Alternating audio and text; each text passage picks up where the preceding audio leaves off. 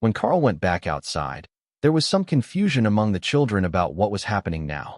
The building had a new owner, and they had fully renovated it, so it wasn't suitable for their morning martial arts training anymore, and it certainly wasn't going to remain an ultra-low-cost hostel. Karl smiled at them. The goal is to get you all gainfully employed. Until then, Caretaker Joe will continue your early morning practice either on the second floor or in the yard.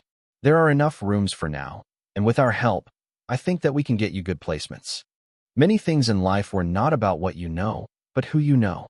Now that they knew Karl, he could ask around for people who needed apprentices in jobs suitable for their young residents. Joe had a hard time of it, as she was not powerful and not respected. But still, she had managed to maintain a steady flow of apprentices through the hostel. Karl was standing in the yard when a familiar face entered through the open gate and smiled at him. "Monarch, thank goodness you're here. This is nice. You did a beautiful job renovating. I know that we're just business associates, but I was hoping to ask you a favor." Loros asked, her usually vibrant white skin looking pale and dirty. "You look like you've had a rough day. What happened?" Karl asked. "The landlord, the guy who runs the furniture shop beneath me, offended someone he shouldn't have, and they trashed the place. I managed to save my materials, but my apartment is completely destroyed, and there are no hotel rooms anywhere in town. Before deciding to sleep on the street until I can rebuild my cart, I thought that I might come and see if you had some spare rooms in your new house. I think that half the town already knows that your team got the old barracks as a reward. They're making jokes about it because the place totally isn't worth as much as your reward would be." Loros explained. Karl chuckled. "Well, we have it now, and it's all renovated with the help of all these good people. I think that we might be able to work something out more long-term. I want to turn this place into a shop for the goods that my friends make. So, if you would like to stay here and make your jewelry, I can sell it downstairs after it is upgraded. We will hire a few more staff as well, but we've got a caretaker already." Loros' eyes lit up in joy.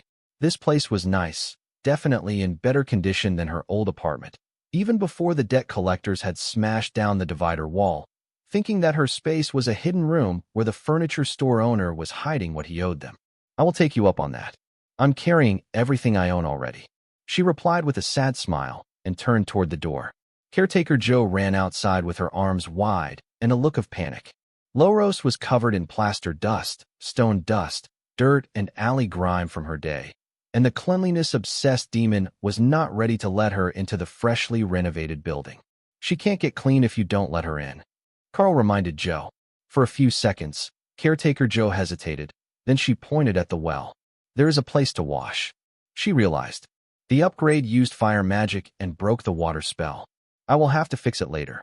Lotus laughed and pointed at the back of the house. "The emergency exit leads to the bathroom window, or we can just have Remy carry her through the house," she suggested. Remy appeared in the main room and leaned out to grab the sculptor.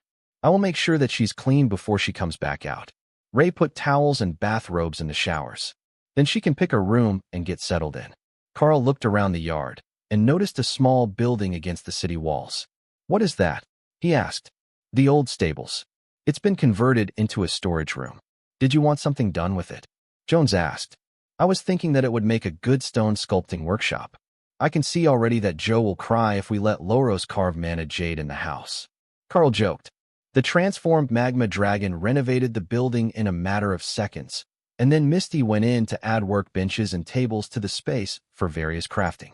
It would be easy enough to store bulk stone on one side, and there would be room for a half-dozen artisans to work in comfort. Rain stuck her head in the crafting space and nodded in satisfaction. That was a good space. Not as good as her own workshop, but good. "I will let Loros know when she's out of her shower, so she doesn't set up right away," Remy informed Karl happily. Karl wasn't sure why she was in such a good mood until he realized that the second floor had a communal bath for the guards, as well as the rows of showers. It was huge, and even in Naga Queen form, she would have room to soak. Normally, she took baths with Kara in snake form. But while that form was great for bathing, it did rely on Kara to scrub her down, thanks to the lack of arms and the mediocre scrubbing that minor water control gave her. So, things were all but settled for the day before lunch. All that was left was finding salespeople who could appraise trade items, which meant old enough to have a system interface, and some skills in either appraisal or training in magical item valuation. Usually, that sort of ability was related to a chosen trade skill, and it took time to master, which was the point of an apprenticeship. Oh, and a cook. They would need someone in the kitchen to take care of this group as well. He couldn't expect the clerics to be cooking for everyone every day when they were at home. They might still be asked to make most of the ingredients, though. The gossip mill turned out to be their strongest ally in the search for employees. Out of curiosity, Mage Jones' daughter came to see what they were up to, and before she had even finished talking to her father, a small group of people arrived together with hopeful expressions. "How can I help you today?" Karl asked, motioning them to come in off the street. "We heard that you might be looking for workers." The man who led the group into the compound explained, bowing slightly and flaring his large black feathered wings that perfectly matched his long hair. "That was fast. How did word spread already?" Karl asked. "You're talking in the yard next to a guard station." The man replied simply. He had an excellent point. They weren't being secretive about their activities, and Karl had openly told the guard what they were planning, so he should have expected them to pass the word on, especially with so many people out of work until their employer rebuilt. Assuming the previous employers did rebuild instead of trying for something that they thought might be more successful. "What position are you looking for?" Karl asked. "I have the merchant class, which is good for all sorts of trade and sales jobs. But I was hoping that you might have a managerial position available. I have references that can be verified and a stable history in the city." Karl looked at the boring beige color of the man's name in the system interface. "All right, Davis. I think that we can have an interview." Karl agreed, then took out the Sword of Champions and 3 green mana jade rings, only 2 of which were activated, though all 3 were carved with runes. "Please give me a valuation for all of these items." The merchant laughed. "We have 200 gold coins, 200 gold coins, 15 gold coins. Why is that?" "Oh, that one isn't active, it's just carved." "And then, that's not a number. That can't be a valuation. I have no idea how to value that blade. It appears to be worth more than my skills are capable of determining. However, if I were purchasing it, I would value it as a Monarch rank epic blade, which is 1100 gold wholesale purchase and 1900 gold for resale." Karl smiled and put all the items back in storage. "So, you have a system skill that tells you the real value. That is very convenient." Davis smiled. "Yes and no. It only works with system-linked items. For common items, it's a separate skill for valuation, and it just gives me a condition and quality. I reference that against recent sales prices in the city to come up with a number. That can be a bit unreliable in a hot market, but I have a lot of experience. Please wait for the rest of the team to come out. They will give me their opinion before a final decision is made." Then Karl turned to the others waiting behind him. They were all similarly violet-skinned with curled horns and short tails extending from their skirts. The outfits looked like they were uniforms from some shop, so they must have worked together. "And who might you all be? I can see that you all work together," Karl asked. The tallest of the young women stepped forward. "We were the kitchen staff at the Abalone Grill. It was next to the market in the sprawl. The boss got a new spot in the towers, but he decided that he's not going for a restaurant this time, but a seafood wet market. So, we're all out of work. But we have practice with a full menu, including baked goods." Karl whistled, and Lotus stuck her head out a window, unable to resist knowing what was going on. "Hey Lotus, come down here and talk to these chefs. If they're good, they can work in our kitchen." Lotus quickly grabbed the applicants and pulled them around the back of the house, where she could make ingredients for them in the kitchen to test their skills. Hopefully, a practical test was part of the usual hiring process for cooks, and they wouldn't be offended. From the sounds in the kitchen, Lotus didn't have any major problems with their applicants. So, Karl began preparing for the evening. The others were still busy inside, but Karl decided to just go ahead and give the appraiser the job. If things didn't work out, they could always fire him later. But he appeared to be quite competent at his job. "Davis, do you have somewhere to stay tonight, or will you be moving into the house?" Karl asked. Davis smiled. "My grandmother lives at the castle, and I am currently caring for her in the evenings, as her age is catching up to her.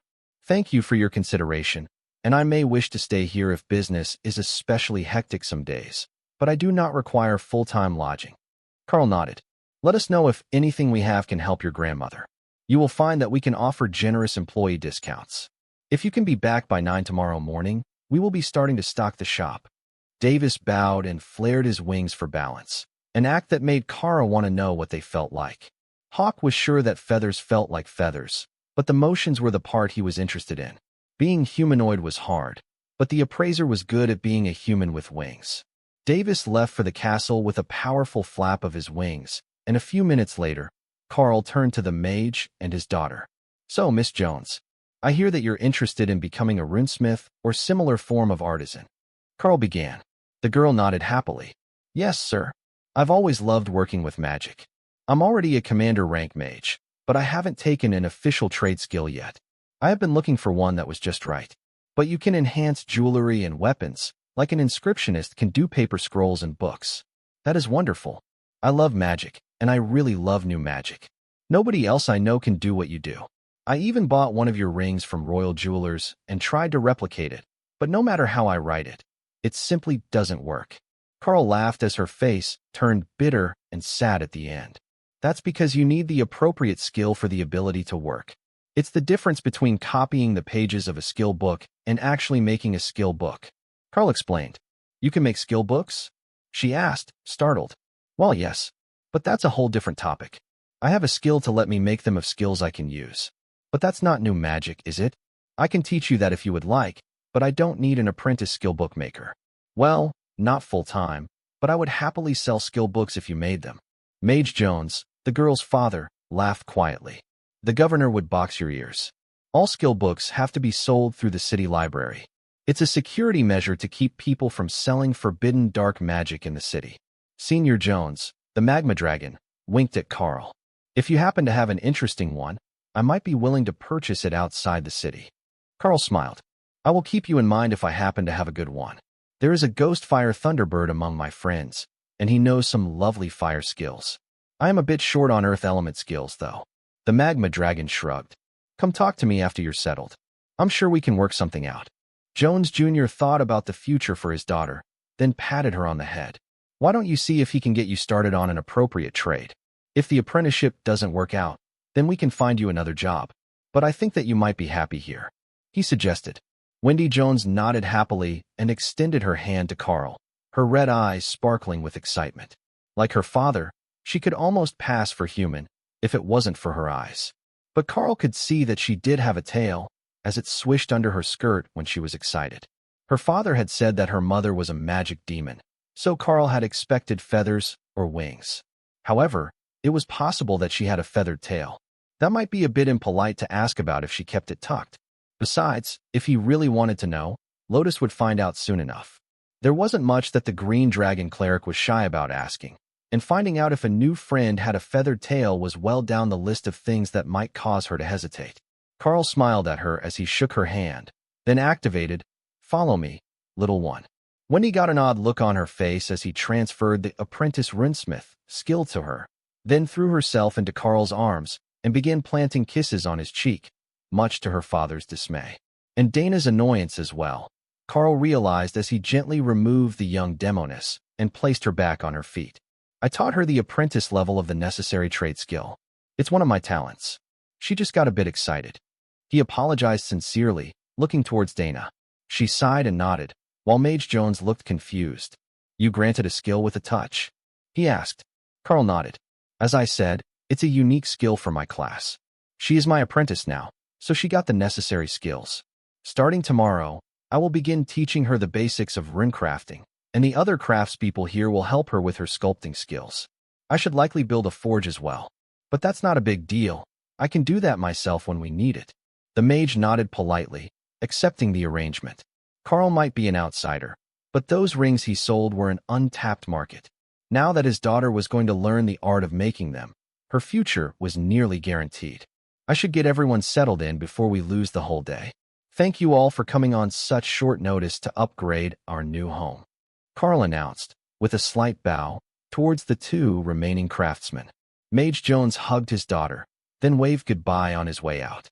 The magma dragon simply nodded to Karl and walked out the gates beside the compound. The house was close enough to the wall that he wouldn't even need to pay an entry fee to get Karl's attention if the Beast Master forgot about bringing him books. But he had young whelps in his extended family as well. Perhaps one of them might be a good fit? If nothing else, he could send one of the oddballs to the Beast Master. If he could tame a bloodbath spider, He could deal with an unruly crossbreed dragon. You can really do many wonderful things. What sort of class is Beastmaster? Wendy asked once they were alone in the courtyard with Dana.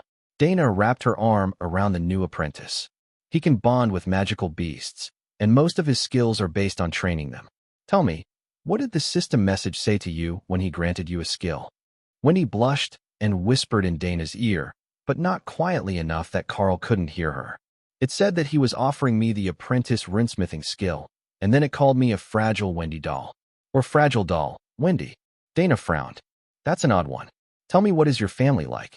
Wendy shrugged. Pretty good. I have 4 older brothers who live at home. They're all training to be mages with our father.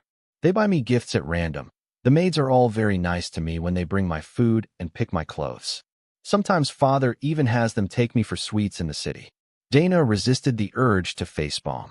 The new apprentice likely never had a chance to have her own opinions. She had become Karl's apprentice simply because she was told that she would like it, and never questioned her father's wisdom. If she was going to be a creative crafter, someone would have to teach her to have a backbone. And that someone couldn't be Karl. He would just pat her head and tell her she was doing a fantastic job on her work. Karl could see that Dana was planning something, but he didn't know what. So, he went with relevant questions. Do you like painting and sculpting? He asked. Wendy nodded rapidly. I love to carve things. I make wooden toys with wind magic all the time. Here, look. She took out a small wooden carving of a dragon, which was detailed down to the scratches on the creature's scales. Her eyes were begging for acceptance, and Dana patted her head. That is beautiful. You have a natural talent for sculpting. I think that you will get along well with Loros, our jeweler. But first, I should ask, what did the system classify you as? I know that obsession demons have some peculiarities. Wendy shook her head at Dana. It actually calls me a magic demon. My father is part, and my mother is full-blooded, so I'm a magic demon by default.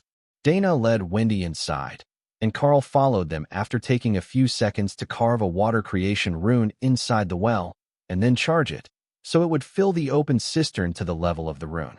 That way they would have plenty available for washing, if someone should get excessively dirty while working, or for thirsty trainees, who would likely end up doing their morning workouts in the courtyard. Once inside, he looked around the main room and began planning where to put everything. He had a whole stack of items to finish from Loros, but mana jade was only one option. Many creatures preferred wood or other materials instead of stone, thanks to their nature. Lotus, how is the cooking coming? He called to the back room. Lunch is almost ready. Did you need something? She called back. After lunch, I would like you to make some wood with good mana transferability for our 2 sculptors to work on. You can make a few rough weapon blanks as well. I will put out an ad for weapon makers later. Karl explained. Oh, like you were doing in the lab with the Blue Dragon clerics? That should be fun. We can make all sorts of wild things with 2 sculptors. Lotus agreed, then returned to her kitchen work. Things were coming together well for this new branch of the Darklight host. Once they had a base stock and a few more people, they could finally start making daily visits to the dungeon to get everyone up to the Monarch rank. Lunch was sent up to the 2nd floor with a dumbwaiter lift, and Tessa set all the dishes out on the table for examination before they started to eat. This was the employment test for their new team of 4 chefs, and none of them had been to the restaurant where they formerly worked. Sure, they had experience. But what if the food there was terrible? It actually smelled wonderful, and Lotus surely would have stopped them if they were making mistakes. So Karl wasn't too concerned as he took his seat and waited for everyone. What is the order? Wendy whispered as she noticed there were no assigned seats. Everyone just sits wherever they want. If you're speaking with someone when a meal starts, it makes sense to sit together. Or if you want to spend more time around someone, move to be near them. Karl replied with a shrug. That was how he ended up with Dana on one side of him, and Wendy on the other, with Kara taking the chair beside Wendy, much to the young demoness' confusion. Once everyone was seated, Wendy turned to Kara and introduced herself. Hello, my name is Wendy Jones. It's a pleasure to meet you. Kara replied with a bow and motioned for Karl to respond. That is Kara, our resident winged void badger. She can be a bit of a prankster, but she's really a sweet person. Unfortunately, she cannot speak any of the common languages due to her form. Karl explained. Kara nodded in satisfaction. That was a good description. Wendy smiled and slid her hands up the side of her head. Then, she removed the black wig that she was wearing, revealing a pair of short, flesh-toned horns on her bald head as her skin tone changed slightly, and her features became more demonic. Oni demon, Karl realized. That was what her father was, and likely hiding his horns with a spell, the same as Wendy had been.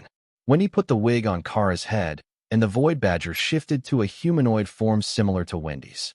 There, now you can speak at dinner, the young mage announced proudly. Kara giggled and carefully picked up the utensils, something that she had never tried before. Her first attempt was a failure, and all the food fell off before she could eat it. The second went slightly better, but Kara was already out of patience, and carefully rearranged the wig on Wendy's head before digging into her meal face, first with her front paws on the table. I guess she's not big on talking. Wendy giggled. Kara giggled and carefully picked up the utensils, something that she had never tried before. Her first attempt was a failure, and all the food fell off before she could eat it. The second went slightly better, but Kara was already out of patience, and carefully rearranged the wig on Wendy's head before digging into her meal face, first with her front paws on the table. I guess she's not big on talking. Wendy giggled. I think she just got frustrated with the fork. I will work with her to learn a humanoid transformation ability later if she wants it, Karl suggested. Kara waved off his concern. Badgers were much better than humans. The kids who had been boarding at the house under caretaker Joe's supervision were completely stunned by the quality of the meal. They had taken turns cooking before, and it was rarely what anyone would consider good, and often considering it edible was questionable. But this meal, it had all the richness of a high-class restaurant meal. Karl watched them wolfing down the meal with satisfaction. With a proper reference, they should be able to find work quickly, and staying here would no longer be a stain on their applications. But in the aftermath of the attack, there would be countless people shifting homes and looking for work, so it really was a great opportunity for them in the middle of a disaster. It would be hard to judge people on the neighborhood that they were staying in when a large portion of the city was destroyed, after all. After lunch, caretaker Joe took out a piece of paper, then shook her head and ran out to the guard station to go get something. While the guards had been rather disdainful to her the first time that they had spoken about the caretaker, this time they seemed much more accommodating. They handed her a new piece of paper, and the caretaker came back in with it in her hands. I have the day's new job listings. I know we're a bit late, but this one just updated for tomorrow's jobs, she explained. She began drawing circles around various jobs, and then writing notes for different residents. Here, take this. I know that they have been looking for workers for a while, and they lost 3 during the battle. Then for you, and you. One after another, she made job notes for all her charges and sent them out into the city with their referrals to go apply for work. Karl noticed that the letters had his name and the Darklight Host Guild on them as a home reference, as they were staying with him, while the work history was individualized to the residents.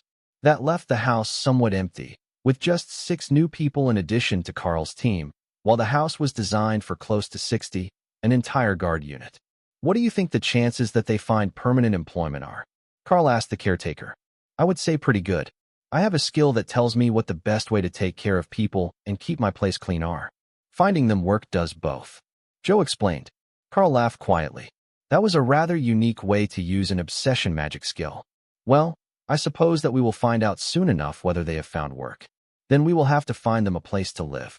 Karl agreed. Caretaker Joe shook her head. If they find work at these places, they should be given rooms in the new towers and the buildings that will be going up behind them today. The towers are empty concrete, but they all have systems, so they've got their bedding and other essentials with them until they can get their first pay and get settled in. It would be strange having the house so empty already, but once they started hiring crafters and sales staff, they would have a decent portion of the second floor full. Well, if they don't, we might be able to hire 1 or 2 as general salespeople, with Davis as the appraiser. Karl agreed. Thor nodded in satisfaction. A larger pack was better. Over the course of the next 3 hours, messengers came one after another, each of them informing either Karl or Lotus personally that their boarder had been hired. Obviously, they were mostly hired out of respect for one of the two, and even the ones for Karl mentioned Lotus in some way. Mostly a message requesting that she return occasionally to the park as a healing tree. Lotus had no problem with that, and she would happily go be a tree there every so often, just to keep the people in good health. If she didn't, they would start looking for her at home, and that would be even more time-consuming than spending a day a week as a tree of life. During that time, Karl had begun to enchant rings with various simple runes, focusing on the royal rank items. But there was one effect conspicuously missing. No giant strength rings. Loros asked, knowing that was what Karl put on the ones that he had sold to jeweler Mugos. Karl shook his head. If I only sell them to the royal jeweler, then the majority of the buyers, the warrior classes, will have to go to them, and we can keep a flow of money coming and our business relationship strong. You see, if something happens and our personal reputation takes a hit, selling specific items to other vendors will maintain our funding even during times of hardship. If they take a hit and have to close, we can simply nominate a replacement and elevate them with the sale of the rings. Wendy laughed at his analysis. You have a rather cruel outlook on business. Trade wars within the city are all but unheard of. Most businesses here last for entire generations. She explained. While they talked, Lotus took a number of items out of her inventory and placed them on top of the new cabinets. You can enchant these as well. I think that the police and the debt collectors will love them. She insisted. Karl looked at the assortment of clubs, batons, and baseball bats, plus a few gnarled mage staves for Karl to upgrade. Karl quickly carved runes for stunning on the clubs and bats, making them a non-lethal weapon with exceptional durability. Then Karl decided what to do with the staves. Something simple would be best. Fireball. Fireball solves everything. Hawk insisted. He even had a whole pile of lower-grade fire element stones that could be carved with the spell.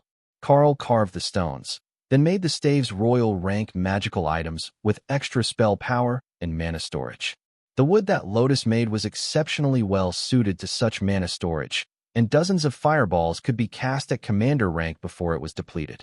That should make them a valuable item on the market. Karl set one on the top shelf of a display case and locked the others underneath. At the moment, Davis and Karl were the only ones who could operate the barriers, so there was no chance that they would be stolen without breaking the overlord rank barriers. With the bats and batons put on display, the cases were still sparse, but looked somewhat complete, except for the one closest to the kitchen wall. However, Remy had plans for that one. She had all sorts of potions, and if she put one of each on display, then loaded the bottom of the case with extras, they would have a diverse selection of potion effects available. Most of them were actually failed attempts to make something else, but some of them were truly miraculous. Like the anti-aging cream that actually reversed aging. If you used it as a full-body lotion, the skin and muscles of the user, even the hair, would revert to a youthful state. However, if it was overused, you could accidentally weaken someone's body back down an entire rank until it naturally recovered. For an elderly monster, demon, or magical beast, regular use could theoretically stop aging and keep them in their prime indefinitely. That hadn't been tested yet, but Remy had been doing it on plants to keep them in their sprouting state indefinitely, increasing the number of sprouts she could harvest for materials. Compared to Remy's fully stocked swamp, the selection of materials for their future sculpting work was not great, but Lotus had created dozens more pieces of wood for the crafters. All right, Loros, can you show Wendy around the workshop? You will have to share tools until I can get a new set made, but the two of you can make some base items this afternoon, and then I will work to teach Wendy more about runecrafting tomorrow. Karl explained. Loros gave Karl a wounded look. You know, my carving isn't actually a trade skill, just an obsession. She spoke softly. Karl smiled. So, you would like to become a runecrafter as well? I don't see why not. We will all sign a proper work contract so that you don't both run off with the knowledge, and then we can get started in the morning, using the items that you have made today. No matter what it was that you made, we can find a runic inscription that will go well with it. But use the magical wood first, as it's less expensive, and Sister Lotus can make more if you run out. The actual carving was the fun part for them both, and it gave them something to do for the day, while Karl and the team made sure that they had everything that they needed. Ray was hanging curtains over the windows on the main floor, as she had finished the upper levels already. All the beds had new linens, pillows, and blankets. The top floor rooms had new rugs, and she had even distributed some of Remy's soaps to the common showers on the second floor. Tessa looked around their new residence in satisfaction. I will go get a few more necessities from the city. Ophelia, come with me for a bit. Ophelia nodded, sure that the war cleric had something secret in mind, and the pair left the house, headed for the city core. Lotus headed back to the kitchen and loaded up supplies, then called in Karl to stock the freezer with some meat, so they had options for meals. Now, All that was left to do was wait to remember all of the small details that they had inevitably forgotten. Later that night, Tessa and Ophelia returned with ice cream and cake. They had gone out to collect sweets and other goods to celebrate the establishment of their group as a proper guild. They were now officially, and somewhat permanently, united as a force in a way that anyone who cared to look could see. But more than that, the house belonged to the guild as a whole. They weren't sharing someone's private residence or sleeping in a military-assigned dorm. This was their home, and as soon as they could create an official guild stone, they should even be able to activate a few more restricted system functions, available only to official guilds. They might not be able to have a movie night here in the city of Drod, but they could still hold a proper party, with good rum, better snacks, and piles of soft pillows on the floor. With Tessa's encouragement, Ray placed a large soft rug and masses of pillows around one of the unused rooms on the third floor, then draped the walls with colorful bolts of silk. There were bookshelves, which were currently empty, but once it was fully stocked, it would be a great spot for quiet relaxation. For tonight, it would be the site of their housewarming party. Loros was much more introverted in a large group, when she had been quite eager to tell Karl about her sculpting while they were alone.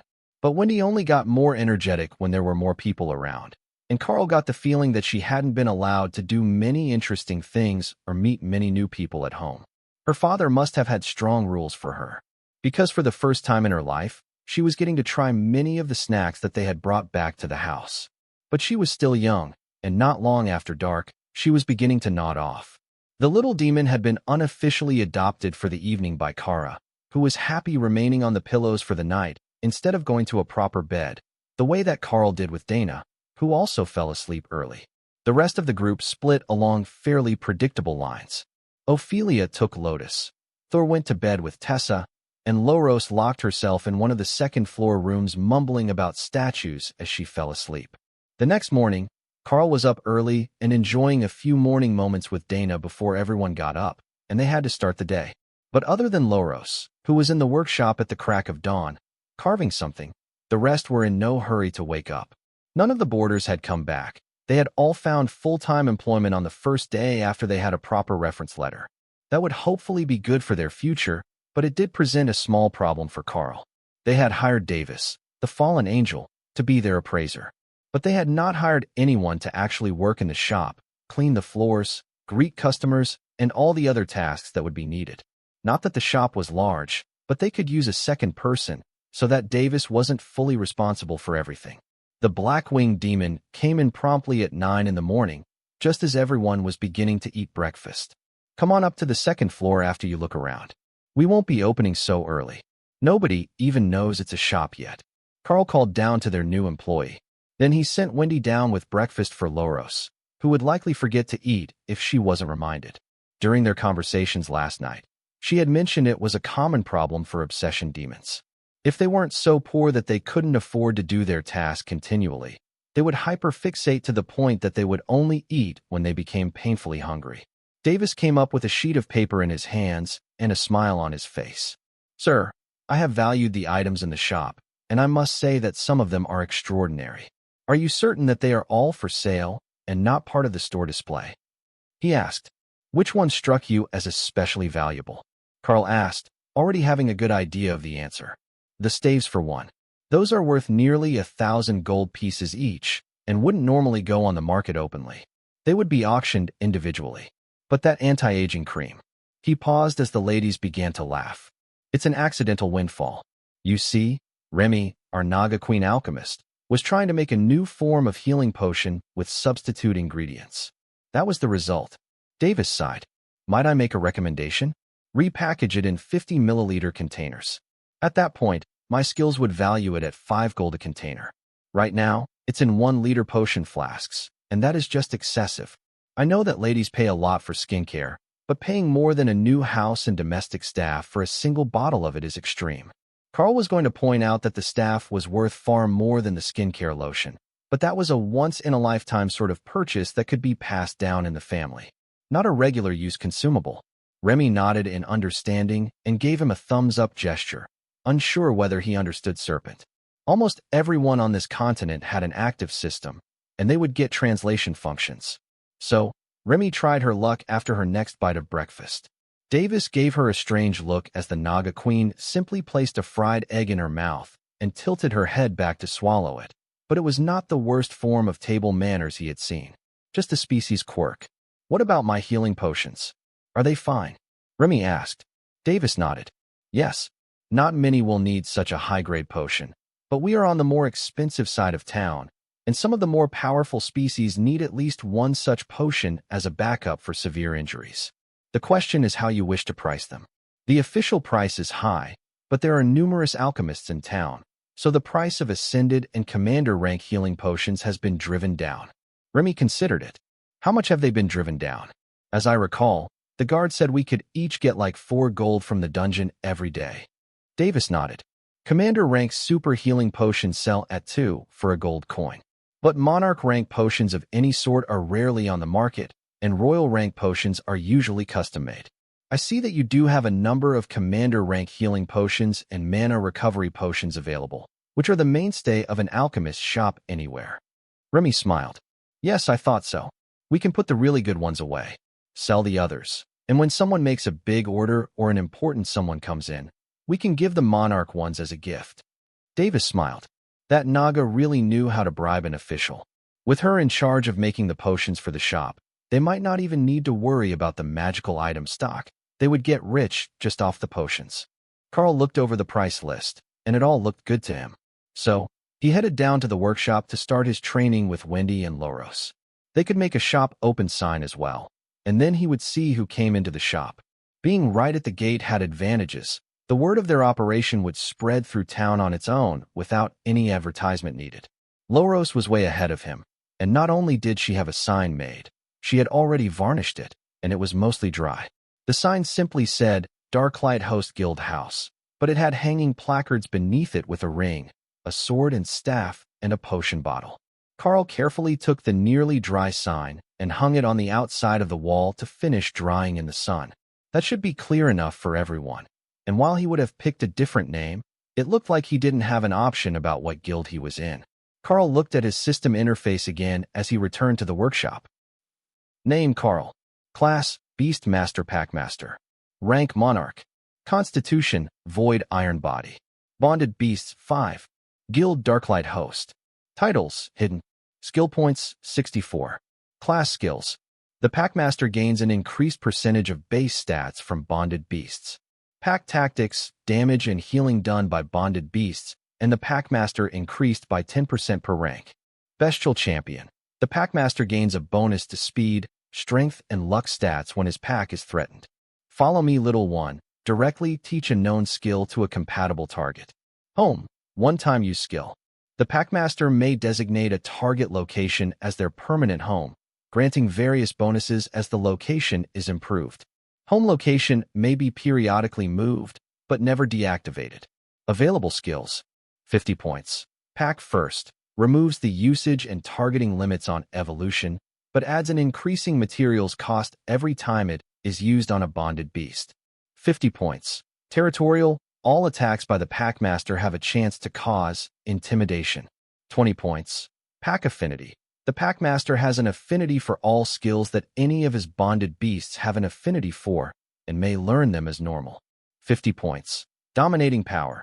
The Packmaster's aura gains a mental domination effect at will, requiring weaker minds to submit to his will. Hypnosis type ability. Previous class skills, expand to view. Karl focused on the last 2 skills, which had appeared up the skill tree past. Follow me, little one.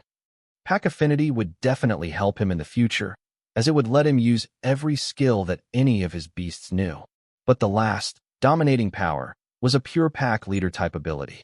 Like the largest member of a pack of predators, they could simply force the weaker members to back down. Karl had gotten fairly good at doing that in normal situations, but having a hypnosis ability that would force others to back down would be incredibly broken in combat. Could you even call it combat at that point? He wasn't clear what the difference between that and the intimidation effect of territorial was, but territorial sounded more like it was a fear skill instead of a paralysis ability. He was a few points short on being able to get both Pack Affinity and one more skill, but Karl wasn't in a hurry for any of the others. Only Pack Affinity would be a change outside of combat, as well as in battle. It was awfully cheap for a packmaster skill, though. There had to be a catch, as he already had the skills to simply teach himself anything his beasts knew. Or perhaps that was too easy of a standard, and he should have been looking at becoming a walking skill library. For now, Karl selected Pack Affinity and made a mental note to check his points again soon to pick another skill. Pack Affinity learned. Then, a flood of knowledge hit him like a physical force, making him stagger as he walked across the yard. "Mr. Karl, are you all right?" Loros asked, running out of the workshop. She had been waiting for him to come back and teach her the rinsmith skill, so she had noticed the moment that he staggered and the trickle of black blood that briefly flowed from his nose before vanishing. "I am all right. Just an information overload when I changed one of my skills. Now let's get to work, shall we?" Karl replied, before placing a hand on her head and transferring the apprentice rinsmith skill. She dragged Karl into the workshop with surprising strength for someone so small and began to show off her morning work. She had made some truly beautiful items out of the wood that Lotus had left for them. A few rings with nature scenes, a bracelet with carvings of a naval battle, and then an eye cover, which was currently missing the string to attach it. An eye cover? Healing magic is a thing that exists. You can grow them back. Karl asked curiously. Loros laughed. They're not for missing eyes. They're for night watch. You see, you keep one eye in the dark all the time, and it gets more sensitive. So, when the sun goes down, you swap the patch to the other side, and you look out from the eye that wasn't dimmed by daylight. It's an old sailor trick that works on dozens of species. That was actually pretty fascinating. Many people in the mines would complain of headaches from the brightness when they were outside during the day on their day off, so it might be the same in that situation. He had just never realized it. When he looked excited about the new information. "What do you do for night watch instead, Master Karl?" she asked. Karl shrugged. "I have echolocation and thermal vision. I just ignore the light input from my eyes and focus on the other optical inputs when it's dark." Loros sighed. "That's cheating." But Wendy shrugged. "I have excellent night vision, but not that good. I still need at least a little light." Karl began the lesson. "Now that you both have the crafting skill, I will go over the basics with you. We are going to make rings that can store mana and increase skill power. Those will be the staple of our shop, so I want you both to learn how to make them right away." He wrote the rune on the chalkboard on the wall, including notes about stroke order and direction with depth changes, then gestured to the pile of wooden rings.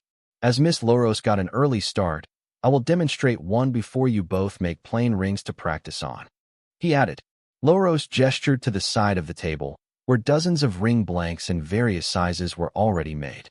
They had only been roughly shaped into circles, and Karl realized that she had cored the same stick to make two different ring sizes from the same disc. Very efficient use of materials. Karl carefully carved the inside of the ring with the runes for mana storage and increased skill power, then placed it between them. See how the string of runes is placed? Evenly spacing them around the ring creates a more even activation with less chance of overloading a material that is being enchanted to near its magical limits. Now, this wood is capable of taking a royal rank charge, and neither of you can manage that, so slight errors in spacing won't be a major issue.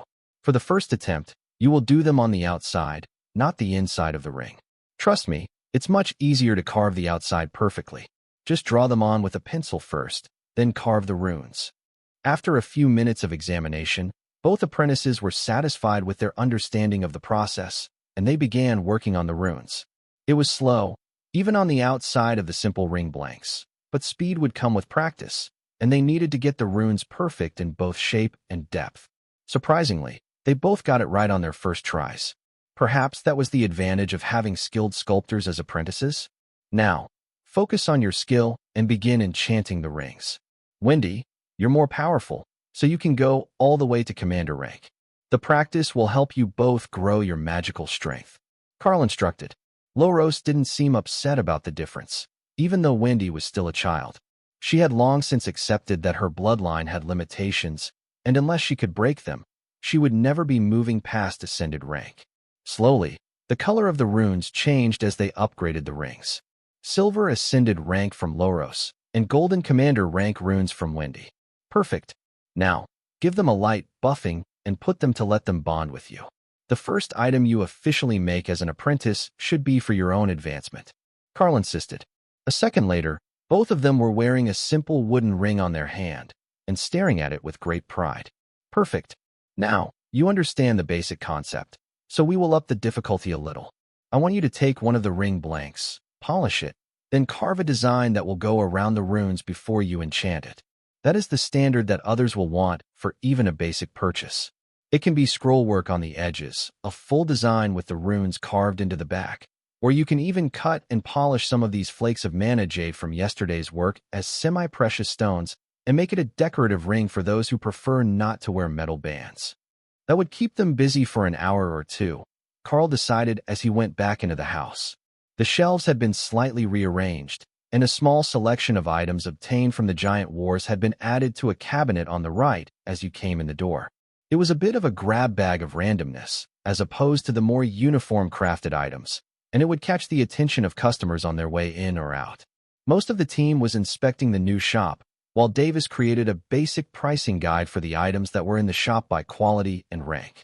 That way, if someone else was making a sale, they didn't have to go to him to get a price to tell the customers. The rear area of the shop, by the kitchen entrance, was separated by a divider wall the same height as the cabinets, giving them somewhere to work and a place for the shop's safe. That was an item that Karl hadn't thought of, and the place marked for it was empty. But after a moment's thought, he realized that this issue had already been solved when Mage Jones had enchanted the building. The safe was just tucked under one of the cabinets, and when Karl focused on it, he could see that it was linked to the Darklight Host Guild Bank, Drod Branch. The safe is over here. I will add you all as users, so you can use it for transactions.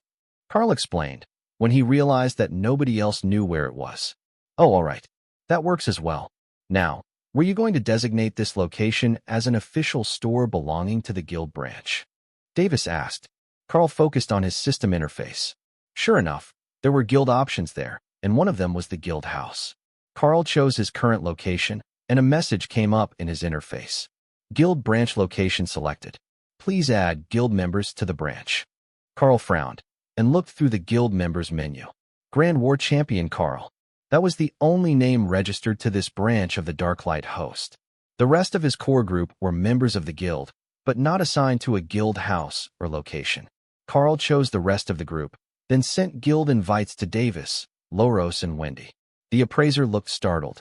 Sir, are you certain? Guild slots are limited. You don't need to add a mere employee such as myself. Karl smiled at Davis's expression.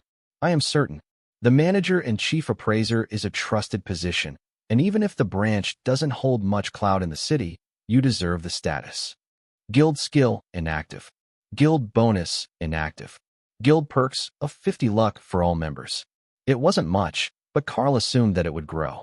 As soon as he was formally inducted, Davis changed his visible title. Davis, Chief Appraiser of the Darklight, Host Drod Branch. Darklight Host. That was a pretty cool option. The others had accepted his invitation and changed their titles as well, and now Karl could see that all of their names had a faint gold outline, marking them as guild members, though none of them showed a secondary title with their names, only Darklight Host, as a guild tag. No, there was one who had rejected the application. Caretaker Joe did not join.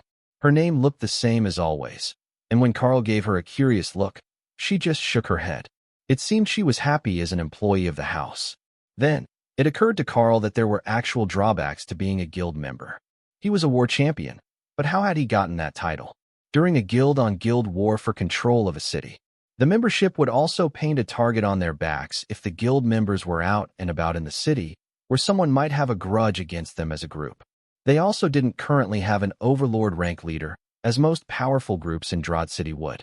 There were hundreds, or possibly over 1,000, overlords in the city.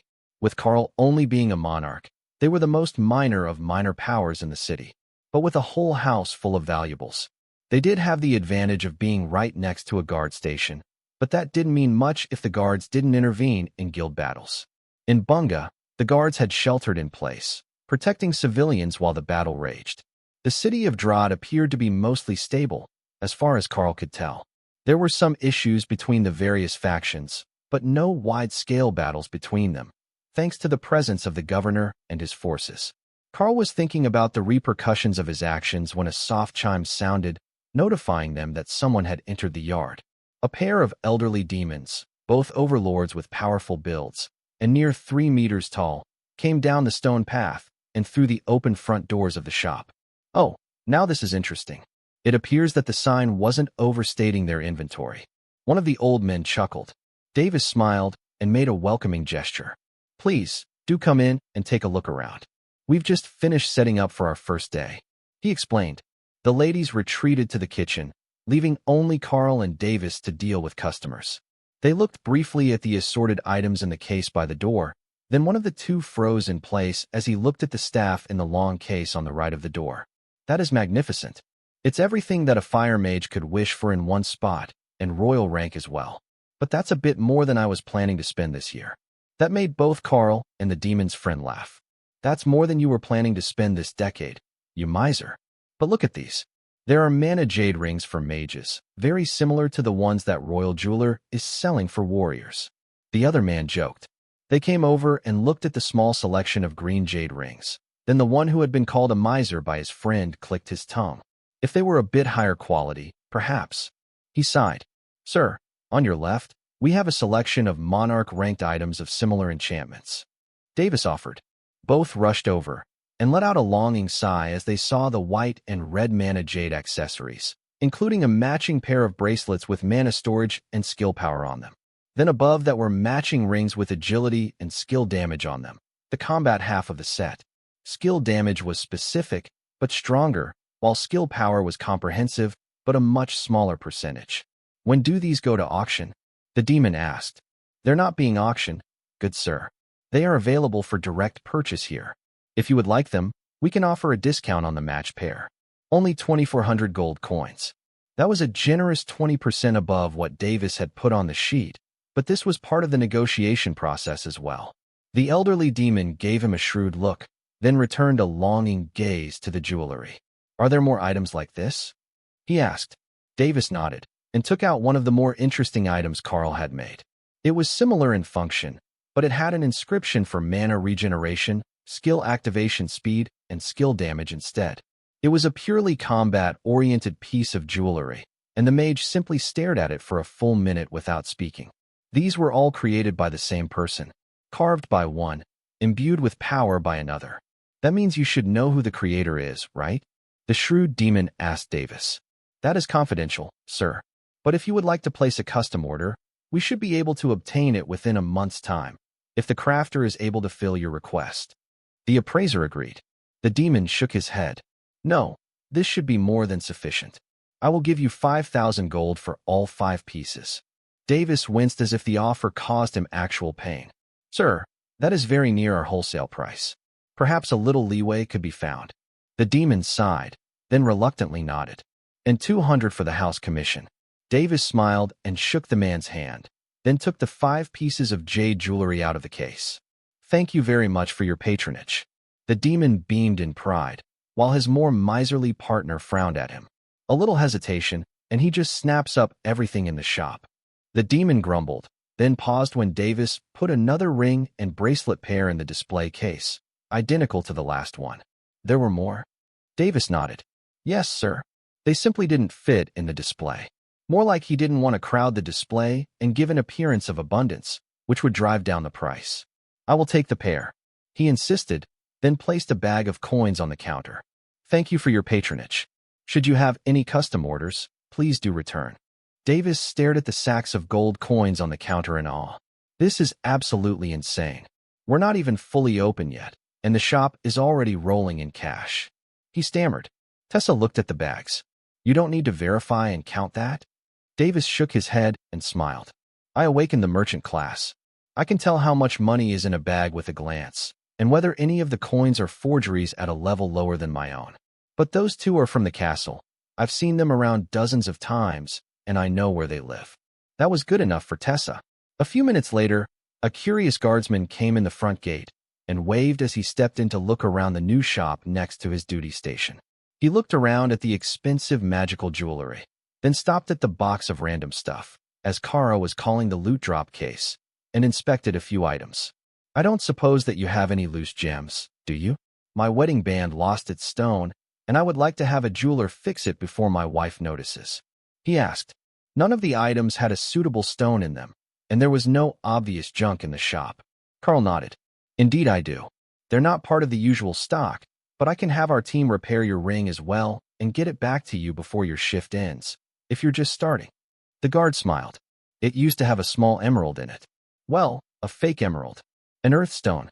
If you've got something that's shade and perfectly round, I would appreciate it. Loros, please come to the shop for a repair request. Karl sent a system message. She came running, and the guard relayed the information. Then Karl held out a selection of the smallest green earth stones that he could find. The giants didn't usually keep bits of stone that small. That color is perfect. How much? He asked. Karl looked to Davis, who sent him a subtle message. That's an awakened grade stone, and it's flawed. Even if you had Loros cut it, a silver coin would be all it's worth for the effort. Karl patted the guard on the shoulder with his empty hand. Don't worry about it. This one's on the house. Wedding rings are important, and it's not a powerful magic stone. Building goodwill with their neighbors in the city guard was never the wrong answer. Loros had the stone polished out to the right size and mounted, with the ring repaired, and returned to its owner half an hour later. Just in time for them to get another customer, an elegantly dressed overlord-ranked demoness with a kind smile and an aura that shouted, I come from money. Davis had just stepped to the back to grab a drink, so Karl bowed to the customer and smiled. Good morning. Is there anything in particular that you are looking for? The woman gave him a genuine smile in return and looked around the shop. I have heard from a little bird that you do not just sell magical items, but you can custom craft them. She began. Well, that narrowed down the suspects. Then Davis stepped out of the back and bowed deeply. Madam Shin, it is an honor to have you in our shop. Thank you for your kindness to my mother. She's the governor's wife. Davis informed the others, using the guild-exclusive function of the messages.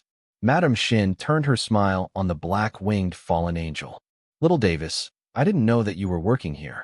I was having tea with midwife Musa yesterday, and she told me that the man who took over this place was the one that made her a custom fertility charm. I was hoping to have something made for my anniversary. Davis bowed. She is quite right. This is Karl, and he is the one with the skill you are looking for. She turned back to Karl with a smile. How powerful of an item can you make? My husband and I are known to be somewhat extravagant in our gifts. Karl smirked as he realized that she was fully intending to one-up whatever the governor managed to come up with as an anniversary gift. I cannot make items above my own rank. But with sufficient materials and a bit of time, our team should be able to craft you most types of gifts up to the monarch rank. We have sculptors and a nature priestess on staff, but unfortunately no blacksmith at this time. The demoness clapped happily. Oh, I know what I want. The Drod clan traditionally made all their armor from enchanted wood over a padded cloth base. I have pictures if you are unfamiliar. My anniversary is in 2 weeks. Would it be possible to rush through a set of replica armor at the monarch rank by then? The ceremonial armor should be all black, but with either red or gold details. Karl nodded. Monarch ranked runes were red, so that would work perfectly. Loros crept into the room with a curtsy to the governor's wife, who hadn't noticed her yet. I know the design very well. I think that we can do it if Lady Ray helps. She whispered. Madam Shin looked down at the shorter demoness. Who is Lady Ray? I don't recognize the name, but I may be able to influence her to assist if she is local. Karl chuckled. Lady Ray is a monarch-ranked bloodbath spider, and a member of my group. I am certain that she will gladly assist with this project. Karl took the stack of pictures for the armor, then realized he had a small issue. I don't suppose that you have your husband's measurements, do you? Especially if it is a ceremonial piece, and he is intending to put it on display without bonding the item. It would be best if we made it to his dimensions. He explained. He had met the man once, so they could get it close, but not perfect. I will leave you 7 for the next few hours. They are often used as my husband's body double. She snapped her fingers, and a large demon who looked a lot like her husband, but who was only a royal-ranked demon, stepped inside, wearing a butler's suit. Ray came down the stairs. Yes, that is perfect. We will have the armor perfectly fitted. It will be beautiful. Madam Shin nodded her head at Ray. You are a magnificent example of your species, are you not? I have never met one who chose to appear in humanoid form before. Ray was startled. You have met one of my people before? Madam Shin laughed. Oh yes. When I was young, I traveled here by carriage from Shadharb City, a 2-month ceremonial journey across 3 nations for my wedding ceremony. In the wilderness of Lard territory, we were attacked by a bloodbath spider who was displeased with our presence in her territory while she was mating. Though only royal rank, she took down 4 overlord rank guards and almost all of my lady's maids before she managed to escape. Ray was shocked. Someone had managed to put on a greater show than she had. How much experience did you need to amass before you could kill overlords as a royal? She sounds like an example for all young ladies. After all, if we allow a mating ritual to be interrupted, the menfolk might start getting rebellious ideas. Ray agreed. Madame Shin nodded in agreement. Precisely. A well-trained husband is essential to a peaceful life. You can't have him thinking that your authority is something that can be challenged. Davis did his best not to choke as he refrained from responding to that, but Karl just laughed. It seems that you two have very similar opinions on dating. There is fresh tea, if you would like to watch while Lady Ray fits the base layer. That got enthusiastic approval from Madame Shin, and Ray led the lady plus her guards to the second floor while Lotus made tea for everyone. Royal rank nature priestess calming tea should be enough to impress even the most picky of guests.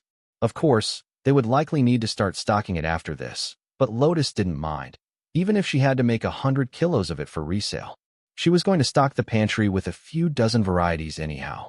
The base layer of the armor was just quilted cloth padding, in this case monarch rank silk, that had dozens of ties all over it to attach the enchanted wooden armor plates. Once they were layered, they would make a nearly complete defensive barrier that maintained extreme flexibility. This style of armor was originally an Orcish invention, so the plates should have been enchanted by a shaman. But runecrafting would be close enough for the purpose. Not authentic, but close enough. Especially if he gave the armor some sort of spell effect. Loros was already designing all the plates for the armor while measuring the body double. Once she had the design drawn, Lotus created the rough piece, thicker than necessary, so that it could be carved properly. Then they tied them on the base layer as Ray and the governor's wife chatted quietly about the wilderness of this dragon isle. She was surprisingly well-traveled for what amounted to a princess from a noble house. Now, Ray knew a bit about the wilderness in the area, and that there really were overlord and totem rank wild monsters roaming the wild areas of the continent. Further away, there were supposed to be much worse things. But generations of dedicated hunting had reduced the threat level in Drod and Lard, the nation to their south. In Madame Shin's homeland of Unzatherb, there were wild monsters at the mythic rank as well, but they had an immortal guard to keep them under control. After a few questions, Ray realized that referred to their rank, one above totem, and it wasn't simply a title. Immortal guard sounds like a good job to have. Ophelia joked as she carried lunch up for everyone working on the second floor. Madame Shin laughed. Well, it's job security, for certain. They only take in new immortals when one is permanently killed, and the librarian elder of the guard has been with them for over 100,000 years, since the last full activation of the system and through multiple small resurgences. Karl wondered what his power would taste like. Probably musty books. It took hours, but the shop was quiet as Madame Shin had the armor fitted for her husband. Ray stood up as they finished and shook the woman's hand. Give us 1 week, and we will have it all prepared. Black with red runes, just as we discussed. Don't worry, I know what you're after. With that, the customers left, and Ray dragged Loros out the window to get to work on the project. Much to the demon's dismay. Second-floor windows were not appropriate exits for demons without wings. But Ray just shadow-stepped as they passed through the window frame, and straight to the workshop with Loros tucked under her arm. You learned a new trick, Karl noted. Yeah, if I put her under my robes, I can just carry her in my shadow. Very convenient, Ray agreed. Once Madame Shin left, the flow of customers became much more steady. If she was shopping here, it had to be a good place. It was also newly opened and freshly renovated with overlord rank barriers, which said that the new owner had significant amounts of spending money or very deep connections. Davis greeted their customers, all from the wealthier Stone Chapel district between them and the castle. A few of the trinkets from the case by the door were chosen, and a selection of potions. Only a few of the rings were sold, as that was far from being an impulse purchase. But 2 hours after Madame Shin had left, a group of uniformed men came in and bought every single baton, and club that they had in stock with a stun effect on it. The amount of money transferred during their first day was astronomical by the standards of a regular business, and Lotus was already hard at work on the second floor replacing the wooden weapons that had been purchased. How long would it take to get a custom piece made? A transformed mage asked later in the afternoon. Karl couldn't figure out what species he was by smell. It was muddled by a cologne or potion. But his humanoid form was a very average-looking obsession demon. As Karl had learned, the ones with purplish skin tones were usually designated. That depends on the piece. Rings, bracelets, and other accessories can be created by our apprentice in the next day or two. Our journeyman sculptor and our clothing maker are both currently occupied with a custom order placed this morning. Davis explained. The man took out a massive sword and placed it on the counter. My smith just made this, and I want it upgraded. The wielder is a fury warrior, a form of berserker. Davis messaged Karl, who came down to see what the commotion was. Oh, that is magnificent. I can make runes at the monarch rank, but it appears that weapon is already beyond my level, so I would only be adding secondary effects. He explained, while trying to understand what level that blade could be at. It radiated immense power, but raw and unrefined, as if it only just finished forging and hadn't been used yet. The customer smiled, an expression that was completely unnatural on their fake face. That is fine. I have a skill to remedy that. Karl nodded in understanding. The advanced classes on this continent should have all sorts of unfathomable powers available to them after the totem rank. The fact that this man could carry that blade to set it on the counter, but didn't give any indication of his rank, was enough to tell both Karl and Davis that he was far too powerful for them to question his skills. Did you have a budget or particular element in mind? I have a selection of monarch-ranked elemental gems for the enchantment. Karl offered. Fire. It must be fire. The man insisted quickly. A customer with good taste. Hawk cheered from his perch. Karl could have sworn the man's mouth turned up in amusement, but there was no way that he could have heard Hawk, who was perched on the roof of the workshop. Unless he read minds, that was. Karl thought about what he would add to the weapon. All right, I have an idea. I can give the weapon a collection of enchantments suitable for a fire element berserker. If you could leave your contact information, I will send a runner when the weapon is ready. Karl agreed. The man nodded. I will know when it is complete. Then he set a bag on the counter and vanished, using a teleportation ability that left behind flickering red flames. Davis turned to Karl. It seems that we are being tested by all the powers of the region. Drod City is known for its demonic fleet and their combination of unholy and water magic. But that sort of flame should be phoenix flames. Not only that, but I have no idea what is in the bag. It's enchanted to a level that I can't see through with my appraisal skills. An anti-theft container. Karl picked up the bag and looked inside. It was full of fire element gems, bits of stone, and a small branch that radiated intense heat. Yoink! Kara cheered as the branch vanished from the bag. She juggled it between her hands for a moment, as it really was hot, and then carefully planted it in the center of an open area in her space. The plant immediately took root, becoming more vibrant, and a second leaf began to form on the small sprig. Kara lay on her side, letting the radiated heat warm her belly fur. Oh yeah, that's the good stuff. Outside, Hawk simply stared at his shameless sister in amazement. Should he not have first dibs on fire element treasures? Was he not a giant flaming bird, while she was a void element badger? Whatever. Once it grew out a bit, he would shame her into cutting a sprig for him to plant. But the gems in the bag were immeasurably valuable on their own. They were all totem and overlord rank fire element treasures, worth thousands of times more than the work that the strange flame lover had requested. Karl considered what he would put on this work. He had planned something simple for the man to upgrade on his own. But if he was paying this much, how could Karl give him a couple of strength enchantments and call it a day? Plus, the weapon was huge. There was a lot of room for runes to be added, and it would certainly be able to handle the power. Call me if someone needs me. I will be on the second floor writing a plan. Karl informed Davis, then grunted a little as he picked up the sword. The blade weighed close to 2 tons, far more than it looked like it should, even at that size.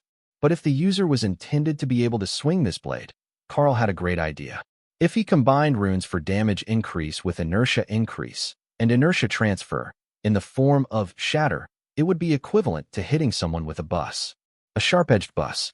Whatever was swinging this had to be huge already, to be using a 5-meter-long blade. So brutality was out. It would make them too large to fight conveniently. However, Terrorize would be great. Terrorize improves damage done by the target by 10% per rank of the user. Add the runes for increased speed and agility to that. And he had a long string of runes that all merged smoothly into a single compound rune. That was the most efficient form of enchantment. But he could get a bit more in this rune if he tried, without breaking the coherency. A short poem about overwhelming power ensuring victory and a legendary legacy stretched out the runic string even further. The overall effect was beautiful and matched the space in the center of the blade perfectly. Karl would duplicate that on both sides. Then on the hilt, under the grip guard, he would add runes to link a spell gem to the blade inscription and to strengthen the weapon itself as the blade transferred mana. It should help whatever skill that man had to improve runes, as the inscription wouldn't be fighting against him. It would already have that type of growth in its nature. Then, Karl carefully removed the totem rank fire gem from the hilt and carved it with ghost fire body. If that wasn't sufficient for a fire user, Karl didn't know what would be. It wasn't like he had a stronger fire element skill available to him. That made 3 separate strings of runes. It would be a bit of a mess as far as actual use went, so Karl modified the strings that would go on the weapon itself until they flowed smoothly. Mostly that meant moving the string of poetry in between the two, placing it at the base of the blade. But now it looked much better, and the activation of Ghostfire Body would flow through the intention to strengthen the blade itself and the poem about legendary deeds, then finish with the actual damage increasing effects that would accomplish the task. Karl coated one of the claws of his bestial form with disintegrate and shivered at the flow of power as his snowy white fur brushed against the blade. He went over the runes one last time, making a few alterations to the depth of the carving based on what runecrafting was telling him to do with this particular formation. Then Karl began to focus on mana recovery, as he felt his energy draining faster than he could regenerate it. Every single rune was drawing more power from him than it should, and the draw was increasing as he worked his way down the blade. An increase in draw as you made a more powerful runic inscription was normal, but he had already reached the mana flow of a full output monarch rank skill, and he hadn't even started to upgrade the runes yet. By the time he reached the end of the inscription, Karl was panting with exertion and struggling not to let his claw shake, which would destroy all his hard work. The blade was vibrating with power, and the runes were glowing gold, even before being given any additional power or being activated by Karl. "Everyone, can you transfer me power? I'm going to need it for this. I'm not sure what is up with this blade, but it's requiring entirely too much input for even the grand inscription I made," Karl requested. With a bit of concentration, all the power stored in the beast's spaces began to flow to Karl's body, then to the blade as he pushed it from Commander through Royal to the peak of Monarch. Then the runes began to glow with an ethereal blue flame, like hawk's feathers, and the flame gem lit up in the same color, flickering internally. The draw of power finally ended, and Karl let out a sigh of relief. This was a bit different than he had expected, and he wondered if it was something to do with the Ghostfire Body ability. He hadn't tried to use that one before, and it was not a simple skill. All he needed now was to have a shower and a nap after dinner.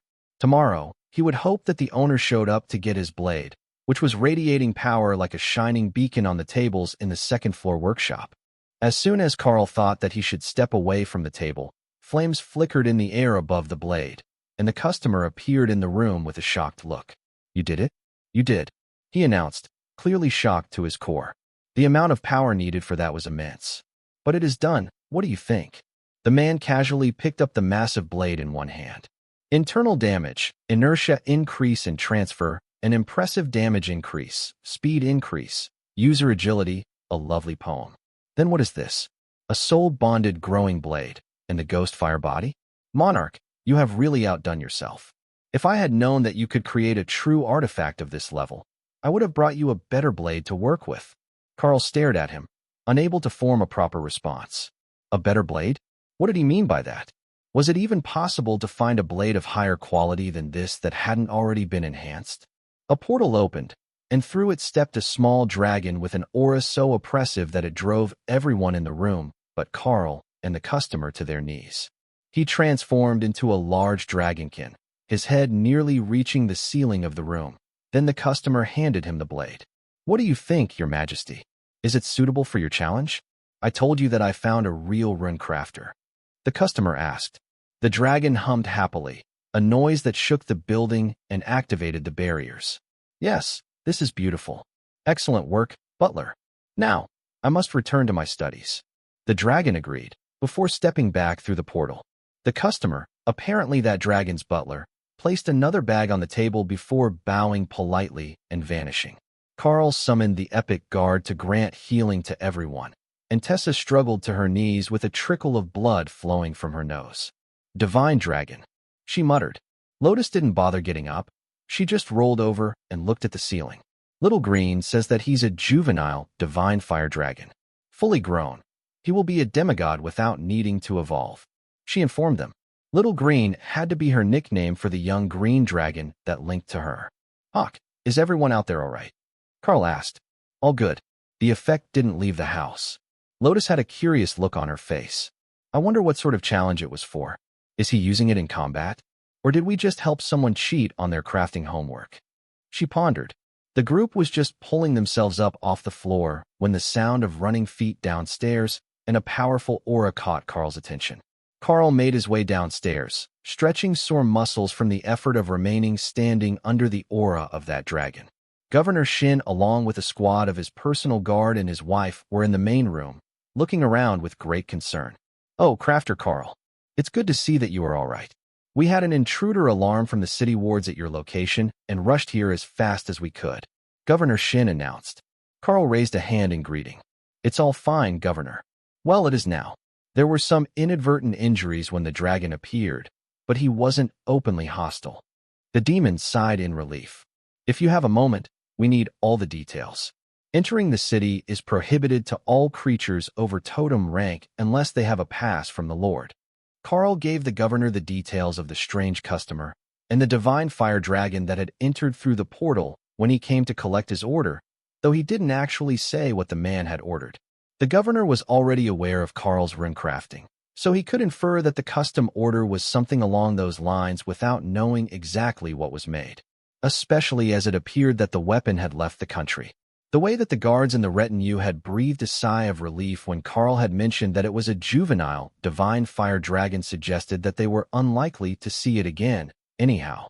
Governor Shin finished taking notes, then gave Karl an apologetic look. I do hope that there were no serious injuries, but there isn't much we can do when the royal dragons decide on a whim to drop in somewhere. Just their presence is enough to cause massive issues for a city like ours. It is fortunate that your barriers held the phenomenon within your compound. If there was no structural damage, then I will return to my duties. Karl shook his head. It didn't break the barriers, so the house should be fine. Thank you for your concern. He turned and left with his guards, and Karl saw that Ray gave Madame Shin a thumbs-up gesture as the demon turned to look at the workshop.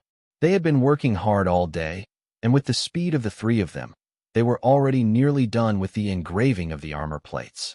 Then Karl would have to add runes before they could be delivered. But if they weren't flooded with customers or subject to any other surprise visitors that delayed things, it should only be another day or two, and they would have the armor set ready to be delivered to the governor. Having the anniversary present in hand well in advance would be a relief for anyone, and Karl was certain that was extra true for people in prominent political positions.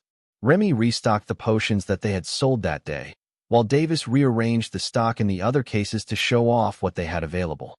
They still had plenty, but Karl needed to get to work making more jewelry from the stock of blanks that Loros had provided during the battle at the docks. They were selling more quickly than expected, and he had only provided a few of them for the first few days' business. Their reputation as a quality magical goods supplier seemed to have spread quickly through the city, and while Karl was busy working to make replacements for the items which had been purchased that day, when he was busily making commander-rank wooden rings with mana storage and skill power. She brought them in towards the end of the day, and Karl made a space in one of the taller display cases near the back of the room, where the potions were. That was the unofficial spot for items with extremely high sales volumes. Directly in front of customers when they entered, but at the far end of the room, so they had to pass everything else. The next customer in, one of the guardsmen, saw them setting up the wooden rings and stopped to wait for them to finish working. Oh, you sell lower-grade items as well? I was afraid that anything I found might be overkill. While the rings are incredibly tempting, and I will ask about them later, I would like to ask if you have any scar reduction creams. I heard that there is a nature cleric in your group, and they are known to have skills in the healing arts that can help with cursed scars. He asked. Karl frowned. Is that for you or as a gift? The guard motioned towards his back. It's for me.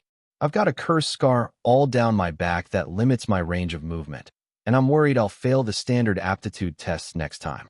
I got it on the last deployment, and even our shamans couldn't deal with it. Karl called Kara out of her space and sent a message for Remy and Lotus to come to the main room. Can you take your shirt off?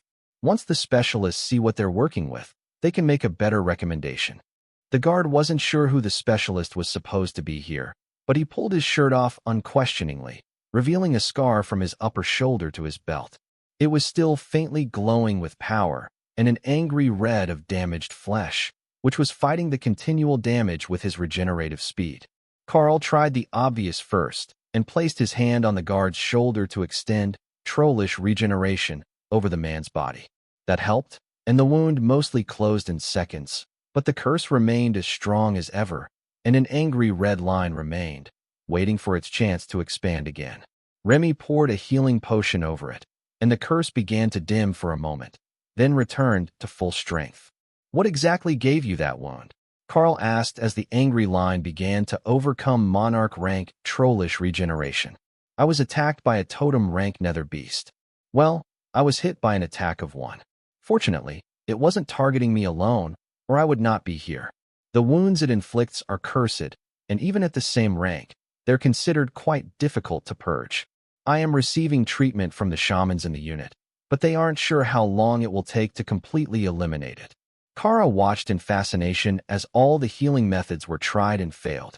Then, she went for Old Faithful. Nullify. The red line instantly vanished, leaving a ball of curse energy in the air that aimed back at the guard's body. Nullify. Nullify. Nullify. Stick it in a jar and put it in Sister Ray's space. Problem solved.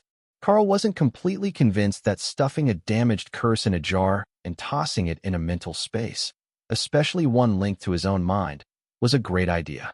However, once the curse was in the space, it seemed to vanish, dissipated by something related to the power of the spaces. That was unexpected, at least to Karl.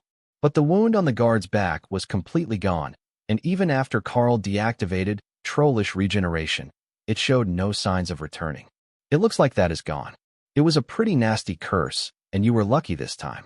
Kara's ability to remove curses doesn't extend to the totem rank yet, so if this one was full and complete, you could have been in real trouble. Karl warned. The guard gave him a knowing smile. Oh, I remember. The shamans have been reminding me every day how lucky I am to be alive. But if the curse is gone, like truly gone, I am finally free of trips to the infirmary every afternoon. Karl inspected the wound, as did Kara. The joint decision was that there was nothing left to see, so the guardsmen should be good to go. With their decision, the guard turned to the rack of wooden rings. Are these made in-house? He asked, admiring the carvings. Yes, those are made by one of our apprentice runesmith. They're new to the art, but an exceptional sculptor. The simplicity helps them focus the design on the desired effects. Karl explained. Actually, it just saved time so they could make more of them to practice on, but it wasn't really a lie. How much mana does this ring store? The guard asked, mentally calculating if the posted 55 gold coin price was worth it. That was well under half of what it cost to buy a royal rank ring with a similar effect, but a commander rank ring would not necessarily be even half the effect. Karl thought about it. There wasn't really an accepted standard for measuring mana storage. Use, sure, but storage was a gray area. 6 seconds at peak commander rank spell power. Karl offered. So, 12 cleave attacks at peak commander? That's about 2 at overlord, or 6 at monarch, I would guess. Not a huge amount of storage, but if I reserve that for my defensive abilities. The guard trailed off. I will take the ring. Please commend your apprentice on their fine craftsmanship. He decided a few seconds later. Winnie had made her first sale, and Karl watched as the guard went out and showed it off to all his friends at the gate. They might not all be willing to buy such an expensive ring, but for an overlord, the extra skill power would be worth the cost, even if the mana storage was more of a life-saving effect than a regular use mana pool. As the sun reached the horizon, Karl went out and closed the gate, marking the business closed for the evening. If there was some emergency, Someone might shout and rattle the gate, but they weren't really the sort of shop that people went rushing to in the late hours of the evening. Now that they were getting settled into their new home, Karl had a few ideas to prepare for their next trip to the dungeon. For one, Pack Affinity had given him a much wider array of skills to work with, but that also meant that he had a much wider array of skills to teach. "Dana, come here a second. I want to try to teach you a new skill," he called, bringing her down from the second floor, where she had been studying with Remy. "Oh, what would you like to teach?" she asked, before leaning back against him to let Karl wrap his arms around her. Now that he was huge and furry, he was quite comfortable to rest on. Pack Master Karl offers knowledge skill, bestial form, will be transferred to his beloved Dana Mage. Dana smiled as she accepted the knowledge, then activated the skill and found that she was not getting any taller. Unlike Karl, whose transformation had made him huge, she appeared to be the same size, but furry. White fur, with black stripes, she realized as she pushed up the sleeve of her robes. "You match." Lotus cheered as she ran over to hug Dana and bury her face in the fur of the mage's neck. Karl poked Lotus on the head and activated, "Follow me, little one." Again, teaching the skill to Lotus, then included Tessa in the spell knowledge as well. Tessa smiled as the spell transferred, and then transformed, gaining a draconic muzzle as her head reshaped, and scales covered her visible body. Thor whistled in appreciation from his space as Tessa checked the transformation, her long red scaled tail swishing gently. Then Lotus proudly activated her skill and promptly vanished. No, not vanished. She was under a pile of cloth that was her robes. The cloth began to wriggle, then vanished as Lotus remembered she could unequip it, and a meter-long green dragon emerged, then giggled and took flight, zooming around the room as Kara gave chase. Davis looked horrified. "What did you do? Why are there dragons in the shop?" He stuttered. "It's a spell called bestial form." Karl laughed, as Lotus and Kara flew up the stairs to the third floor, before he heard them flop down on the pillows. "So, they're not dragons?" the demon asked, confused. "Well, they're dragon clerics. But no, they're not full-blooded dragons, no matter what they look like." The appraiser sighed in relief. "After the mage transformed to look just like you, I thought it was something that nullified your disguises." He finished checking inventory against his sales sheet, then put the notebook in the safe for the evening. "If that is everything, I will be headed home," Davis announced. "Have a good evening. We will see you tomorrow." Davis placed his hand on the lock of the gate to activate the security spell on his way out, and the two sculptors came in from the workshop. "We're closing at sunset?" Loros asked. "That's long enough for the day. We made a lot of sales, and everyone needs sleep." Karl agreed. "Wonderful. And who are these guests?" That made Dana and Tessa laugh. "That is Tessa, and this is Dana. They learned a new transformation skill. Don't they look lovely?" Loros nodded in agreement, while Wendy simply looked stunned. "That doesn't even seem to be an illusion. I know that you're more powerful than I am, but I should be able to see through illusions," she announced. Tessa walked over and hugged her, which brought a startled squeak from the young demon as she was nearly crushed by Tessa's enhanced strength. "Sorry, I didn't realize I was stronger in this form. I thought I had just changed appearance." "Somewhere around here is a very small green dragon. That is Lotus. She's upstairs playing with Kara right now," Tessa explained. Loros giggled. First a Rakshasa shows up, then he reveals his friend the bloodbath spider, and now he's turning people into dragons. It's like speed running. The things lesser demons are terrified of. Checklist. Tessa laughed and changed back, noting that she retained a few more scales than she remembered. "Well, we're not trying to terrify our neighbors, just fit in a bit better. After all, 4 of us aren't demons, and the 5th one is questionable." She joked. That could be taken a number of different ways, but both Loros and Wendy appeared to agree with the sentiment. Loros realized the doublespeak immediately and winked at Karl. "Don't worry, despite your aura, we all know that you're actually a good guy." That made Karl chuckle. "I keep telling people it's a mistake, but nobody believes me. But it wasn't really an issue until I was around demons who could all see it all the time." Loros waved her hand dismissively. "I wouldn't say all the time. It takes effort for most of us to focus on the aura, and who wants to know all that about strangers? Besides, most demons have a naturally black aura anyhow, so it's almost useless in a city full of demons. Which is ironic, as it's one of our most common racial traits." Wendy stretched with her arms up over her head, wiggled her stiff fingers, then yawned. Is there dinner soon? She asked. Karl looked toward the kitchen door, where the head chef was nodding in agreement. It looks like it's ready. We likely could have fed Davis before he ran away, but I think the baby dragon scared him. Karl joked. Wendy giggled. His species is instinctively afraid of green dragons. According to legends, once upon a time, they had a more malevolent nature, and all forms of healing and holy spells would cause them massive damage. It doesn't anymore, but the fear of the innately healing species remains. The kitchen staff retired to their rooms once their workspace had been cleaned up, still feeling off after the encounter with the strange customer earlier in the day. A good night's sleep sounded like just what they needed to feel normal again, and the rest of the team wasn't far behind them. Though, Karl noticed that Wendy didn't make it to her room and ended up with Ophelia.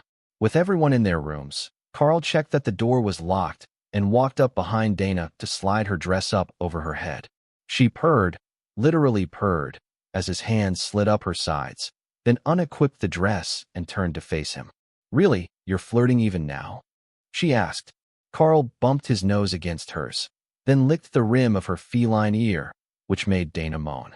I don't see why not. Besides, you're so soft in this form. Unfortunately, she also had claws, as Karl realized moments later as they shredded his back. Collateral damage. The room was a disaster zone by morning. When Karl woke up on the bed with Dana in his arms and the blankets missing in action, Dana shifted and locked her legs around him when Karl tried to get up, then purred contentedly as she fell asleep again. While Karl was in a similarly feline form, it seemed that Dana had truly embraced the way of the cat after she had transformed.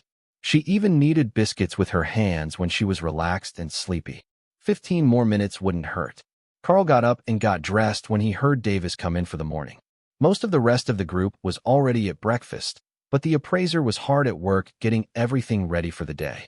Karl took a plate from the cook's and pretended that he couldn't hear the mournful sounds that caretaker Joe was making upon discovering the disaster that was his room. Dana looked incredibly embarrassed, and Karl realized that for the first time, she could actually hear all the background noise and low conversations on the second floor. The hearing of her beast form was much more sensitive than her human body. This morning, the shop was much more busy than yesterday, and Karl was upgrading the armor for Madame Shin all morning. Remy was making potions while the apprentice rinsmiths worked so hard their fingers were cramping, but they were still barely keeping up with demand, and the wooden rings that Wendy had made last night were almost gone by noon when she came in to restock them. But she wasn't the only one finished with the project. Once Karl was finished with the last few pieces of rune work, Ray and Loros had finished assembling the armor for the governor's wife. All they had to do was send a runner to let her know that someone could pick it up, or send someone to deliver it to her. I am a great delivery person. The best, you could say. Nobody can stop me from making my delivery. Ray agreed. Take Loros with you, so you don't get in trouble. She knows how things are done here. Karl knew that he was killing all of Ray's fun sneaking through the palace, but he didn't know how badly they would take it if she was found in a restricted area. She was going to see the city governor's wife, so it wasn't like they were going to try to stop her from making her delivery. Loros hardly had time to process the news before they were gone. Ray had grabbed her and used Shadow Step to bounce between buildings until she reached the castle gates.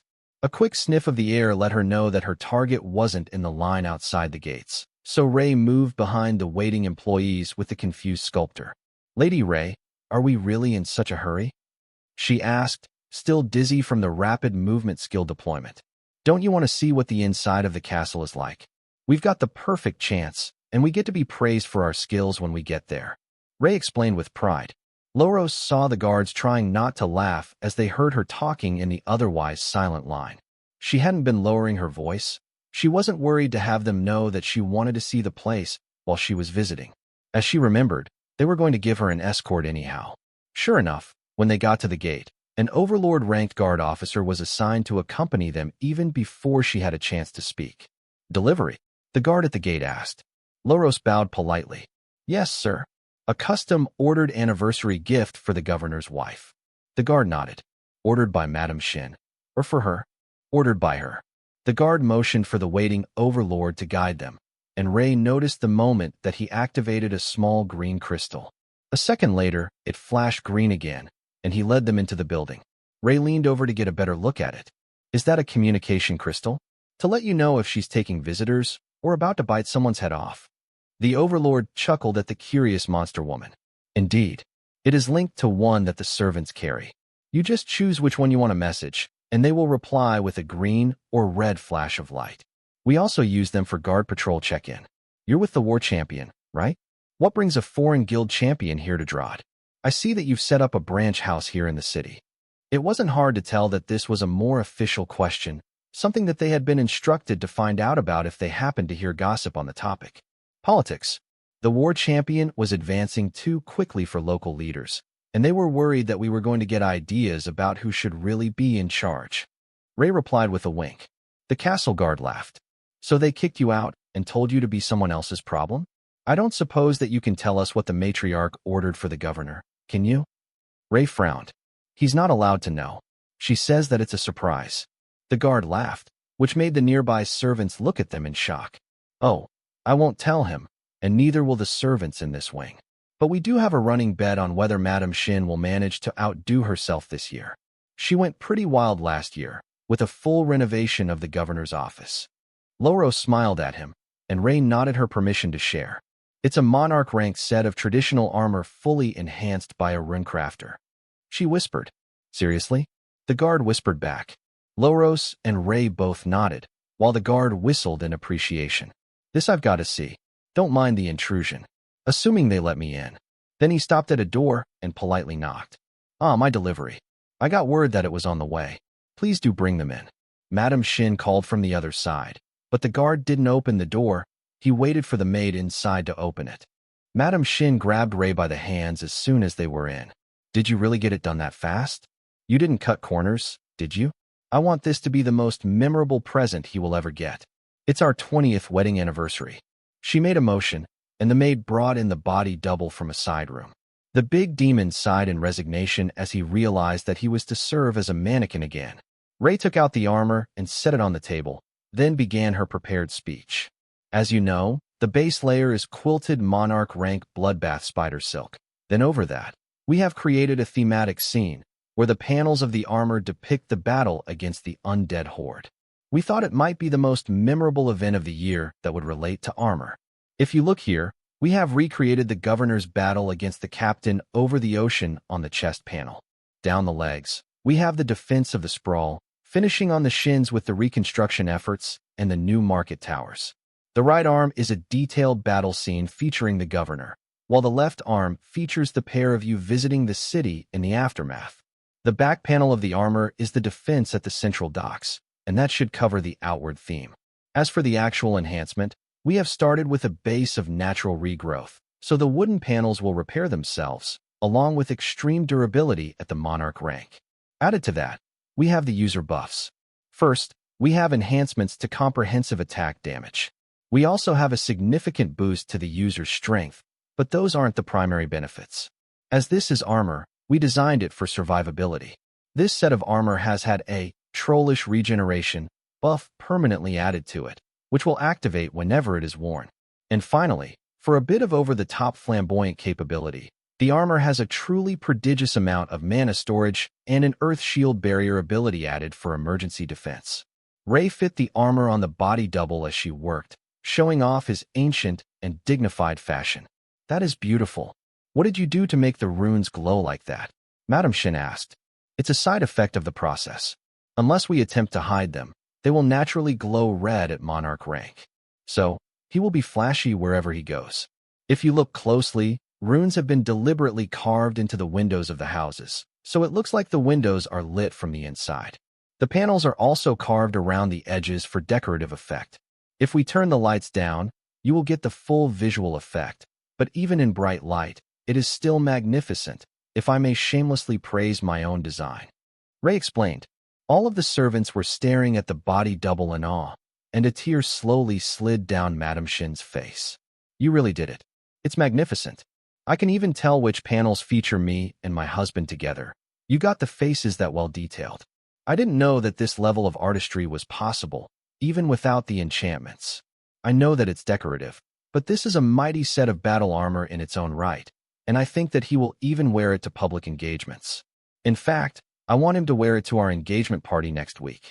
Someone go fetch my husband so he can bond this armor and show it off for me," she demanded. A maid ran out and came back a minute later with a very concerned-looking city governor, as well as 2 people who appeared to be his personal assistants. The armor was laid out on the table again, and he skidded to a stop as he noticed it. "This, how? Where did this come from?" he stammered. "Happy anniversary, darling. I had it made for you by the Darklight host. Now, bond the item and put it on. I need to make sure it looks right on you," she demanded. The governor reverently ran his fingers over the carvings, staring at the battle scenes. Then he focused for a moment, and the item vanished before appearing on his body. It worked. She gave it to him early, and it bonded. Ray informed Karl happily. People were so happy with her art that they were crying. The last time that happened was when she made that Eden statue for the battlefield outside the capital. The governor activated the buffs, and his power level surged, while the lines of weariness vanished from his face. Then he raised a hand and activated an earth shield in front of him for a second. "That is beautiful. I can use the shield at my own rank, and there is enough mana storage to take multiple hits. Elizabeth, my beloved, this is too much. How am I supposed to compete with a priceless treasure?" The governor whispered, while his wife beamed in pride. "Everything has a price, not a cheap one, as this one is a culmination of 2 decades of affection. I am glad that you like it, darling. As lovely as it is, one day when we retire, we can pass it down to our oldest warrior." Madame Shin replied, before being pulled into a tearful hug. Loros was caught up in the emotions, while Ray admired the way that the runes worked with her carvings as the armor moved. Nobody else had noticed yet, but she had designed the overlapping panels of the layered shoulder pads to look like the warriors on different layers were fighting each other when the arms were moved. Ray bowed to the governor and his family as they finished celebrating the gift. "Now, I should return to my duties. Happy anniversary, Madam and Governor. The Darklight host appreciates your business." Then she grabbed Loros and vanished from the castle with Shadow Step. Loros sighed at Ray as they reached the guild house. "You do know that they're all freaking out about a teleporting bloodbath spider being loose in the castle right now, don't you?" Ray stood up a bit straighter. "Apprentice, you have no sense for the dramatic. Can you imagine how boring it would be to simply walk out while everyone else gossiped? No, that's why I waved at the guards as we entered. They know that we're back home already, and they can call off the search." The shop was packed as they arrived, and Karl was busy on the top floor making new royal rank and a handful of custom monarch rank items, based on the people who were looking around the shop. Davis had informed them that a fresh set of items was coming out soon, as inventory would change daily.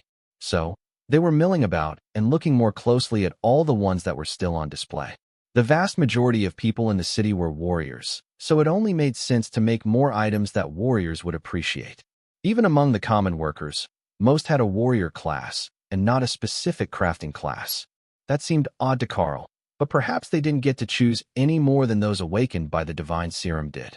The topic of how system interfaces were awakened wasn't something that he could easily bring up without having to explain why he didn't know, and it was better not to spread around too much about the group's background. When Karl came downstairs with the next group of items for the display cases, he noticed that there was one girl waiting in the corner who was clearly not a customer, but who was giving him a hopeful look. So, Karl let Davis place the items to introduce them to the customers who had been waiting for similar items. "May I help you?" Karl asked the girl. "Are you hiring?" "I have the appraisal skill, and I'm free to start any time," she asked. She looked fairly young, so this might be her first attempt at employment, but Karl decided to ask anyhow. "Do you have a letter of reference from your previous employer or instructor?" he asked. The girl shook her head. "I came from Cooled looking for work. I haven't had a previous employer." The first part looked like she was saying the truth, but the second was clearly a lie, as she couldn't look him in the eye. "All right, how about this? I will start you as an assistant under Davis for a 3-day trial. Follow me upstairs, and we will get you ready for work," Karl offered. Her face brightened, and Davis gave Karl a confused look. The girl was freshly showered. He could smell that much, and the shop didn't have a dress code. At least not one he had been informed of. But Ray had other ideas. She had made the cutest store clerk dress in black and white, like the guild tabard, and she wanted someone to wear it. Having the crafters do it would be impractical. Nobody wanted sawdust up their skirts. Karl brought the girl upstairs, where Ray was rapidly setting out items as she created or found them in her space. One after another was held between her and the new employee until she decided on her first dress idea. Yes, perfect. Pick a room without a name tag. That will be yours, and you can change for work. The dress should bond, so you can just equip it clean before work every day. Ray explained. She changed quickly, and Karl let her back down, so he could help take care of the backlog of customers. Seriously? She is adorable. Davis sent as a guild message, which brought Lotus and Dana out from the kitchen area. With the change of clothes, it was obvious how pale her skin was and how red her eyes were. Karl didn't recognize the scent, but Lotus did. She's a vampire. That's weird. How did she get here? The nature priestess asked. Vampires wouldn't usually catch fire in sunlight, unless they were common rank. But Lotus knew that it was supposed to be incredibly painful, and the girl had come in the middle of the day. Maybe that was why she was hiding in the corner of the room, where the light from the opening door wouldn't touch her. At least the second-floor rooms didn't have windows. A comfort measure for guards on night shift, or possibly for security when it was still a barracks. The young vampire smiled at the customers. Good afternoon, everyone. You can call me Mick. Please bear with me as I am new here. But I assure you that my appraisal skills are perfectly accurate.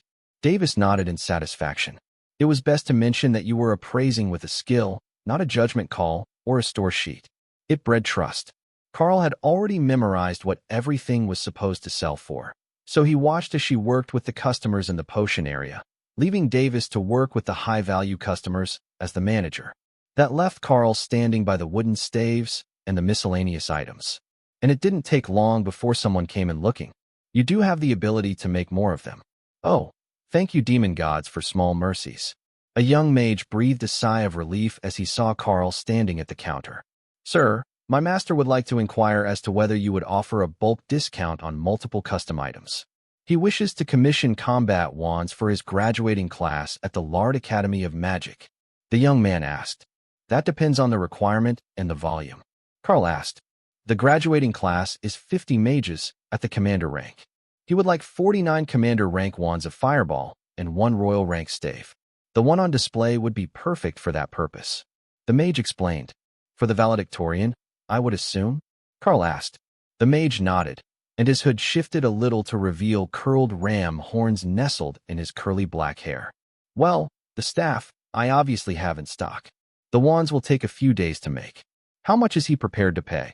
The mage set 2 tomes on the counter. Skill Book of Recall creates a stone with a marked location. Allows the user to return to the marked location. 24-hour cooldown. Skill Book of Teleport allows the user to travel, ranks 100 meters instantly. Totem rank and higher may travel, ranks 1,000 meters per activation. 600 meters was a pretty decent travel distance. But that increase at totem rank was so much better. Instead of 800 meters, they could go 8 kilometers with a simple teleport. The recall skill, though, that was incredibly useful, though Karl suspected that it was a standard training spell for academy students on this continent, as neither was an epic grade skill book. Karl tapped the 2 books, learning the skills, and extended his hand to shake the mages. Return here tomorrow morning, and I will have your order ready. You may take the staff with you today. Karl explained. He took a copy of the item from under the counter, and the mage looked startled. You have more than one of them? He asked. Karl nodded. I made a few in advance. Fireball is such a wonderful skill that it is worth keeping in stock. And those staves have all the basic powers that a mage would want. The mage took the staff and retreated from the counter to let someone else come forward while he sent a message home. It was close to 300 kilometers by road to Lard, and his teacher would want to know right away that the deal had been made, and not in 4 days from now when he returned to the academy by trade ship. While the mage talked, Karl sold a number of the assorted commander rank rings, which posed a small dilemma for his team. They needed the apprentices, or at least Wendy, to keep making wooden jewelry, while Loros made the more detailed stone items for Karl's work. But he had just taken a rather large order for wands. He really should have thought that one through. Lotus, can you make me 49 wands with at least commander rank potential? I need to inscribe them with fireball and a basic combat buff, so either make them long or leave room for a small stone. Karl requested via guild message. All right, I can make 50 branches in a matter of minutes. It just takes energy. Karl chuckled. Knowing that she really meant motivation and not actual magical energy was the lacking factor. Karl used "follow me, little one" to teach, recall, and teleport to Dana, so she would keep the nature cleric on track. He would teach the others, recall, at the end of the day when Lotus wouldn't get sidetracked. She still hadn't changed back from her tiger form, quite comfortable in her new fur. That should help motivate Lotus. When do you think that business will calm down? If we're overrun with customers every day, we're not going to get any progression done on our own. Tessa noted. Give it a few days, and I think the initial rush of people who have been looking for items will make their way through our doors. Then we should be able to spare time to actually work on ourselves. Karl replied, though he wasn't sure he believed it himself. As the crowd was thinning, thanks to having 3 people on the floor working, Karl decided he could retreat and go work on the wands that Lotus had already made. She had made the wands out of some sort of black wood, roughly 40 centimeters long, and as thick as one of Lotus' fingers. That was more than enough for a basic fireball and skill damage with a rune for mana regeneration. These didn't need mana storage, they were just combat weapons of a ranged sort. Karl quickly began to inscribe the wands to get through them. It would only take a few hours, and then he could get to the rest of the items that were waiting for him. Dana sat on his left, reading a book and purring idly as Karl petted her head. She didn't even seem to notice that she was doing it, but it was taking all of Ophelia's willpower not to say anything about it when she passed by the second floor.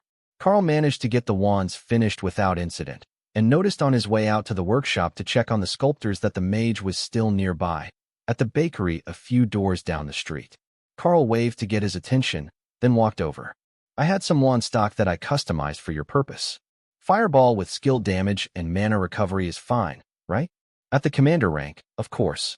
They're all identical in effect, but not in appearance. Karl explained. That fast?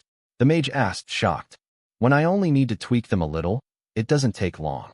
Fireballs are popular, Karl offered, covering for the fact that fireball was one of the easiest effects to replicate with runes. The only one he could think of that was easier was a lightning bolt. Once the mage finished his snack, he followed Karl back to the house and straight to the second floor, where 49 wands were laid out in 2 rows. What do you think? Is this suitable for your graduates? You did say a combat wand was what you desired, and this will help them with combat. The mage examined them each closely and noticed that while the appearance changed, the actual effects were uniform. This is perfect. Exactly what the dean had requested, and much faster than any other wand maker we contacted had quoted. Most wanted a year or more to acquire the materials and make that many. He explained. Karl chuckled. That was their loss then. We just happened to have the materials on hand, as we were opening a new shop. I appreciate your business, and I am certain those spells will prove to be a great benefit to the guild. The mage smiled. If you are interested in additional skill books, we have a trade envoy in the city once a month. Or, you can take the trip down to see us. It's only a few days by ship. Karl chuckled and gestured toward the door. I have a Ghostfire Thunderbird at my disposal. I am certain he can make a few 100 kilometers in less than that. That made the mage laugh. I would say so. How did you convince him to let you ride without burning you to ash? Trade secret. The mage bowed politely and turned to leave. Perhaps we will meet again soon. I am certain that my mentor will be overjoyed with the success of this mission. Only 3 months remain until graduation, and we feared that we would have to wait until next year to begin granting the rewards. Once he was gone, nearly skipping with joy on his way out, the house fell silent for the first time all day, and the kitchen staff prepared to serve lunch. Mick, their new vampire clerk, looked at the meal being served with regret. Then she turned her head in shock as the staff brought out a wine bottle of what was definitely warm blood. We know that you need both for survival, but we didn't know the proportions. Lady Ray generously donated a sample of her reserve stock for your meals. If you can inform us of your dietary needs later, we will make preparations. The chef explained. Mick poured a small sample of the blood into a wine glass and sighed with pleasure as the scent hit her nose. Earthy and lovely. Such a powerful vitality. I won't need more than a glass or 2 of this a week. The bottle will last me roughly a month with just regular meals. Ray patted the vampire on the head. It's not bad, right? Royal rank hill giant. Mick nearly choked on her drink as she turned to look at Ray. This is from a sentient being? I shouldn't drink that. Drinking from the intelligent species is widely considered barbaric. Ray shrugged. He's already dead anyhow. It's not like using a bit of his blood for your survival will hurt anything. As long as it's not addictive or toxic. The vampire shook her head, making her long black hair ripple and flow over her face. No, drinking from live targets is, though. It's also very intimate. And why am I telling you that? So embarrassing. Ray giggled. Don't worry, you'll find the one you really want to bite one of these days. From his space, Thor snorted in amusement as he ate. That phrase just sounded odd coming from Ray. What do you usually drink? Karl asked, so the chef could keep some for emergencies. I usually drink blood wine. The vampires make it, and there are some batches in stock at the local butchers, made from the awakened and ascended rank sea beasts that the fishermen bring in. It's a bit fishy, but not in a bad way. Like eating sushi. Ray made a mental note to try that. Blood wine sounded like a truly refined lady's beverage.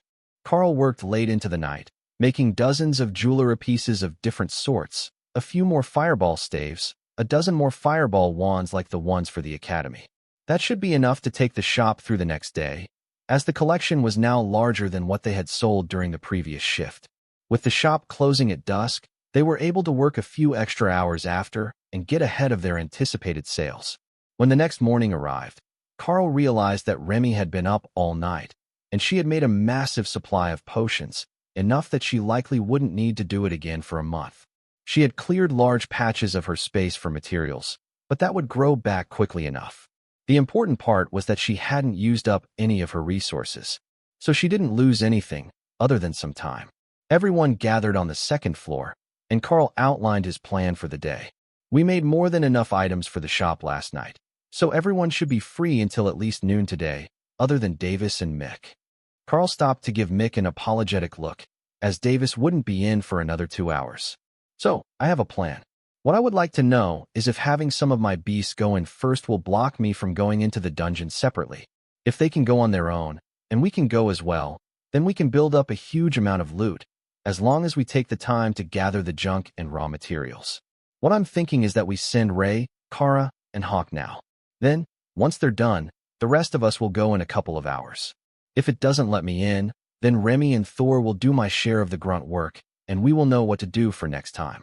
If it does let me in, even after they have cleared the dungeon, then we can get 2 shares of the loot and nobody has to sit out. That sounded like a good plan to everyone involved.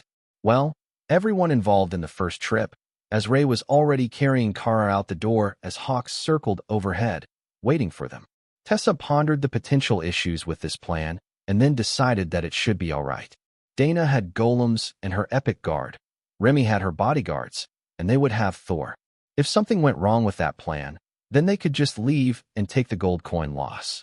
It would be a massive understatement to say that the guards were startled when a strange woman appeared between them and the dungeon portal carrying a winged void badger, while a massive thunderbird swooped in from above and only barely tucked its wings to fit in the portal.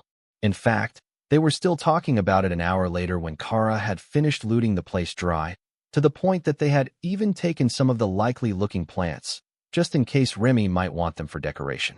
The shop was fairly quiet today, and they had only sold a few rings and a dozen jars of ridiculously expensive beauty products Remy had made.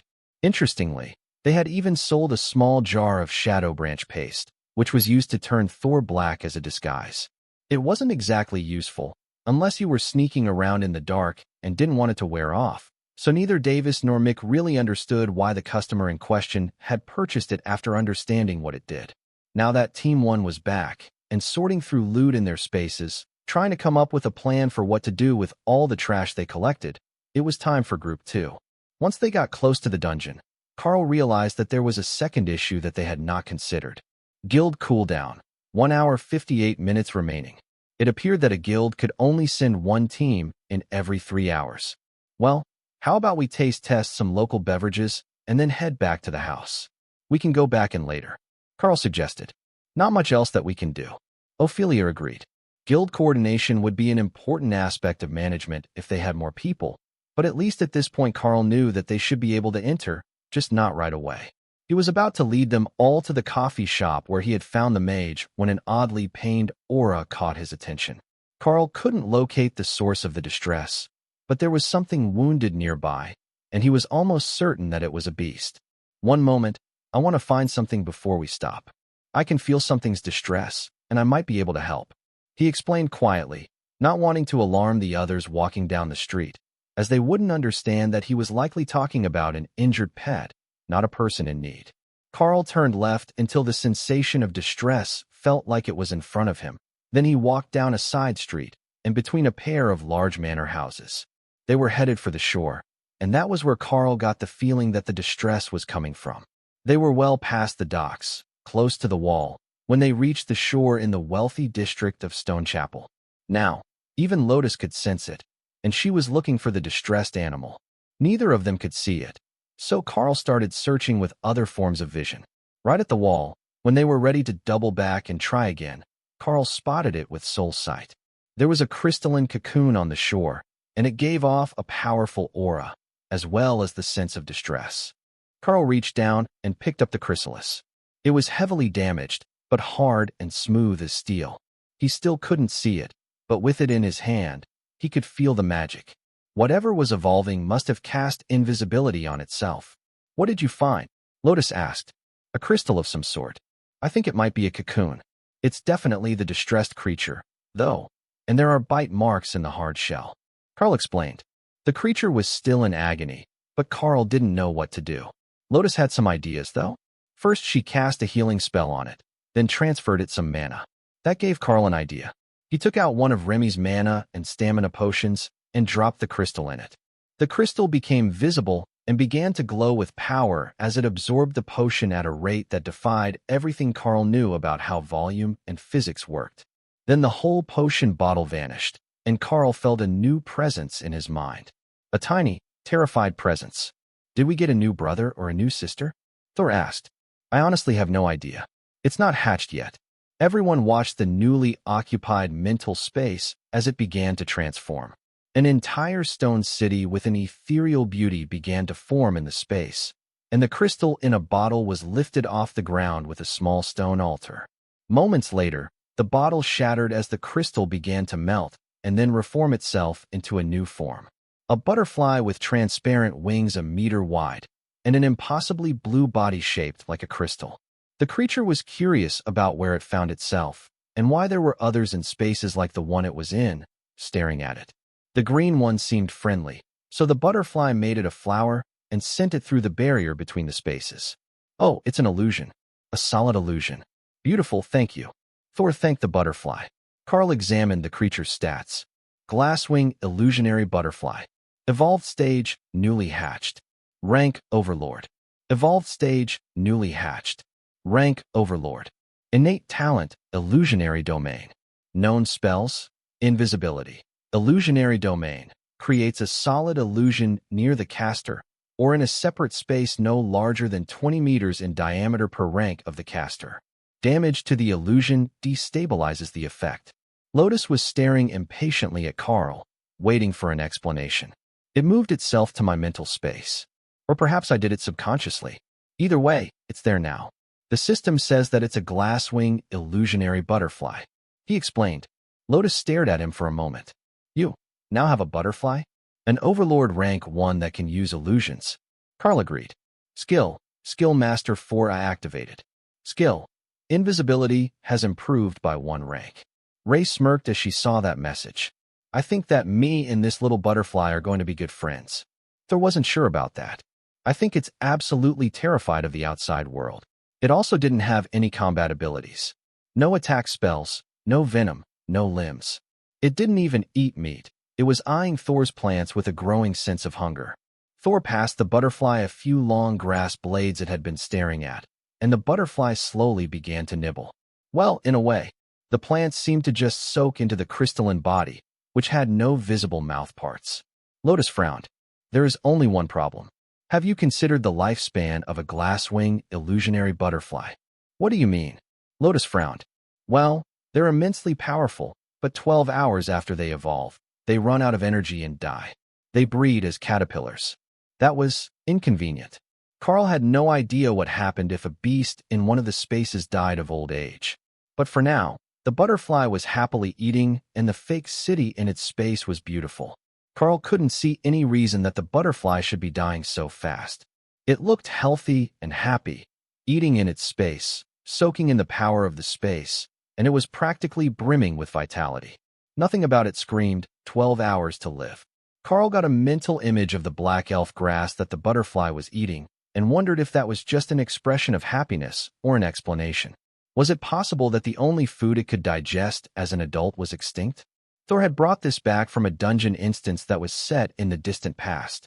Not long after, the butterfly fell asleep on the long blade of grass, and the illusionary realm of its new home began to get a bit unreal.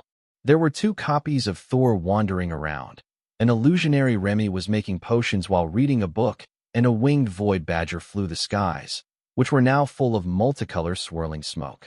"Hey, this is private property," someone shouted from behind Karl, who was fully distracted by the events in the spaces. Suddenly, the world and the space was all around them, and the terrified butterfly had created 2 hawks and a ray for defense. "Little butterfly, calm down. He's not going to hurt anyone. You can bring your illusion back inside your safe space," Karl whispered.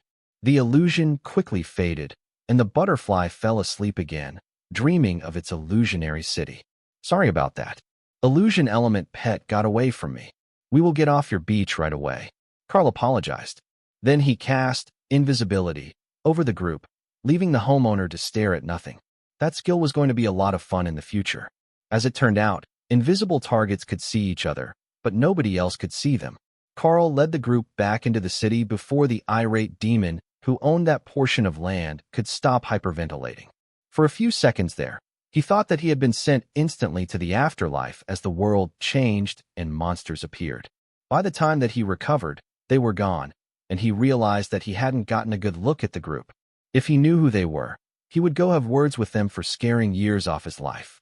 After he found backup, they walked to the busier streets, and Karl hastily released the spell before someone got run over by a pedestrian 5 times their size. The dungeon could wait. They had things to do now. Davis was startled to see them back at the house so quickly after leaving. That wasn't long enough for a full clear of the dungeon at all. There is a guild cooldown timer, and the beasts trigger it as well. So, we had to wait. But we made a little detour and found an interesting thing. Karl explained, not going into detail, as there was a customer in the shop, a young warrior with some sort of badge on his shirt. Karl guessed that it was an employer tag, marking employees of the company. The boy didn't have a guild tag, but he did have the look of someone who had seen things that most teens didn't. That was a look that Karl was familiar with. He was doing mental calculations, so it was likely to afford one of the cheaper rings. Karl noticed that there were now ascended rank wooden rings in the case, as well as commander. But Loros had gone in a very different direction than what Karl had been teaching them yesterday. Instead of combat runes, she had made functional inscriptions that had translated surprisingly well to system stats. Ring of Cleaning creates a vortex around the ring that draws in loose debris and dust from up to 5 meters away. Alright, maybe she had just gotten frustrated after dropping a small piece or constantly cleaning her space. But there were other functional ones after that. Ring of Refill fills a container under 1 liter in size with water. Ring of Cleanliness rinses the user with a veil of water from head to toe. They were expensive for people who made ascended rank wages. But for an adventurer or caravan guard, some of those would be fantastically useful. She wasn't a powerful demon, and nobody in the city really needed combat skills at ascended rank. However, those useful items would make life so much better that keeping a few of them for employees or on a trip was worth it. A young mage came in academy robes, and ran over to the case where the young warrior was standing. Then he smiled and pointed at the Ring of Refill. "Good sir, how much for that ring?" he asked. "The ascended rank functional items are 2 gold coins each." Davis explained. That really was a lot for an ordinary worker. But the student smiled and nodded. "If you would, please. I will take that ring." The boy placed out stacks of silver coins on the counter, and Davis slid 2 back to him. "You miscounted, dear customer. Thank you for your patronage." The boy noticed Karl looking at him and smirked. "I'm an earth elemental mage, and we're not allowed to carry anything with us around the academy but a wand. I can't cast water magic, but now I can make myself a drink while studying." Karl smiled. "You will be popular very soon." The boy looked confused until Karl elaborated. "You're not the only one who can't use water magic, right? But you can make cups and fill them now." The student smiled and ran out of the shop, headed back for his school to show off his new item. Presumably, the restriction on items was intended to make the students work together, but self-sufficiency was always an option if you had enough resources or skills. Karl headed up the stairs with the ladies and settled on one of the many large cushions in the third floor's lounging room. Ray had made so many that they didn't even try to decorate in here. All that fit was the cushions, pillows, and the bookcases along the walls, which were still distressingly empty. He would have to order a shipment of books for the house. Well, you said that there is a butterfly. Since they don't last long, can you show us the glasswing illusionary butterfly? Lotus asked hopefully. A fluttering creature appeared before her and darted around the room, then settled on Lotus' outstretched hands. Karl could see, by the lack of soul energy, that it was an illusion. But by thermal imaging and every other standard, it truly did appear to be real as Lotus gently stroked its crystalline body. So beautiful, she whispered. The illusionary butterfly sprinkled a sparkling dust over Lotus, which its wings spread around the room, and Karl sensed the real glasswing butterfly's annoyance as the energy level in its space dropped, but everyone else's energy level increased. Indeed, your evolution is troublesome for you. Karl consoled the beast as it calmed down again. Not only was it hard to find food, but when it got excited, it leaked its limited energy away. If it hadn't been in his space, able to regenerate itself, just that dump of energy would have left it crippled at this early stage after evolution. As such, Karl was beginning to suspect that it was not that the butterfly had an innately short lifespan, but that it had evolved in a strange way, and it simply wasn't suited to life in the outside world. It needed a huge amount of mana input and specific foods to survive after emerging from its crystalline shell. It could feel the contact with its clone, though. Having the priestess stroke its back was very comforting, and soon the butterfly was sleeping again, while the clone wandered around the room, letting out a small waft of mana-infused dust every time it found something exciting. But the mana dust wasn't entirely a negative aspect. The mana level in the room was rapidly rising as the dust dissipated, and it wasn't dispersing into the atmosphere. Instead, it was making a perfect resting room for the growth of magical creatures and system users who could absorb magic from their surroundings. For example, Karl, whose beast spaces were rapidly increasing in quality now that the newest member had joined them. Dana and the others were also growing rapidly, infused with mana far more powerful than their own. Most likely, this ability had been intended to create a nest, a safe spot where the glasswing illusionary butterfly could rest without deactivating its illusionary domain ability. Karl watched the illusionary domain in the butterfly's space as it slept, and the others whispered encouragement to it, so it would grow up big and strong and not have a short life as Lotus studies said it would. Well, most of them. Ray was whispering fun ideas to it because they influenced the dream world. Currently, the Ray clones in the butterfly's world had a crystal attached to their back, from which giant butterfly wings sprouted, allowing the spiders to fly. The glasswing illusion butterfly could create solid illusions, but Karl wasn't certain that something as large as Ray could fly in the nimble manner that she did in the dream world. He was 100% sure that it would give children nightmares, though. Intermittently, the room would flicker with illusions as the butterfly dreamed of strange and fantastical things, based on the limited amount of the world that it had seen. Then, an hour into its nap, just as Lotus was certain that she would finally catch the bright pink Kara which had been created in the small library, the small room transformed into a sprawling cityscape, with their mound of pillows in what looked like the tower of a castle. There were windows all around them, and Karl could feel the breeze on his face. The mana level in the room was nearly stifling for the others, and Karl could sense their unease, though Lotus was still happily chasing illusions around the altered room. So, he thought he would explore a little and see what the illusion domain could do. There was only one door to the room they were in, but when Karl swung it open, he found the hallway to the guild house outside. Davis was speaking with a customer, the apprentices could be heard working in the shop, and the guards were chatting idly at their station outside. Nothing about the situation said that anyone was aware of the changes that had been taking place in this room, and none of them even seemed to sense the immense amount of overlord rank power that was in use. Location significantly upgraded. Use class skill. Home, Y/N. Home, one-time use skill. The Packmaster may designate a target location as their permanent home, granting various bonuses as the location is improved. The home location may be periodically changed, but never deactivated. Karl stared at the message for a few seconds before making a decision. They were here now, and while they planned to travel, this place did belong to them. It was home, at least for the foreseeable future. Home, location selected. Upgrade made expanded illusionary space. Upgrade made registered guild shop with guild bank access. Upgrade made basic security system. Bonuses applied. 1. Improved recall. Recall spell will activate with a shorter delay when returning to the home location. 2. Recreation. The addition of an illusionary space for recreation improves mana recovery within the home location by 20%. Karl felt the changes take effect, most noticeably the mana recovery, which made all the beasts sigh in pleasure at the influx into their spaces. The spaces improved slowly, as the beasts used the majority of the mana that was provided to refine their own power. But with an extra 20%, the space itself was receiving a significant boost. Karl stepped downstairs and realized that he couldn't sense the illusionary realm at all, except for the fact that he could feel the butterfly's unique magic signature. He watched quietly as the two in the store finished with their customers. Then Mick took a broom and began to clean the floor, though it was already nearly spotless. Caretaker Joe would be proud. Speaking of which, where was she?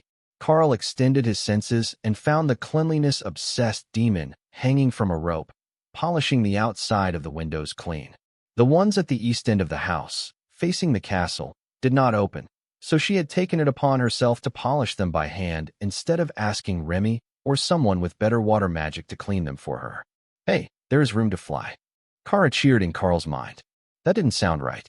Karl jogged back upstairs and found that the void badger had flown out the window of the illusionary room and out into the fake city. Lotus was right behind her, and she had climbed out the window of the tower to slide down a vine ladder she had created. There was a whole magical city to explore, and Lotus wanted to know what every magical plant was. The fact that it was all an illusion and none of it was real didn't matter to Lotus. It was all new things. But Kara had discovered a limitation to the spell. They couldn't be more than 70 meters apart, or you would hit an invisible barrier, past which you couldn't proceed. That was the maximum radius of the spell, and while it appeared that you could explore the whole city, only a small portion of it could be active at one time.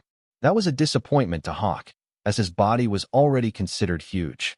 70 meters around himself would be fine if he was flying alone, but with others in the space, it wasn't enough room to really even take flight. However, with everyone else distracted by the illusion, it was a perfect excuse to sneak out for a little flight. Hawk knew that the farmers hated rodents nearly as much as Hawk liked eating them, and he had yet to sample the delicacies of this continent. Maybe once he flew out of the city a few dozen kilometers, he would be able to find something tasty. Karl sensed him leaving, but the guards wouldn't hassle Hawk. He had been sitting on the roof right next to their station for the last few days.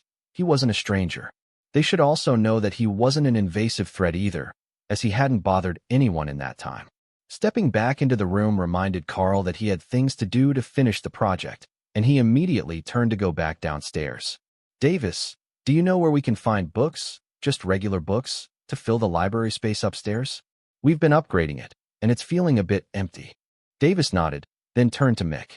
Go fetch a runner from the gate and give them 3 gold for a mass book purchase from Grimoire's bookstore. Tell them that we don't mind if they're used, and we don't mind some duplicates. We're stocking a full library in a new guild house. He handed the assistant the coins from the store vault, and the vampire ran outside with a fancy silk and lace umbrella created by Ray to match her work uniform and to protect her from the afternoon sun. The uniform dress that Ray had made her, black on one side and white on the other with long sleeves and frilly skirts, was cute, but the sleeves were loose, so her arms might have been exposed, and it didn't protect her face. The response from the bookstore was incredibly fast, even given that it was only up the street a few blocks. Within the hour, workers were showing up with wheelbarrows full of books and being ushered through the shop, past confused customers. Right in here. This room is the library. Pardon the chaos. We were just tweaking the illusions. Karl instructed. All the curtains had been drawn, and Kara had returned to her space when the guests arrived, so there was no indication that the room wasn't actually shaped this way, though it would be a waste of interior space, as the illusionary space was round. It was also 2 stories tall, and Karl noticed that there were bookshelves all over the second floor, which was only accessible with a small spiral staircase. That had to be a nightmare for the workers, but they didn't appear to mind. Karl was concerned that he might have to restrain Remy, though. The Naga Queen was interested in every title that entered the house, even though there were thousands of them for the workers to place. The problem was only solved when Remy found an alchemy textbook among the titles and settled in on a cushion along the far wall to read. Where did all these come from? It's quite the wide range of books that you've found for us, Karl asked as a worker loaded the shelf beside Remy. Oh, everything here is a return. They're all used novels from the castle, the academy, or the lending library that were retired and repaired. The shop has a whole basement full of boxes of books that were fixed and never made it back for sorting and resale. Now, they have a bit of space in the basement again, as we will have delivered nearly 10,000 titles to you by the time that we're finished with these last shelves. A lot of them are fantasy and romance titles from the ladies of the castle. They tend to be voracious readers, and the noble ladies like variety, so we have a contract to replace their selections once a year. Most of those books end up in the basement, and now here. We went all along one wall, though. So you don't just have recent arrivals. Some of the books that made it to your shelves have been in that basement for nearly 100 years, preserved by the shop's magic. The worker explained. That was great news, as they would have the chance to get some forgotten knowledge in the mix with their random selection.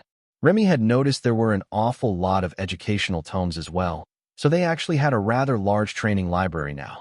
Were they sorted in any way? Karl asked as the workers finished the shelf and began loading another. Yes, as well as we could. There are 4 sections upstairs. Educational, historical, skill knowledge, and magical knowledge. On the lower floor, we have fiction, romantic fiction, modern affairs, and that final shelf will be full of introductory training tomes from the schools. We have found that acolytes and assistants from the guilds like to sneak into the library, and they make a smaller mess if they think that they got lucky and found the introductory tomes that they were searching for on the first few shelves. The worker loading that bookshelf smiled and winked at Karl as he put a leather-bound tome labeled Introduction to Water Magic on the very bottom shelf, against the edge, where it would escape sight from the door. Someone looking for it would notice it quickly, but it would appear to have been forgotten at the bottom of the shelf, where dust would normally accumulate more quickly. Not that Caretaker Joe would tolerate dust.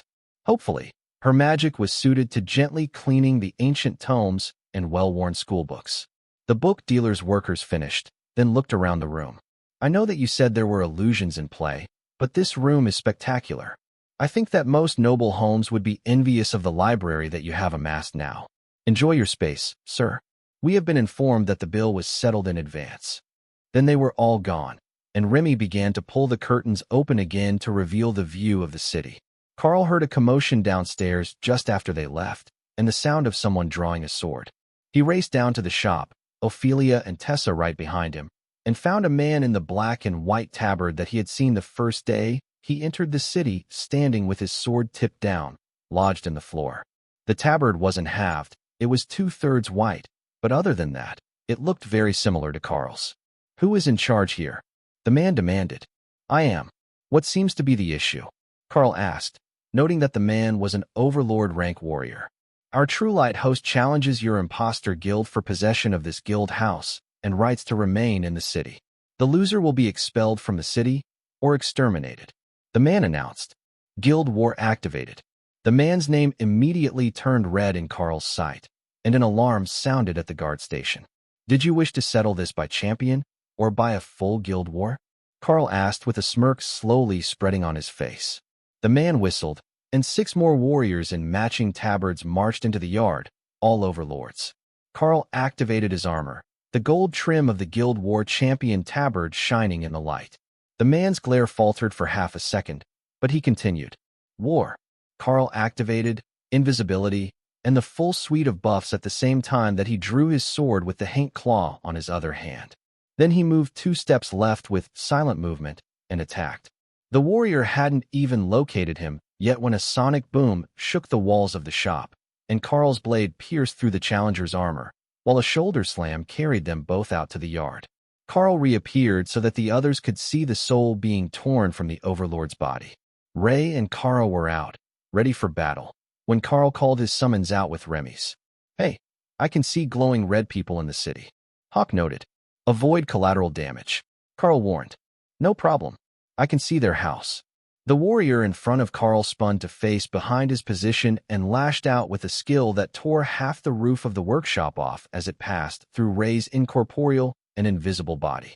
She only solidified her limbs as she tore into the warrior, targeting the weak spots in his armor.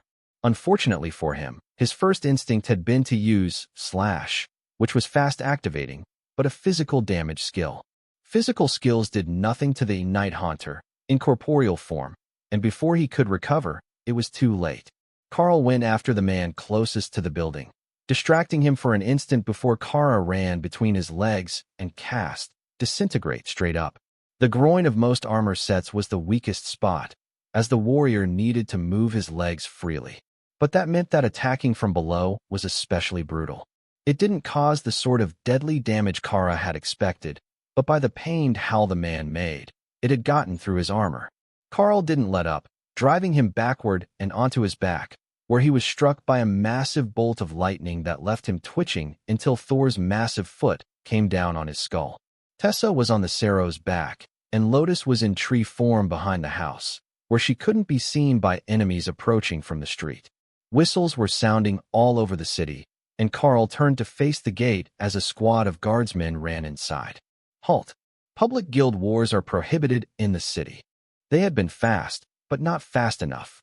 In the minute it had taken them to realize that this was more than just a fight in the yard and organize a full squad, 3 of the 7 overlords were dead, and Hawk had begun the mass bombardment of the enemy guild house, as well as their members in the streets. Karl didn't relax his guarded position, though the surviving warriors of the Truelight Host Guild were lowering their blades. They came and challenged, then refused a duel by champions, insisting on a full-scale guild war to annihilation. Karl insisted. And who called for reinforcements? The guard captain demanded. I don't know what you mean. We've all been here since the start of the fight. Karl replied, and the 4 overlords nodded in agreement. None of them had called reinforcements, and the fight was on guild house property, not in public. Hawk, stop the bombardment. I think we broke a rule. Karl warned. Hawk mentally shrugged and flew close enough to return to his space. The guard didn't reply for a few seconds as he used a communication spell. A group of Truelight Host junior members was ambushed by an unknown assailant in the Fool's Walk boardwalk area. They were incinerated by an overlord rank ability, and heavy damage was done to the surrounding area. Then a group of them was seen firing spells in the Forest Gate district, upward toward the Ghostfire Thunderbird, who is often perched here at the Darklight Host Guild House. Both are violations of the city code on guild wars, which restricts battles to guild properties. The captain explained. So, the attack on their guild house was fine, right? Karl confirmed, as Hawk had done heavy damage to that building. The closest of the 4 surviving Truelight Host overlords took off their helmet, revealing a vibrant red demoness with her horns filed to nubs. What do you mean, the attack on our guild house? She asked. I had one of my bonded beasts bombard your guild house with ghost fire. It's gone, along with everyone in it. Well, most likely everyone. The house is still on fire, but ghost fire isn't easy to put out. The demoness went so pale her face faded to pink, and she collapsed to her knees. No, there is no way that they could know where our guild house is. One of the others muttered. The one with 30 of your people in it, to the west of Forest Gate? Karl asked. The guard verified something with a communication gem, then shook his head and sighed. The guild war is over. The guild master of the Truelight Host is dead, he announced. With that, the red highlight on their names faded, and the 4 overlords' faces morphed to expressions of horror, visible only as widened eyes under their helmets, except for the one with her helmet off, who was openly weeping. How could the guild leader die? She mumbled, with a hopeful look at the guard, begging for it to be a lie. Some sort of overlord rank flaming tornado. He tried to rescue the wounded from the flames, and ended up trapped in the spell. That made sense. It wasn't easy to escape. Hellstorm. The guard captain patted her on the shoulder. He was a bastard, but he was your bastard. We will allow you 24 hours to gather the guild's belongings before you are escorted out of the cities as the defeated party. Tessa raised a hand to stop the guard before anyone left. As a high priestess of the war god, I have to know. Why? What possessed you to start this guild war that took so many lives and minutes? One of the warriors took off his helmet, letting it vanish into his storage. The tabards. The guild leader was upset that your colors were so similar to ours, and he demanded that we run you out of town. Ormith should have accepted the challenge, where the guards would have supervised and stopped him from being ambushed, but he was always prideful. Ormith must have been the first one to die. Tessa shook her head. Foolishness. Pure foolishness. There are few things that the Red Dragon Goddess despises more than senseless wars. The other two warriors picked up their traumatized member, then moved the bodies to their inventories. Much to Ray's dismay, the man with his helmet off turned to the guard captain. We will be out of the city within the day. Where were the wounded taken? Into the care of the guard's healing department. If they're too injured to move, they will remain in our care until they are discharged, so don't plan to move too quickly. The four left, and the guard captain turned on Karl. The only suspect for the damage to the boardwalk if your Ghostfire Thunderbird. Do you require a payment plan for restitution? He insisted. Sorry. Hawk apologized, as he realized they were being made to pay for the damage to the ground around the red targets. How much is it? I will pay in gold. The guard captain nodded, and a soldier behind him handed him a sheet. These are the itemized damages. The guard will distribute payments to ensure they are made. Karl passed it to Davis, who nodded and brought out a small bag of gold from the store's vault. Restitution, with the collection fee and city levies added. He declared. The guard smiled. He liked it when they came across smart people. A little lubrication kept the wheels of bureaucracy moving smoothly. Karl sighed. We might need to reconsider our magical item selling operation if it's going to put non-combatants in danger. Davis chuckled. I think you misunderstand. This fight will be the talk of the city for months. One major guild war a year is already a lot, but targeting the same guild multiple times is unheard of. They lost 4 overlords today, and it's our word against speculation by the shopkeepers down the street on which side rejected the offer of a duel. I don't think that anyone will be eager to challenge the Darklight host during the next decade, and now that we've been challenged, the guild house will have the option to recall a champion if we are challenged again, so there is no need to keep a powerful member on call at all times. At least someone knew how the system worked. Within the hour, word of the guild battle had spread through the city, and the timeline had already gotten blurred by gossip. The rumor going around the city was that someone had attacked the Thunderbird while he was scouting, and the beast had retaliated by wiping out a group of initiates while they were shopping. The thought was horrifying to the people, but not as horrific as the storm of swirling flames that had eaten the Truelight host guild house. There was so little chance for them to defend themselves, even when the attack had come so long after the alarms signaling a guild conflict had been sounded. That had to mean that the attack had started at the Darklight host shop, and they hadn't been given the chance for a challenge. Under normal circumstances, you would not openly attack and try to take over a shop if you didn't have overwhelming strength. Not only did you need to win the property, you needed to convince the city governor that you should be allowed to keep it. The full activation of the system was relatively new, even here, and the old rules were still in place. Those rules said that whoever the owner had designated as the inheritor got the property, and if they were permanently dead with no heir, it went back to the city. The rule of law did not support taking over shops by force. However, the guild function allowed the victor of a guild battle to force the other guild's members out of the city. It would remove their guild house designation from the property and make the members physically unable to enter it after 24 hours. So, the city generally took over the loser's property and gave them the net proceeds after it was sold. Already guild alliances were forming, so that entire regions would be pulled into a larger battle, which essentially prevented wars from starting, but both parties involved this time were independent of such alliances. The guards were still waiting in the yard, so the kitchen staff brought them out tea and snacks while they waited. The guards had called over a repairman for the roof of the workshop, but Karl suspected that just fixing the roof tiles would not be enough to calm the 2 unfortunate sculptors who came meters from being bisected. Somehow, the whole thing felt like a loss, even though it was objectively a crushing victory for their side. Davis, if you can get a hold of the mage who did the barriers, some of them were damaged during the battle, and we will need stronger ones for the workshop made. I know it was an afterthought, so we didn't put much of a barrier on it last time, but now it appears that we need to prepare for a much more violent future for the property. Karl instructed.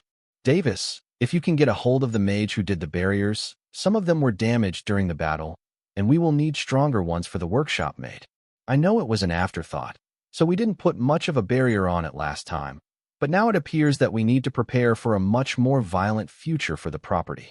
Karl instructed. Of course, sir. The guard captain turned to Karl. Were there any casualties on your side? We can bring over shamans to resurrect. Karl shook his head. There were no casualties on our side, but we have Lotus. She can resurrect. The guard blinked slowly as he realized that the fallen overlords could have been resurrected right where they were. Well, in theory, as the priestess was unlikely to bring enemies back to life even if her goddess agreed to it. Loros and Wendy finally came out of the ruined workshop, allowing Tessa to check them over. We're all right, really. The barrier on us never broke, even though the workshop did. Who creates that, by the way? It's a really comfortable barrier. Loros explained. Thor stomped his feet to get her attention and lowered his head to accept her praise. Oh, it's Thor, right? Thank you so much. I thought that we were in real trouble, but when the roof tiles collapsed, they hit the personal barrier and nothing hurt us at all. She was loving on Thor, leaning against his head to rub the good spot between his upper horns. The Sarah was having a great day. Thor settled on his belly, so his scales could be more effectively rubbed, and decided to ignore the commotion outside the gates, where someone was shouting. The city guard had stopped someone from approaching, but the shouting caught Karl's attention. An unfamiliar woman was screaming at the guards and threatening to kill someone, so Karl went out the gate to see what was going on. You? The war champion. I demand satisfaction. You killed my husband. The woman screamed. Karl and the guard captain stared at each other in confusion. Of course, he had. That was how guild wars worked. But the woman wasn't done. The shaman can't bring him back. His soul is damaged. You bastard, what did you do to him? She screamed, as the neighbors came out of their shops to watch the shows.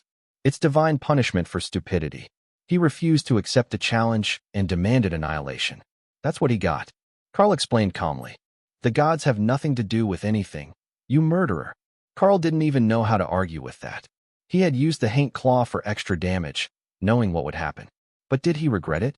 Surprisingly, no. Not even a little bit. Now, everyone on the street understood what had happened.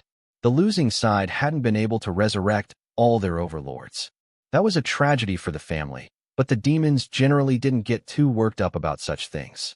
If you tried your luck and ended up becoming the year's find-out champion, you deserved it in the minds of the majority here. The major concern that they had was what that Darklight Host War champion had done to him. Karl's tabard now had 2 golden rings around it, marking 2 above-ranked defensive victories, so this was not a new feat for him. Whatever hidden skill he had must amount to an instant-kill assassination technique. But Karl was also getting incredibly close to the Overlord rank. They could all feel it in his aura.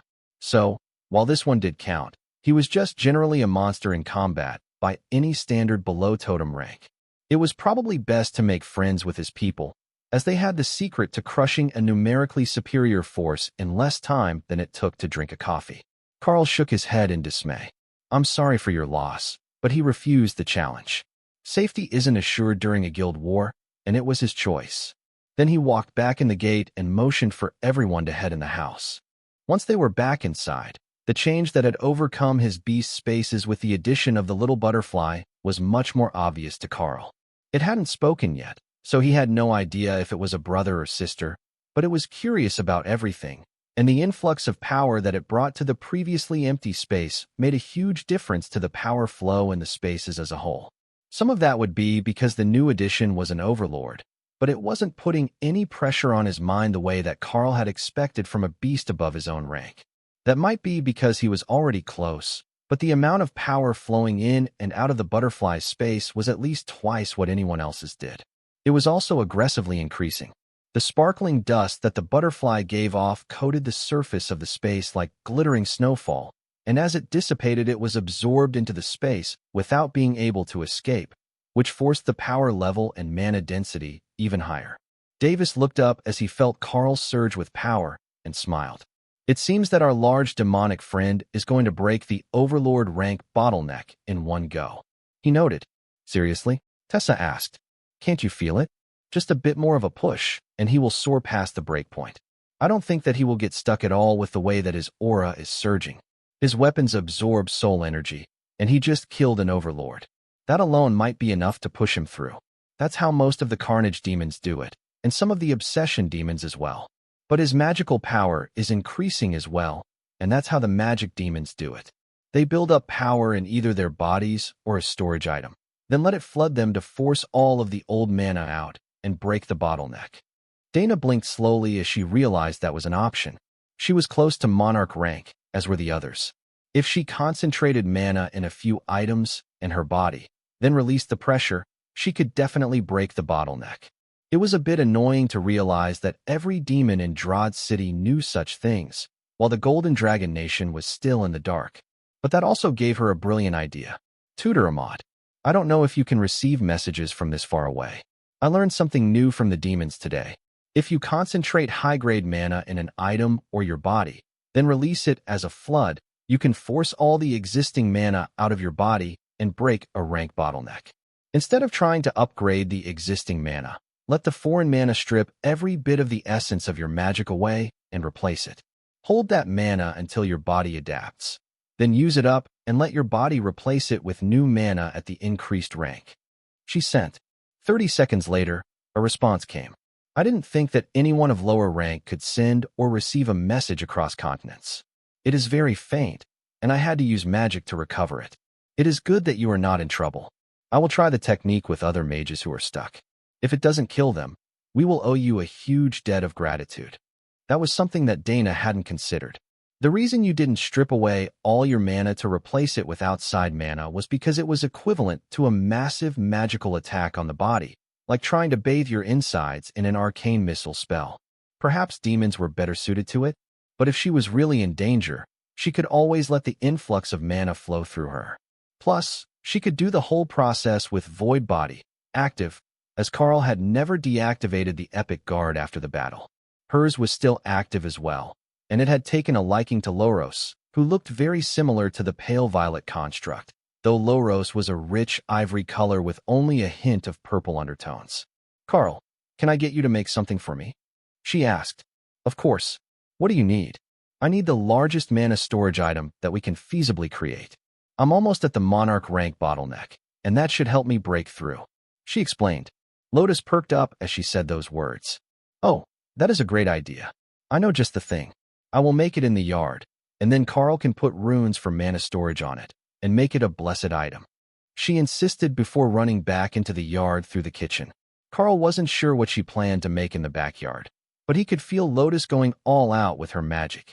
Remy transformed from Naga Queen to Spirit Serpent form and raced through the house to go see, then sent back a mental message. Oh, she's making a lotus tree. I know just the thing. Under the Leridian alchemy tome on the altar, there is a loose piece of paper. That should be the runes to create a healing totem effect with runecrafting. If you put that and blessed item along with tons of mana storage on the tree, wouldn't we have a real lotus tree statue? Karl wasn't sure how well that would work, but now that he had activated Pack Affinity, he could use the totems. Pack Affinity. The Packmaster has an affinity for all skills that any of his bonded beasts have an affinity for, and may learn them as normal. In theory, it should be possible to inscribe that spell like any other. So, Karl dug out a monarch-ranked nature stone from Hawk's space, a green stone the size of his fist, and began to carve the spell. Carving the totem spell was easier than Karl had expected. Unlike other spells, which were a complex set of system-designed mana flows, the totems were pure elemental force given direction. When carved on a nature stone, getting the healing effect felt natural, and the process was finished even before Lotus called to announce that she had grown her tree statue. Or perhaps it was an altar to the nature gods. When Karl walked out back, he realized that it was definitely an altar. A face had been carved in the tree, and a small platform for offerings had been grown near ground level. But that was perfect. Lotus, open the mouth a little. I need to put this inside. He instructed. She complied without question, and Karl placed the carved stone in the tree statue's mouth. The face looked clearly draconic, partially emerged from the statue's surface, but there was no spot there for runes. Instead, Karl went to the back of the tree and began his work. He hid the activation runes in a long poem about the green dragon that appeared in his mind as he scratched the runes into the wood. Most of the focus was on the ability to store mana and the blessed item spell that was added to the main runes. The totem stone was linked to the tree's magic, and then Karl began to upgrade it. Bronze, silver, gold, amethyst, then ruby red. The runes progressed smoothly, and Karl kept going, intending to create them to the maximum of either the tree's or his own personal capacity. Then his aura soared, and he felt a sense of joy from the little butterfly.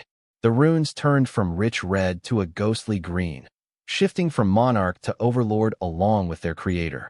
The leaves on the statue turned from wooden carvings to vibrant green ones that looked absolutely real, except for the fact they didn't flutter in the wind, while both the eyes of the face on the tree and the interior of its mouth glowed with a soft green light as Karl loaded the tree with mana. Karl could hear the guards running into their compound for the second time today, having jumped over the walls as the gate was closed. But he wasn't concerned. Nothing about this statue would harm anyone. Quite the opposite, actually. As Karl finished the work, the statue pulsed with healing power, and a wave of healing energy spread from the tree through the courtyard, stopping at the walls and not spreading through the streets. "Monarch," someone called, then the voice hesitated. "Overlord Karl, congratulations. We sensed the power and thought your guild might have been attacked again. But what is this? The weariness is gone from my bones, and I'm feeling like a young demon again." The guard captain greeted them. "A new addition to our home. A healing totem altar, courtesy of the green dragon goddess." Karl explained. The group of demons stared at the tree statue in shock. That was clearly an overlord rank healing spell, though it was a minor healing spell, with a healing over time effect. One of the guards came forward and dropped to one knee in front of the tree, then smiled and placed a sandwich on the altar before standing. As soon as he did, the sandwich vanished, and the guards chuckled. The green dragon was easy to please. Your offering just had to be appropriate and heartfelt. Offering her your lunch was better than gold and jewels. But even as they celebrated, the guard captain had a conflicted look on his face. "This isn't to become a temple to the dragon gods, is it?" he asked carefully. Lotus shook her head. "No, it's just the home of dragon clerics. Naturally, we would have an altar at our own home." The captain breathed a sigh of relief. Thank the dark gods. Drod is a demon city, after all. Temples, except to the demon gods, are prohibited. However, everyone is free to worship as they will. The demon gods like the conflict. The tree pulsed again, and Karl heard Loros laugh from the second floor.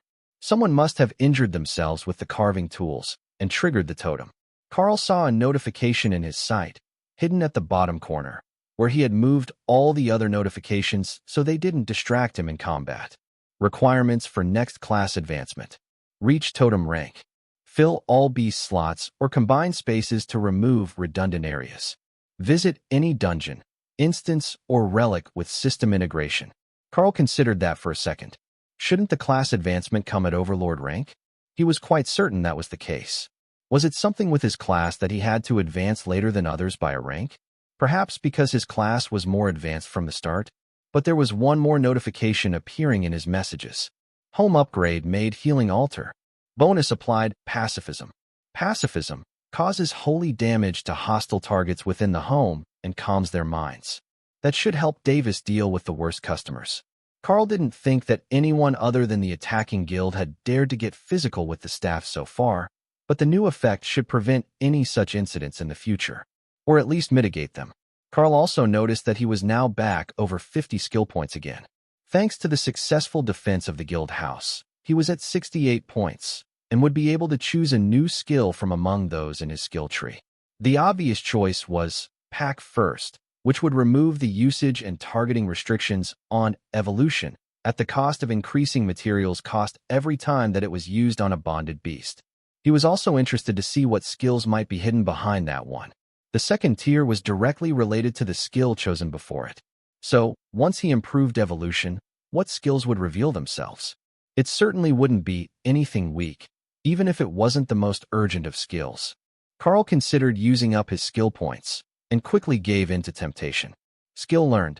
Pack First removes the usage and targeting limits on evolution, but adds an increasing materials cost every time it is used on a bonded beast. Remaining points 18. New skills available. 100 points. Benevolent Elder, and bonded beasts evolved by the Packmaster gain the ability to form a contract with eligible targets before the target's initial class selection. 20 points. Limitless, passive skill. Beasts evolved by the Packmaster have an increased chance of surpassing milestones in development. Karl stared at the options in shock. The second one was in line with what he had expected from evolution. Evolved beasts having an easier time growing was precisely the sort of skill that you would expect. But that benevolent elder's skill? That was wild. It was like gaining the power to just directly select an advanced class for someone else. Not only that, but they would be forming a contract with an evolved beast with immense potential. Everyone else noticed the faint smile on Karl's face and waited for him to finish whatever he was doing and explain to them. It took him a few minutes to come back to reality and realize that he had become the center of attention. Sorry about that. I selected a new skill after advancement, but it unlocked the path to 2 new skills, and one of them is incredibly interesting. Not at all what I expected. He explained, but Lotus and Dana were not going to let it go that easily. The skill I unlocked is one that helps me allow my beasts to evolve and grow stronger. However, the skill that it unlocked targets beasts that I have evolved but not bonded to. It allows them to pick a partner, like the system quest tokens that helped create the Beast Rangers. Karl elaborated. Lotus giggled. So, it lets you evolve magical beasts, then let them pick a pet partner? That sounds like fun. Karl could see that she had grand plans for this ability already. Only ones that don't have their class active yet. Sorry, Lotus. The nature cleric seemed to deflate. First it's a shy butterfly, now a skill that won't let me pick my own fluffy friend. Your skills are no fun at all today. Karl shrugged. Well, I guess they just didn't make it with green dragon clerics in mind. Or, they might have thought that you would get too focused on your new friend and forget that you were supposed to be doing priestess-type things. Tessa laughed. That second part. Definitely the second part. Life is full of disappointments for the green dragon clerics, simply because all they really want to do is spend more time with animals, and they would never leave their rooms if more beasts kept coming to them. Lotus sighed in longing. That sounded like the perfect life. Just sitting in a room full of pillows, with new friends visiting every day. If she had the glasswing illusionary butterfly as her bonded partner, it would be even better because they could use that solid illusion skill to make different scenery every day. Why don't we stay closed for the rest of the day and relax? No need to tempt fate while the angry families of the defeated guild are still in the city. Karl suggested. Lotus smiled at him. Definitely. We can also make some fun new stuff for the shelves. We've got plenty of the basic items because we closed early, but I bet if we made some orbs with mana storage, the mages would love us. Or we could make weapons for the warriors. Hawk could make a nice forge in the workshop once we get the roof fixed. Davis nodded. I will speak to the mage when he arrives to repair the workshop. It shouldn't be difficult to get a basic forge made in the corner of the room. Then Hawk would upgrade it.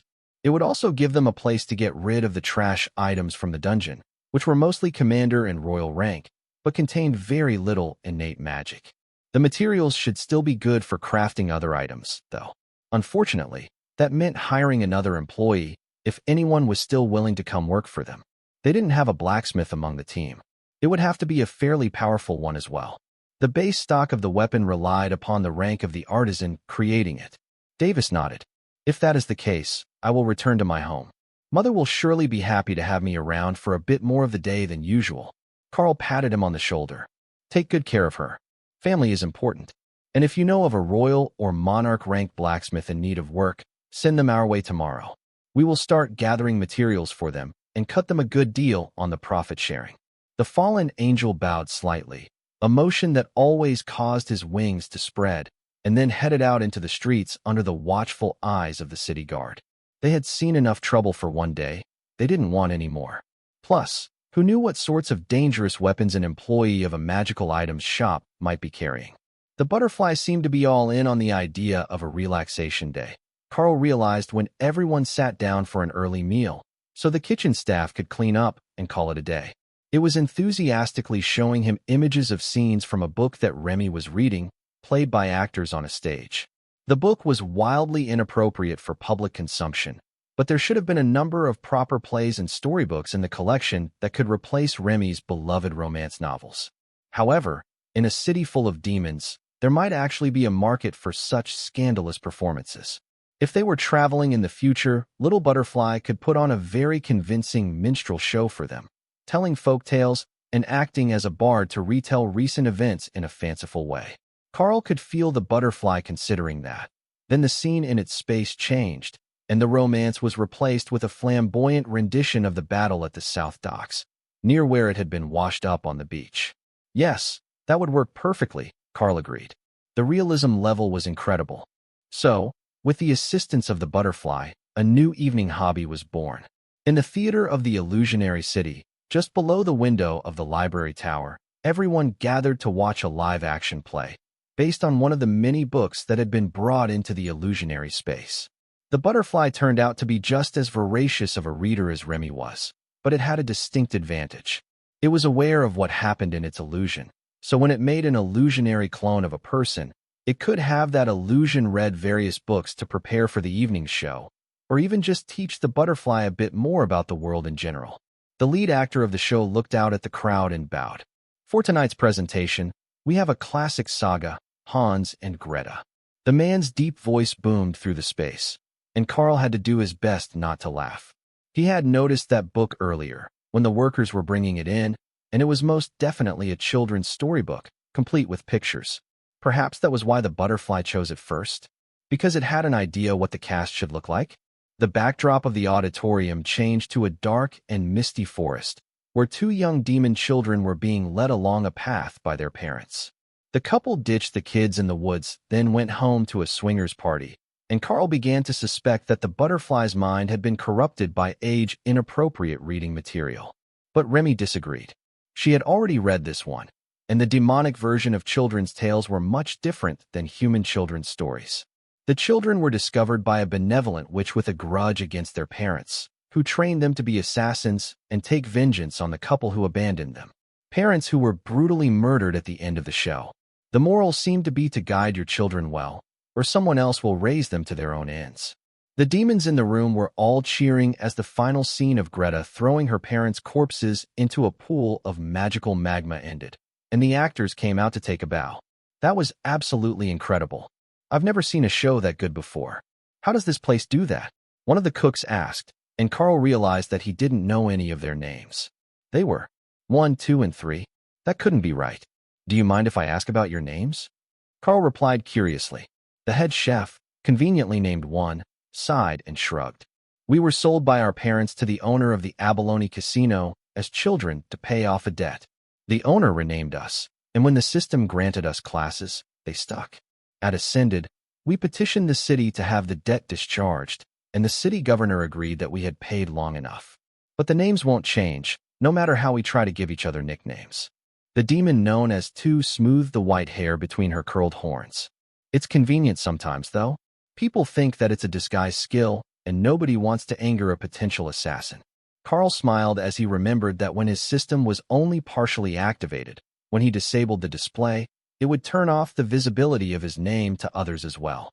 That had caused a lot of suspicion that he was an infiltration-type class. What would you like me to call you instead? He asked. Abby. They replied in unison. All of you. They nodded, all determined that they wanted the same name. Karl suspected that the reason that they couldn't get the system to change their tag was because they couldn't agree on unique names. But it was also possible that you couldn't change it at all. Mixed name tag still said Michelle, even though the vampire never used her full name. A few minutes after Hans and Greta ended, a new group of actors appeared on the stage. Please join us for our rendition of the defense of a Revered River crossing by the Leg Regiment during the Drodleridian War. The man, dressed as a noble courtier, announced. That sounded like it could be interesting, Karl decided. It was local history, a war between Drod and their neighbor to the south, and the Leg Regiment was well known within the city. They were stationed up the river a few hundred kilometers and often escorted riverboats to the docks with crops. This one was a military docudrama, and the special effects that could be made by a glass-wing illusionary butterfly were better than anything Karl had seen on television at home. You could even feel the thumping of spell explosions as the battle was replayed, ending with the dramatic duel between the two regimental champions, both mythic-rank demons. Nearly 10,000 acres of forest and cropland were completely obliterated during the fight, which ended with the Leg Regiment commander victorious, but his regiment almost annihilated. Fewer than 1,000 of his 50,000 men survived the siege. Dana fell asleep in Karl's arms during the second show, and most of the others were rousing themselves to go to bed once they realized it was over. "Thank you for the shows, little butterfly. You did an incredible job." Karl congratulated the newest team member. One of the actors reappeared on the stage and bowed to Karl in response, then vanished again. Perhaps that was how the butterfly preferred to communicate? Not directly or through a verbal mental link, but with their illusions representing them? That might actually be easier to interact with than some of the others. At least you knew when the butterfly was paying attention. Kara could be staring right at you and still not listening. That made the void badger laugh. "It's not my fault that life is boring. But this place is fun. I like it here. I think I will nap here today." The next morning, Karl woke up to a tail in his face as Dana got ready for the morning. "You seem to enjoy cat form quite a bit," he joked. "It's actually quite convenient. People don't look at me strangely in this shape, at least not here in Drought. But more importantly, this form is significantly stronger than my actual body. That's useful not only in combat, but just doing daily tasks. Besides, now I have a tail." She laughed. Karl couldn't really complain, as he rarely changed back from a transformed state. That was likely putting a damper on their intimate moments in the past. But now that she was also transformed, Dana seemed much less concerned about keeping her emotions hidden. That could be because she had far too many tails in this form, from the ears and the tail to the purring, but it was a refreshing change. "Big plans for the day?" he asked as Dana shimmied into a pair of soft silk pants and tied the back above her tail. "We're going to steal Thor and go to the dungeon today. You've got things to do, and people will definitely be coming to kiss ass today. None of us wanted to hang around for it, but the dungeon is a 5-person instance." Dana explained. "Stop at the tree in the backyard and see if you can push yourself to monarch rank first. If you can, the dungeon will go even more smoothly, and you'll get a chance to get used to a new power level," Karl suggested. "Oh, that is a great idea. How is the butterfly doing?" Dana asked hesitantly. "Thriving. I can sense that the butterfly's illusions are playing tag with Kara in the library room, or rather the city outside the library room. Energy levels, both mana and stamina, are up, and the power level is beginning to stabilize now after a rapid growth spurt. I think that the species is just really poorly adapted to living in the modern world, and it needed some special conditions to make it past emergence." Karl explained. "That is wonderful. So, we're not going to lose our library." Karl laughed. "No, we're not going to lose our library. At least not anytime soon." Dana headed down the stairs to give the great news to Lotus, who was certain to be stressing out about the fate of the butterfly by now, as well as the illusions that came with it. She didn't need to worry so much. Lotus was already in the library, buried in a pile of super fluffy white puppies that constantly licked her face and begged for her attention. Dragging her away to do a dungeon run might be difficult. Maybe they should take Ray and Thor with them and let Lotus play. Before they left, Dana went to the altar and pulled a huge amount of mana from the tree, flushing the energy from her body and integrating the new power. The effect was akin to dousing herself in acid. Every part of her body burned as the mana was forcefully integrated, despite not matching what her body was used to, and her maximum power cap soared. But not far enough. When the mana was fully integrated into her body, she had only managed to retain it near the peak of royal rank, and the majority of the quality had been lost in conversion. She wasn't quite close enough to the peak of royal rank, so she went to the dungeon with a renewed determination. Karl saw Davis coming down the street from the yard when he went to check on the damaged workshop, and then noticed that there was already a lineup of people outside, one of whom was the overlord-ranked mage who did the barriers. "Oh, Mage Jones, please come in. Everyone, the shop will be open in the next few minutes. Please be patient as we repair the damage from yesterday's excitement," Karl announced. The mage came in and clasped Karl's hand with a huge smile. "Congratulations, Overlord. I will fix up the workshop right away, but Davis mentioned that you would like a forge added?" he asked. "Yes, please. We would like to start adding metal accessories and items to our selection, and that needs a forge. We can do the forge fire enchantments ourselves, but the stone structure of the forge needs a better trained hand," Karl explained. With a wave of his hand, Davis repaired the roof of the workshop. Then, the building began to slowly grow towards the road, stretching out another 4 meters. "There you go. I didn't enchant the forge itself, but all the essential parts are there. I put a more robust barrier over the building as well, so that if there are any crafting mishaps or another battle, it will not be damaged again. At least not by a single strike. Karl noticed as the tree altar in the back pulsed, and the mage stood up a bit straighter. Well, that is fascinating. You have activated some sort of automated healing ward for the property. Mage Jones asked, looking around for the source. In the backyard. It automatically activates when someone injured enters the property, but it's just a shamanistic healing totem spell at the overlord rank imbued into a nature dragon altar. The mage smiled and nodded in understanding. Still, it will make you a tourist hotspot. You should start selling basic cures and potions at a stall in the yard. Karl laughed. We already need a blacksmith, unless Davis found one. Now I guess we need an alchemist as well. This house is slowly filling with apprentices. The mage shrugged. That's just the nature of a guild house. You could always make some gargoyles to keep them under control. Karl wasn't quite sure what he meant, until the mage took out a skill book with a sly smile. Oh, I do believe that we have a trade to make. Was there something in particular that you were interested in? Karl asked. The mage nodded. In fact, I had something very specific in mind. You see, I am best with earth and barrier spells. The gargoyle spell is earth magic and quite handy for home defense, but it can't leave the property. It is limited in distance from the spot where it is created. What I could use is a versatile spell of similar output. Karl nodded. Do you know the golem spell? Jones shook his head. It's been difficult to get my hands on. Do you happen to have a copy? In a manner of speaking. Karl took out a small stone from Remy's swamp. Not a magical stone, just a stone, and held it out to the mage. Swallow that, and it should activate the skill if you're compatible. The demonic mage was highly suspicious about this method, but once he swallowed the stone, and Karl activated, Follow me, little one, his eyes lit up in joy. Then, a single sand golem, 4 meters tall and overlord rank, appeared in front of him. Jones handed over the gargoyle skill book and walked in circles around his new summon. That is a wonderful ability that you have, even if your method tastes like swamp water. Karl laughed. It's an acquired taste, I would assume. Congratulations on your new assistant. Karl focused on the gargoyle spell and did his best to understand how it worked before he cast it for the first time, in case it was like the golem spell, and the appearance would be fixed in future castings.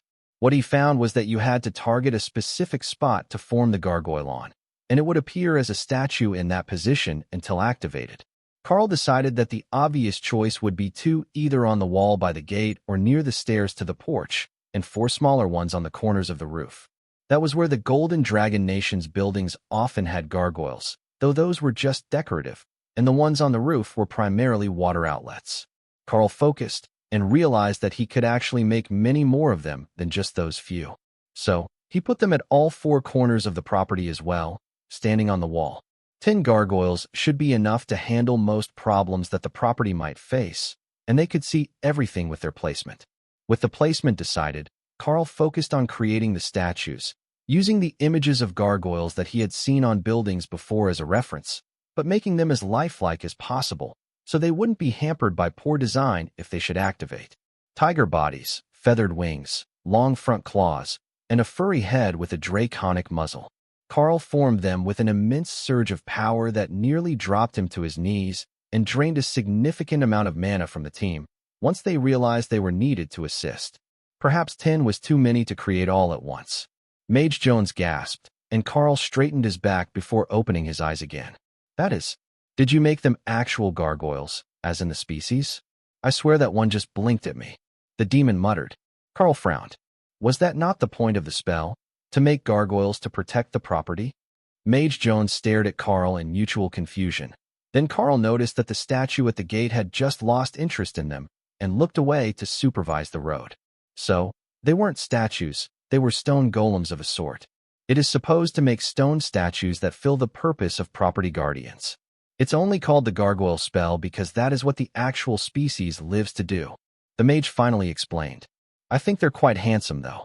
Karl noted. They were definitely not statues, Jones decided. They were mostly stationary, but they shifted subtly, turned their heads to watch pedestrians, and periodically blinked. The demon walked up to one of the golems and leaned forward to inspect it closely. For those few moments, it appeared to be a statue, but as soon as he turned away, Karl saw that the statue rolled its eyes at the demon. Quite a few people entering from the western Frostfire Gate turned to look at the golems that were stationed all around the property, an unintentional show of force by Karl, who viewed them as a defensive spell, not as 10 Overlord rank combatants on guard as everyone else saw them. Home upgrade made defensive garrison. Mage Jones turned to the line of people at the gate, who were all now staring raptly at the gargoyles, and sighed. I should get going. Good luck with your business ventures. I will see you again. Let me know if you need a custom order. I will help you out. Mage Jones took flight to leave the property, and Karl nodded to the golems, who opened the gates for him. Seconds after they entered, the healing effect pulsed, causing confusion in the crowd. Don't let it hold up your business. It's set to aid those who have injuries or illnesses. A little customer service. Karl explained. Then he went into the expanded workshop and began carving the runes to activate the forge with ghost fire. So, he didn't notice the most important fact about the lineup of guests that Davis immediately did. None of these people were locals. They were all merchants and ship captains.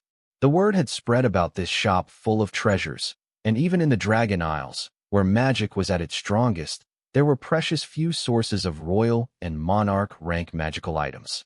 The number of people who could and would create them for sale in any given nation could normally be counted on the fingers of one hand. Yet this Rakshasa had opened a shop full of magical items instead of putting them up for auction.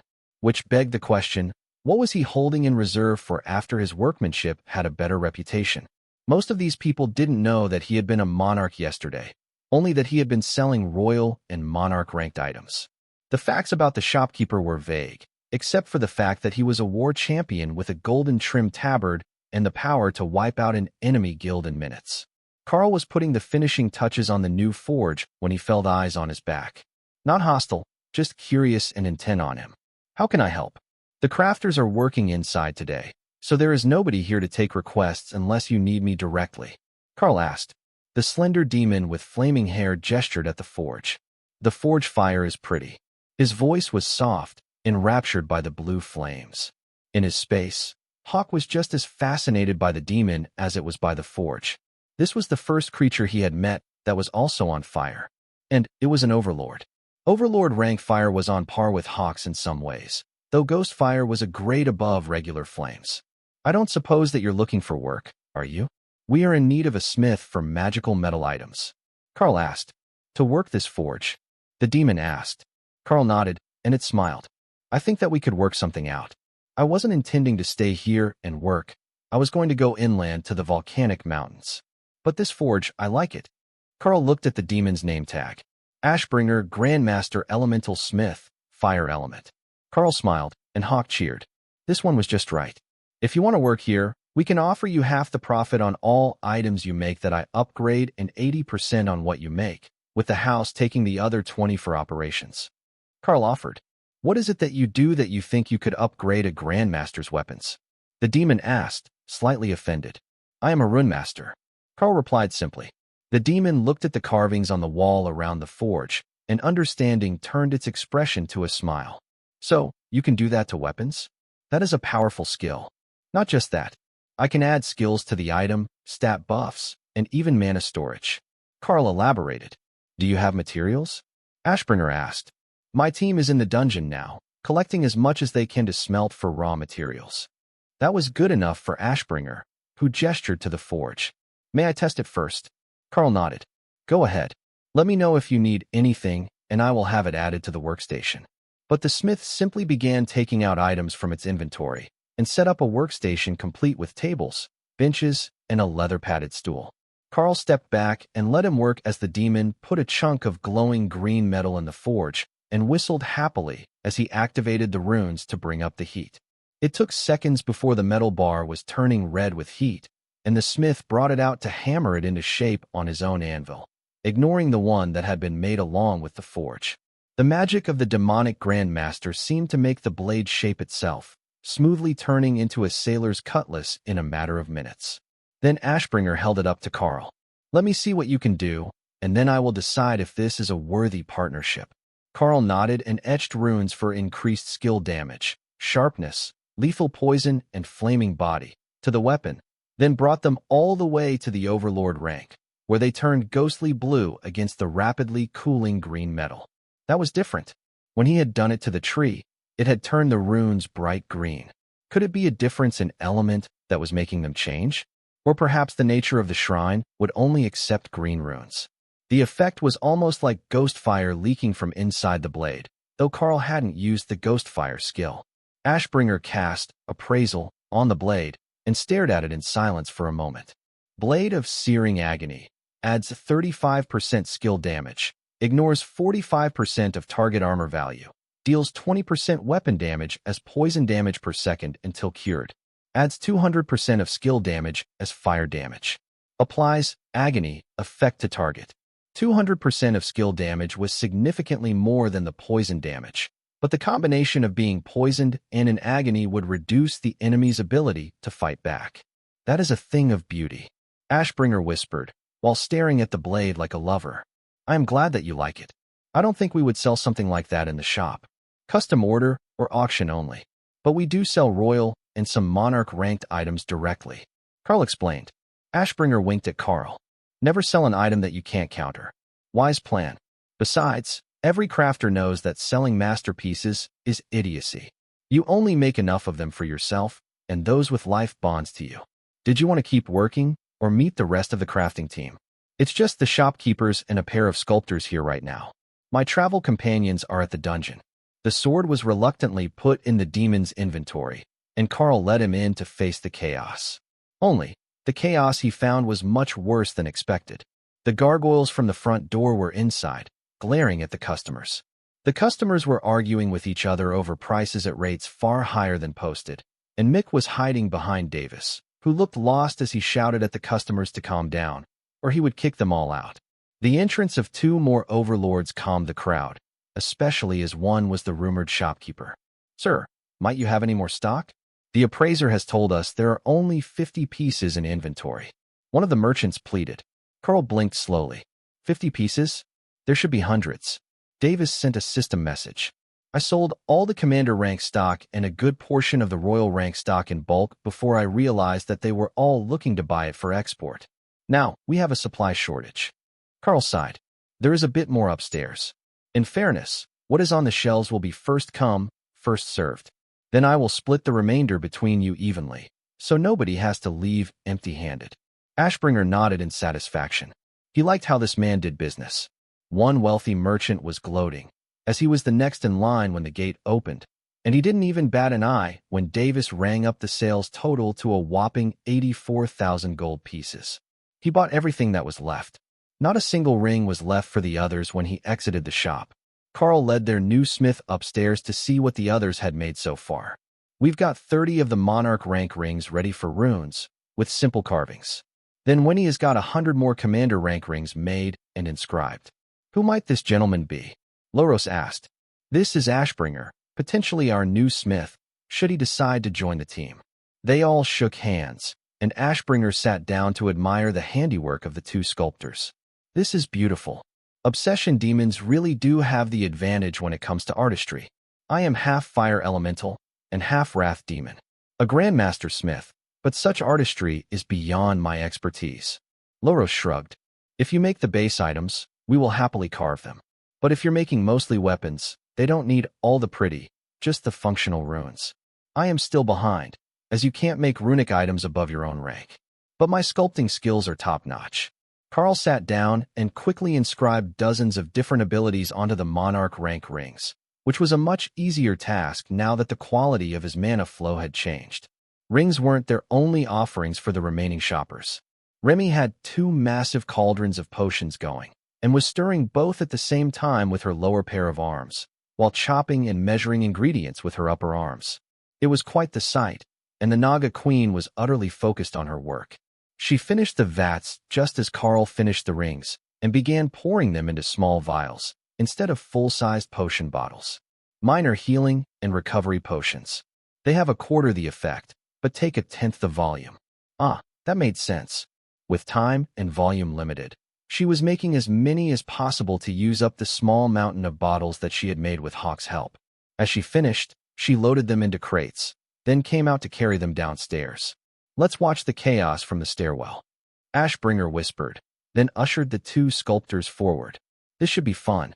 Karl set the rings in the display cases, while Remy placed the crates of potions behind the counter. We have 100 commander rank rings with giant strength and skill damage buffs, 30 monarch ranked rings with mana storage, skill power, and mana regeneration, and 500 each of the lesser healing and recovery potions, both at monarch rank. He announced as everything was placed. Those potions were the mainstay of every adventuring group, the emergency assistance needed to prevail in a hard-fought battle. So, all the merchants assumed that Karl had gone so far as to clear out their guild bank storage to provide the items for them today. The lesser potions weren't expensive, 2 silver coins each, even at the monarch rank.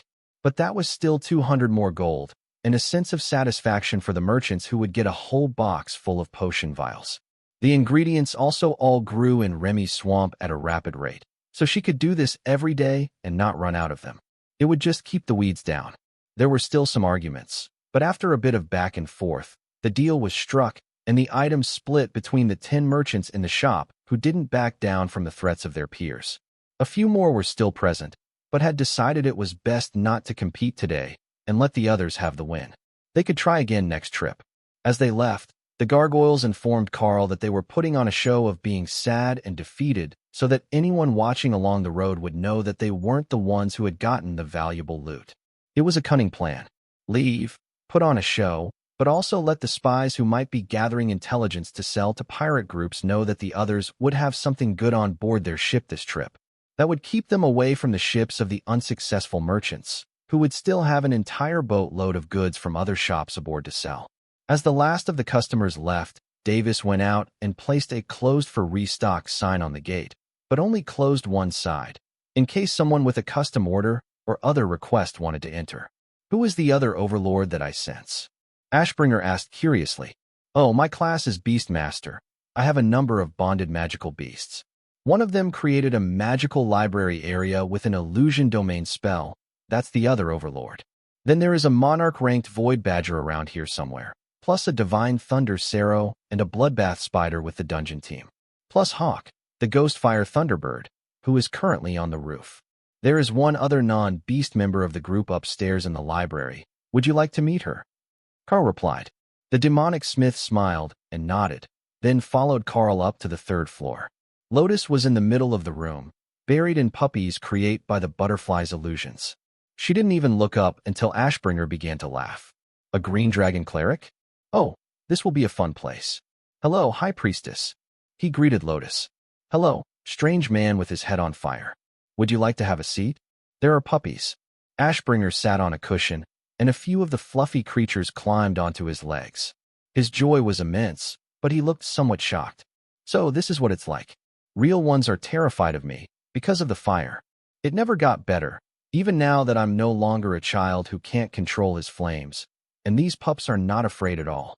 He muttered, just avoid squishing them. Little Butterfly didn't put much magic in them, so they're very fragile. Lotus warned. Ashbringer nodded. If you damage an illusion too much, it breaks. I understand. But they feel so real, it's incredible. The power of a domain ability can't be underestimated. The others came upstairs while the new smith was playing with puppies, and Karl did the introductions, then remembered to remind Davis that they didn't need a smith anymore unless Ashbringer wanted an apprentice. As happy as he was, Karl couldn't see him turning down the job. Is there anything else before I head home for the day? The shop is closed, and now that the ladies are back, I can close the gate on my way out. The fallen angel asked politely. Ashbringer brought out the sword he had made earlier. Bring this to the auction on behalf of the Darklight host. Standard registry for the next sale. Davis put the sword in his inventory and bowed. Of course, Overlord. The auction is next week, the day before Matriarch's Day. Ashbringer nodded, and Karl frowned. You know, I have no idea what day it is. I haven't seen a calendar in ages. Ashbringer shrugged and brought one out. Most nations use their own, which is a nightmare.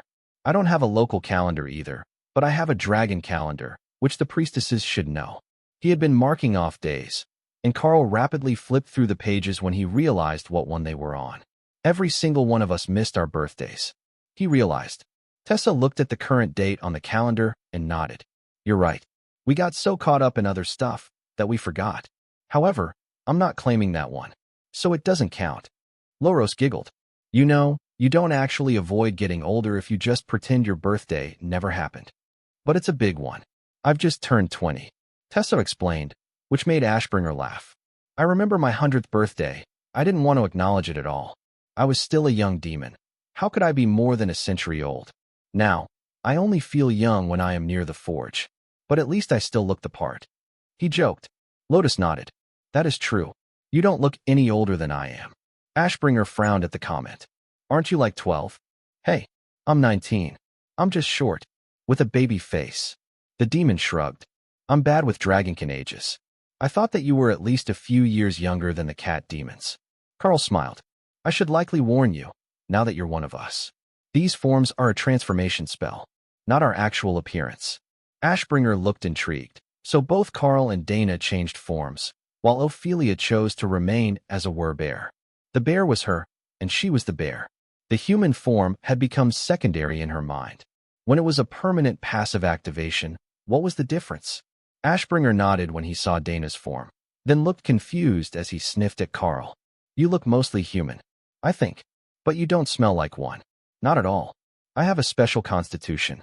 I don't know if that counts as a change of species, but my bones are void iron, and my blood is metallic. Karl explained. That doesn't sound very human to me, but I don't have a name for the species either, so I guess you're just a Karl. Ashbringer was surprisingly casual about the revelation, but Loros was poking at Karl's arm, reminding him that he hadn't told any of the others. Interesting. It's like a hybrid demon. No special name, just a unique existence. If I had to guess, I would say you're more elemental than human. Your whole presence feels like void iron. She agreed. That's settled then. I'm a Karl, and I will be in mostly cat demon form. Then, Karl shifted back a half-second before Dana did the same and settled down on his crossed legs to occupy his lap before stealing a puppy. For the next 3 days, the shop remained closed, and all of the crafters worked on building a new stock for the store. A few times a day, locals would come to sit on the benches along the wall, letting the magic of the altar in the backyard heal them of whatever illness they had contracted.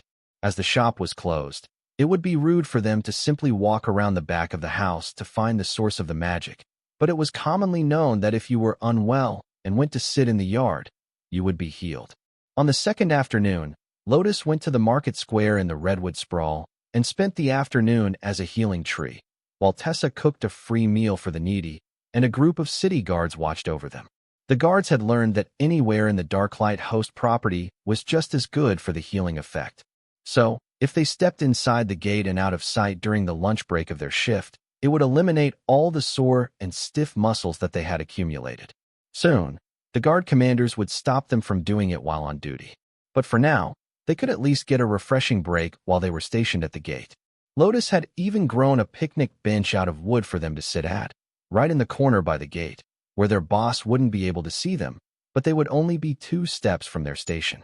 Warriors at Monarch and Overlord rank could easily hop the wall, and the wards wouldn't keep them from leaving, even in the event of an emergency.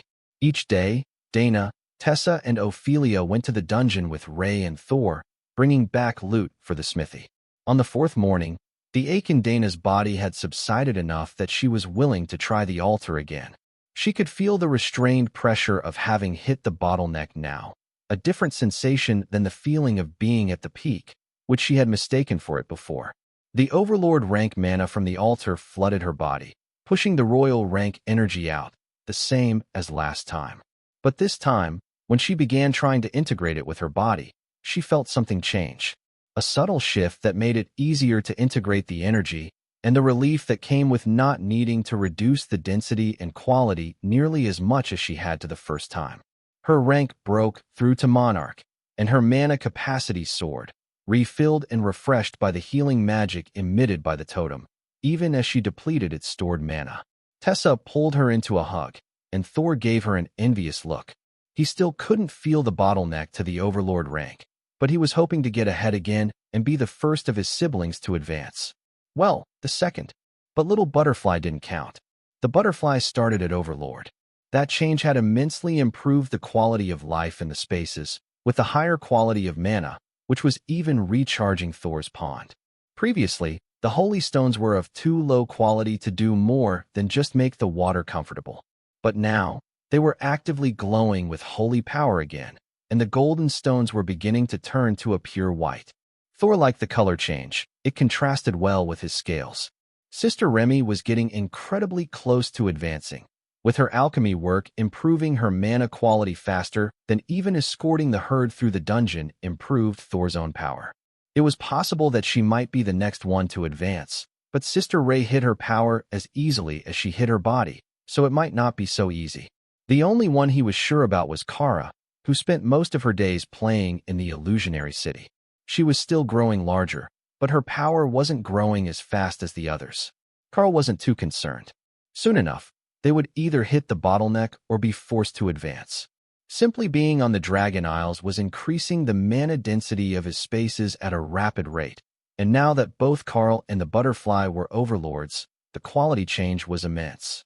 A new space was beginning to form, but Karl was deliberately keeping it fairly small, as he could force the majority of the energy into the other spaces for now. Once they advanced, he would have to even them, but a tiny overlord space was still considered to be the superior state by the system. So, it was no mental strain to leave it the way that it was. He just hoped that everyone would progress smoothly. With their bloodlines changed so much, or being so unknown, it was impossible to tell. That day, the group was back much earlier than usual and in a great mood. The Dana's golems are very strong now, and her guardian got a new attack skill. Ray explained, "Oh, that is wonderful. More monarchs definitely makes the fight easier."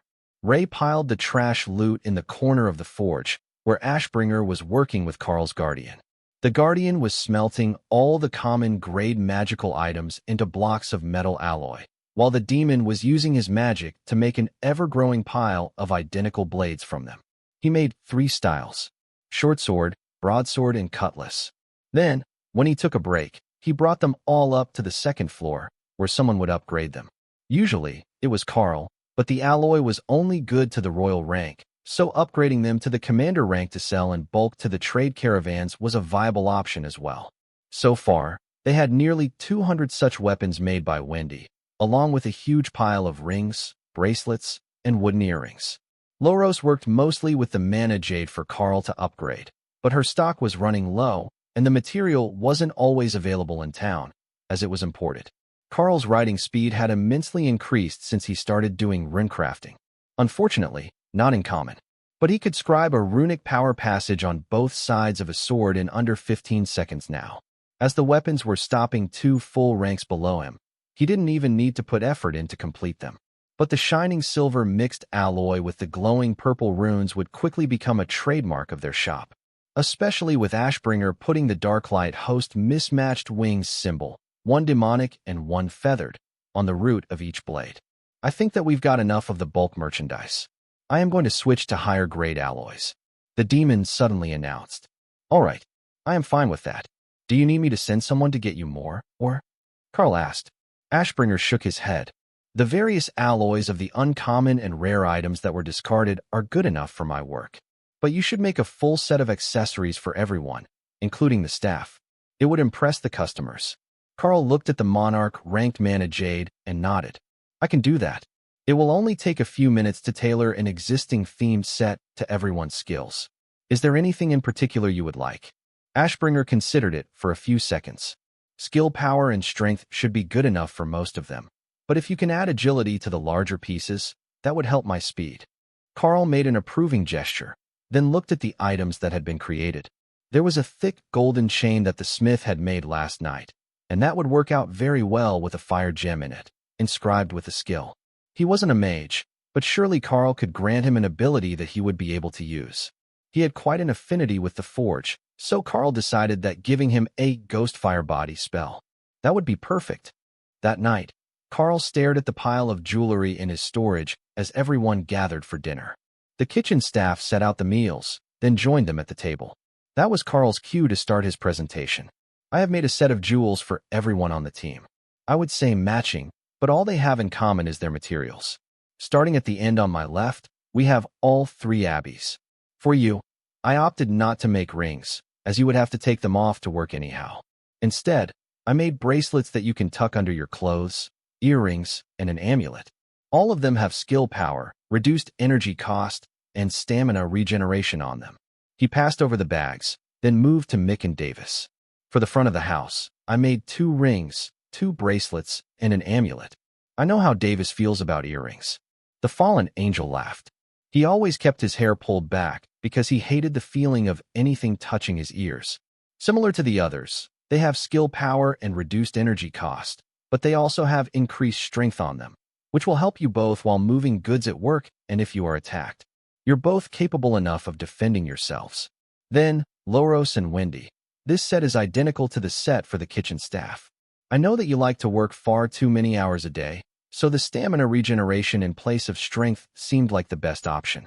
Now, Ashbringer, I have a different item for you, as your powers are at the point where a little more skill power won't make a huge difference in your work.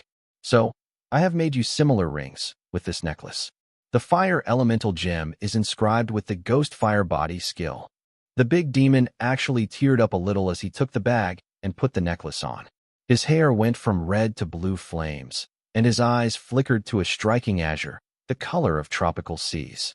Before Karl continued, he transferred the recall skill to everyone in the room, then gave teleport to Dana and Ray, who were the only ones that could use it.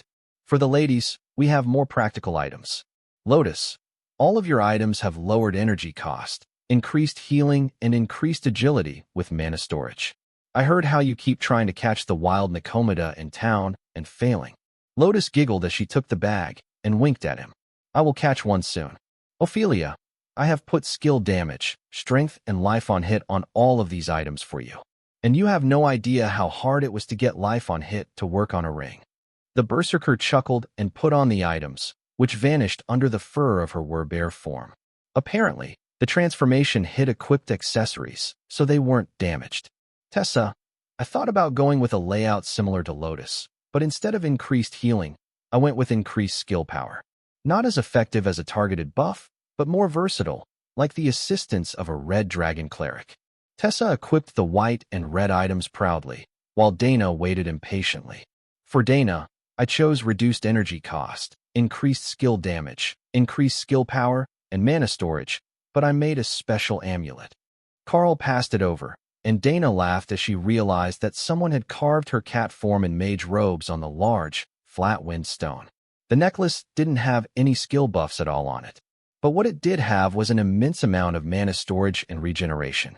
Just hanging it around her neck made her skin tingle with the amount of incoming mana. With this item on, she could spam full power skills through an entire battle. The mood in the house was considerably improved that evening, and everyone went to the auditorium for Little Butterfly to put on a play for them.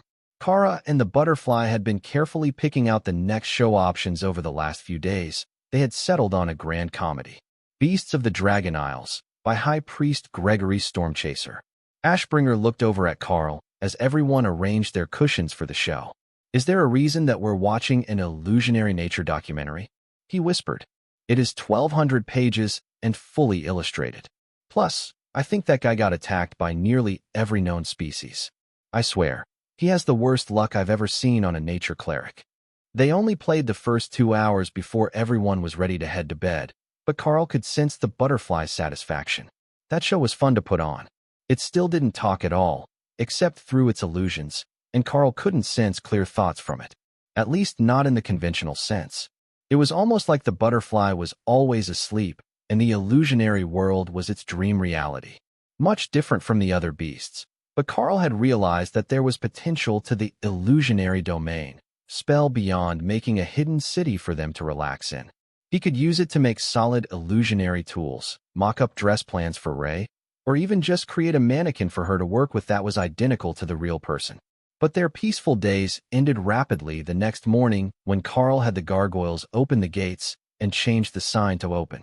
Within minutes, a flood of merchants had descended upon the shop again, looking for anything that they could get. Today, they had a plan for them.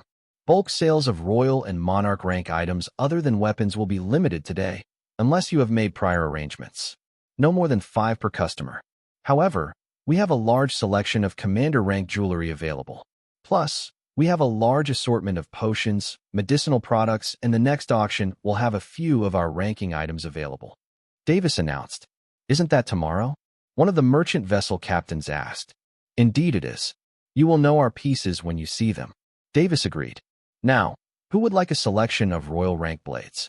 All crafted by a grandmaster and artfully upgraded by a true runemaster. Davis announced. Not particularly powerful, but good for city guards and mercenary guards. Once the store had sold out again, and a new limited stock sign had been made, indicating that they only had whatever leftover jewelry hadn't been chosen by the morning rush, and what the team had made that morning, things began to calm down in the shop, and Davis prepared to go home early. He would be off the next day, as Matriarch's Day was a city holiday, and most shops that weren't food or present related would not operate at all. Karl planned to open the shop for a while, but not stock more than the basics, just in case someone needed a last-minute, please get me out of the doghouse gift.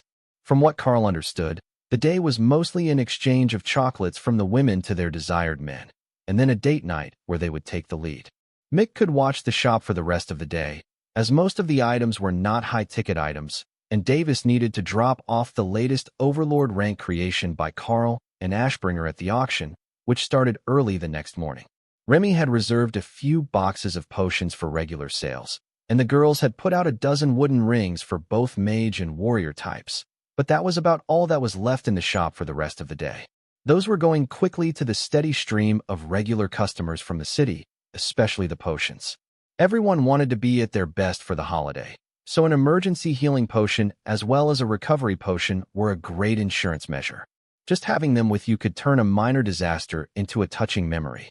Then, just before Karl was going to have the gargoyles close the gate, a middle-aged mage in the same uniform as the academy man who had custom-ordered wands entered the shop. "Good sir, might you know where to find the Darklight Host Guild house?" he asked. "You're standing in it. What can we help you with?" Karl replied with a smile that must have shown too much tooth, as the man looked concerned, and he was some sort of partially skeletal monster species, not a demon as far as Karl could tell. Upon closer look, Karl realized that it was actually just a bone protrusion that covered half his face like a mask, with a horn at the top. He wasn't undead. "The governor of Large City would like to invite you to the academy to give lessons on runecrafting. You see, we have it as a course, but nobody actually has the skill. So, what we can teach students is limited." The mage asked. Karl frowned. "My time is rather limited, and I have a lot to do here. Attending an academy hundreds of kilometers from home for an extended period of time simply isn't feasible." The mage sighed. "I was afraid that you would say that. I don't suppose that you would have a skill book to teach the art, would you?" Karl shook his head. "But I can make one for apprentice runesmithing. That's a primer to the art, and far more people can use it. However, it will take a significant amount of time to create." But Remy had other ideas as she appeared beside him.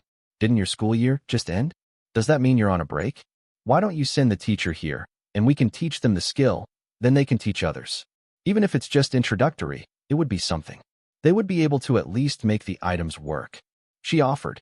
The mage considered that for a few seconds, his eyes flickering left and right as he paid attention to something else, possibly reading system messages. "All right. If you can provide introductory skills to our instructors, it would be appreciated. 2 juniors, one for armor and one for practical applications, will be here in just a moment," he explained. Karl shrugged. "All right. Can you explain the courses? If they're too similar, it would be the same subset skill. You see, the subset skill which I taught my apprentices is runesmithing. That's not the same as a rune priest, a runic alchemist, or a runic architect." Remy did her best not to laugh as Karl started making up classes. Then she realized that if he mixed skills, he probably could make those different specialties with the runes, and the students would be somewhat limited by their initial path. Remy personally tended towards runic alchemist, as she was short on books to discover all the recipes she wanted, so she just imbued something close to what she actually wanted to create with runes, using Karl's runecrafter skill.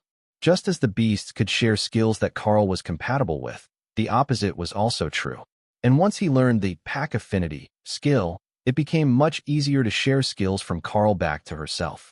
Karl just didn't know many skills and spells that didn't come from them.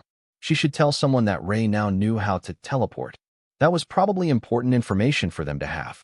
But she could remind them of that new function later. They were doing a thing now. "You know runic alchemy? I thought that you were just a rune maker." The man asked. Technically, Remy here has mastered runic alchemy. I have no alchemical skills. I am purely a rune master. But she has become quite adept with alchemy and creates the potions for our shop. Karl explained. Remy handed the man a potion, and he stared at it in confusion, then cast a spell on it to examine it more closely. Indeed, it does have clusters of empowered runes in the solution. That is incredible. What is the potion for? Reversing receding hairlines. Remy replied happily. The mage looked offended, then intrigued. Really? It can reverse receding hairlines? How powerful is it? He asked. Remy shrugged. Monarch rank. It's not fully tested, though. How much is this potion? He asked curiously. The materials cost 6 silver, so it sells for a gold coin. Remy explained. The man nodded and handed her a coin, then downed the potion. Slowly, hair grew on the top of his head and all over the side of his face not covered by a bone plate, then down his arms. Wait, was that supposed to happen? I swear, it wasn't supposed to add hair in new places, but I don't have any hair to test it on. Remy mused. The mage looked confused, then understanding lit his eyes, and he smiled.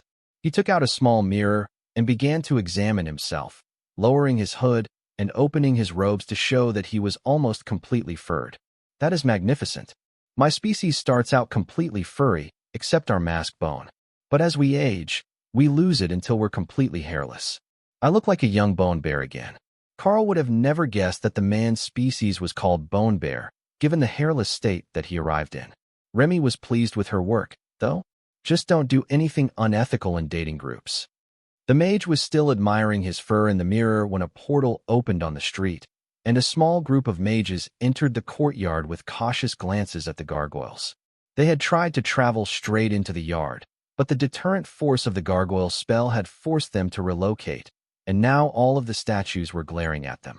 The ones from the back of the house had even come to the front to see who the audacious intruders were.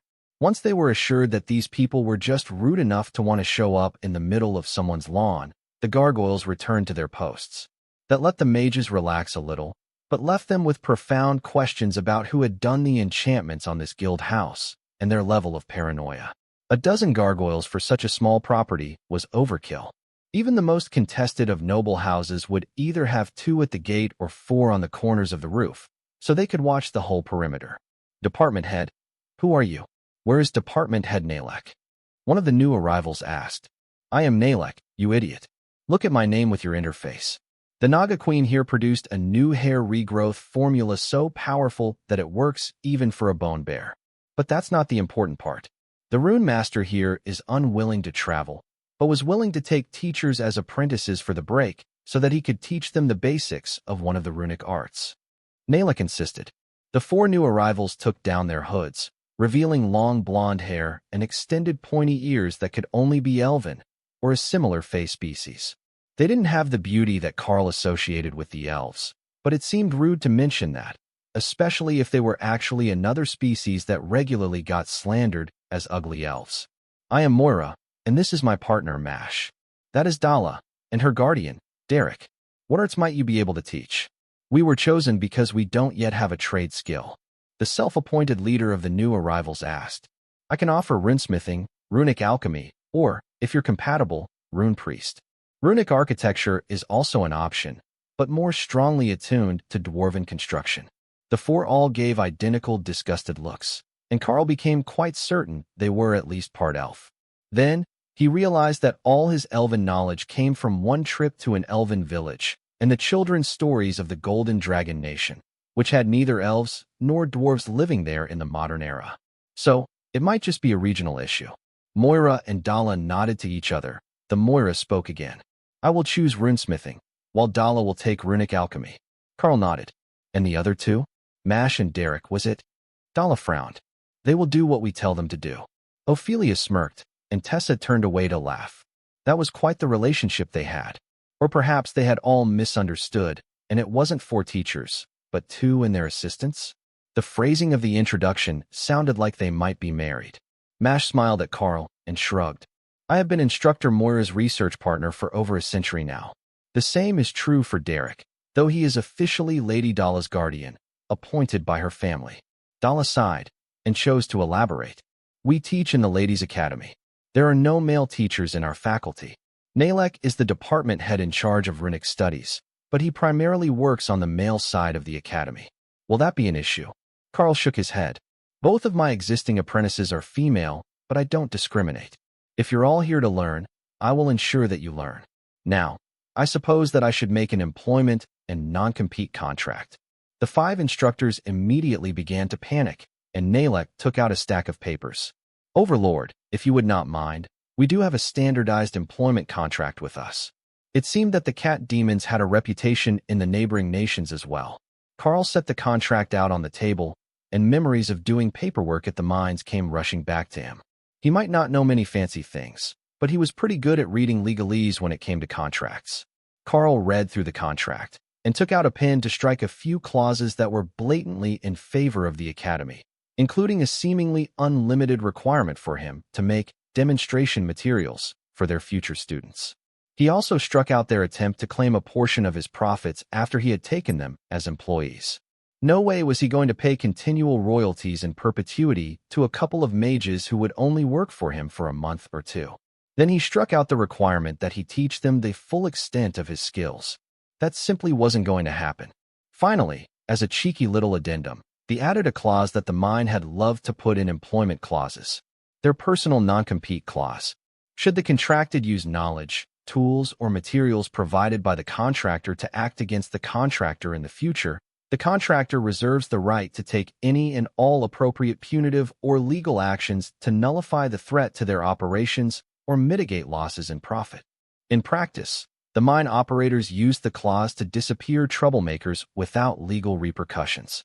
But Karl could use it to keep them from trying to set up rune-crafted item shops to compete with him, or to remove their heads to take back the knowledge. Ray added. Karl turned over the edited contract so that the mages could look it over. They looked moderately annoyed at the clauses he had removed, but not surprised. Eventually, Dala made a single stroke of her pen and held up the contract for Karl to inspect. She had removed, or from between punitive and legal actions. That greatly changed the meaning of the phrase, but Karl smiled and nodded in agreement. The contract still didn't state what nation's laws the actions would be taken under, and he was certain that he could find one who approved of any definition he wanted to assign to the words legal action if there were issues in the future. The 4 teachers signed the document. Then Karl put his signature on the pages, and the paper altered, removing the struck clauses and adding his own in the same writing as the magical contract took effect. Nalek patted them on the shoulder, then turned to the door. I will open a portal to bring you back 2 days before classes start.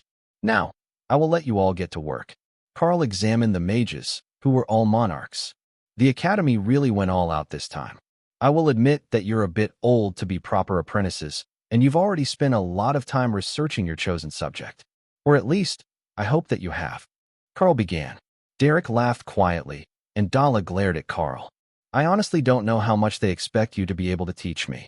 Karl focused on Remy's alchemy, skill, and runecrafting, merging them to create runic alchemy skill. Then he transferred the apprentice runic alchemy skill to the 2 half-elves. They were shocked into silence, so Karl took the opportunity to transfer apprentice runesmithing to the other 2. If everyone was shocked silent at once, he shouldn't have to repeat himself. Remind me again why I thought it was a good idea to agree to this. Karl whispered to Dana, who laughed at him. I have no idea. Maybe you thought they would send you cute young apprentices. Remy nodded in agreement. Cute apprentices are best. All right, now that you have the basic skills, we can get started on your training. Lady Remy will be teaching the runic alchemy introduction. Please let me know if you have issues with the system translation of her lessons, as she only speaks Serpent. I will take care of the runesmithing lessons for the day, as Overlord Ashbringer has created a wealth of blades for them to learn the basics on. The dungeon trash is good to royal rank, so not to the maximum of your powers. But we can ease you into that as you learn the principles. A huge portion of what Karl knew about enchanting weapons actually came from the Dwarven runecrafting book, and not the skill. So, while runesmithing would teach them the language and how the skill worked, the intricacies of compound runes were not included. As researchers, they should understand some of that already. They would have seen it on relics. Ashbringer brought a whole bundle of weapons up to the 2nd floor, and Karl created a floor-to-ceiling chalkboard with Earth Barrier. All right, we will start with the 6 most common runic strings that are used, and then we will start on the lesson of compounding. Karl began. Moira sighed and took out a piece of chalk. She wrote a set of runes on the board while Karl watched. See, I know all this. She insisted. You got the stroke order wrong here. Here, here, here, and here. These 2 runes are missing a stroke, and this one is at the wrong angle. It means a powerful erection, not a powerful skill. Now, while that is a fun rune, it's not what we're hoping for in a weapon, Karl explained. Moira stared at him in shock, and Karl gestured to a blade. If you think I'm lying, go ahead and try. But if you mess it up, you have to help Ashbringer hammer the incorrect inscriptions back out of the blade. That too is part of the art of runesmithing. The proud instructor began the work, doing them exactly as she had written them on the board, while Mash watched over her shoulder. Moira smiled smugly as she inserted power into the runes, then gasped in horror as she realized there was an ever-growing bulge in the pants of the man beside her. Karl smirked as he began to speak. Wonderful. You now have a sharp-edged reproductive assistant toy. If you had gotten the runes a bit more correct, it would have a range longer than contact. Mash, if you could move back a step, the effect should fade. Now, are you ready to listen to me and to the knowledge of the language that the skill inserted into your brain? You should know how to do this correctly. Just think about the skill. Mash came forward and paused for a moment with a look of intense concentration on his face. Then he wrote the basic runes on the board, very nearly correct. Close. Only a few errors here and here. Practice those on the board, and then we can move on to compounding them together with basic modifiers for distance, strength, and duration. Once you have mastered that, we will start on the effects of varying engraving depths on the outcome. Loros and Wendy tried their hardest not to laugh as they worked. They had known nothing coming in, so they didn't have to unlearn decades of bad habits and incorrect knowledge to understand what Karl was teaching them. Compared to that, these newbies were going to have a very hard time. Meanwhile, in the illusionary city, where Remy had taken her students to work, things were going much more smoothly. They weren't trying to unlearn bad habits. They were treating the art as new alchemy recipes that used runes as an ingredient. It had only taken Remy 1 demonstration potion for Dala to understand her skill, and now the alchemy teacher was fully engrossed in the lessons on adding runes to a simplified potion mixture to make functional replacements for missing ingredients. The advantage of the city was that there was no sun. It was always the same twilight, no matter the hour of the day. So, the students would never notice when night came, and she could simply work them until they dropped. If potions filled every bit of their brain, they should begin to learn at something resembling a reasonable pace. She just had to keep them from distractions. It was a brilliant plan. Well, almost brilliant, Remy realized once she started to get hungry. She would still have to take breaks to let them eat, and that would give them back their sense of time.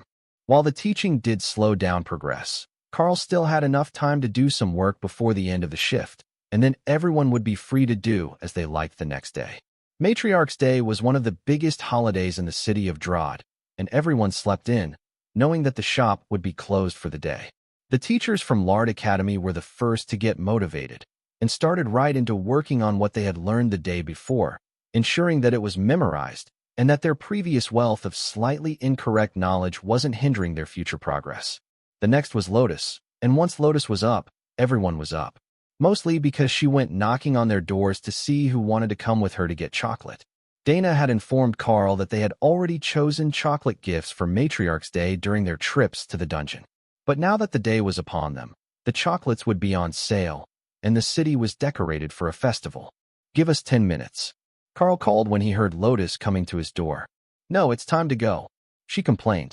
We really aren't suitable for going outside right now. Let us shower, and we will join you. Karl retorted, while Dana laughed quietly and turned on the shower in the inn soot.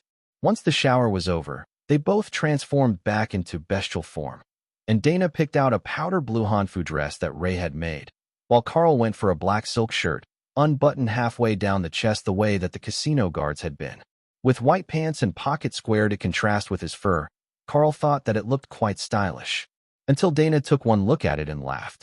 I keep expecting you to use a sleazy pickup line on me when I see that outfit. She giggled. Oh, perhaps you would change your mind after a few drinks?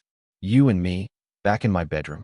Karl replied in a rumbling drawl that triggered every amorous instinct in Dana's transformed body. That's cheating. No abusing species triggers. Plus, we're already in your bedroom, and Lotus is waiting for us to get dressed. Dana retorted, You sound like you're already dressed. I am waiting for you to stop flirting. Lotus shouted through the door. Karl left his outfit unchanged and stepped out to the main room. Lotus took one look at him and looped a large gold chain around his neck. Then another one before she nodded in satisfaction. Now the look is complete. Tessa smirked when she saw Karl with Dana on his arm, but Ophelia gave them an enthusiastic thumbs up. Thor came out of his space in a fancy black and gold suit that Ray had tailored for him, complete with a gold-embroidered cape, which was a bit overkill for a city was warm as drought. But he did look very noble. They headed out into the street, and Lotus looked down at their feet. Hey, why aren't you wearing shoes? She asked. Karl shrugged. They're not comfortable with these feet, but I have eternal lightning, active anyhow, so I'm not going to pick up a nail or anything. Karl smirked at Ashbringer, who was also not wearing shoes, as he had hooves. Well, you might have shoes, the horseshoe type, but Karl didn't see them, and it didn't sound like metal on cobblestone streets when he walked. The smith had Loros on one arm and Windy on the other, while Mick was opposite Lotus on Ophelia's arms. The guards shook their heads in dismay as they saw the Darklight host leaving the house. That guild was a source of envy for the entire guard detachment. With powerful overlords, skilled crafters, rare skills, and all the beauties they could want. In fact, they had so many that the Were-Bear was claiming some, and she was one of the beauties herself. They might be demons, but everyone knew bears gave the best hugs. The coffee shop on the next block had hot chocolate and chocolate croissants on special for the holiday, so that was their first stop of the day. Each table had a list of the day's events on it, in case customers weren't aware. Noon, address by the Lord. 12:30, castle gates open for public tours. 1400, Fool's Walk debutante parade. 1600, VIP garden party at castle. 2100, fireworks show begins. Karl gestured to the sheet. Are so many people invited that the VIP garden party is noteworthy? The server laughed. Most of us like to go to watch all the celebrities enter. One of her co-workers giggled. She means the guard captains in their formal best. Anyone overlord ranked and higher is invited with a +1. So, if you gentlemen would like to choose a date, you could attend and enjoy the castle life for a night. Karl shook his head. I believe that we have plans for the evening, but we will go watch the fireworks. Is there a best spot? Or just fly up and pick a good angle? The server looked at them curiously. Karl definitely did not have wings. But if the overlord said he could fly, she would accept it as truth. Oh, should we have someone enter the parade? We've got young ones. Lotus suggested. The staff began to laugh. Priestess, you misunderstand. There are more women than men in the city. The debutante parade is for single young men to show off in an attempt to find a mate. I don't think that you have anyone qualified. Loros nodded happily. It sounds like it will be great eye candy. We should get some drinks and go watch after we tour past the castle. There will be a big party on the docks as well, with roast meat and rum. Karl had a summoned premonition of a drunk healing tree, then decided that maybe the docks were a great idea. We should at least listen to the Lord's address, as most of us haven't heard it before.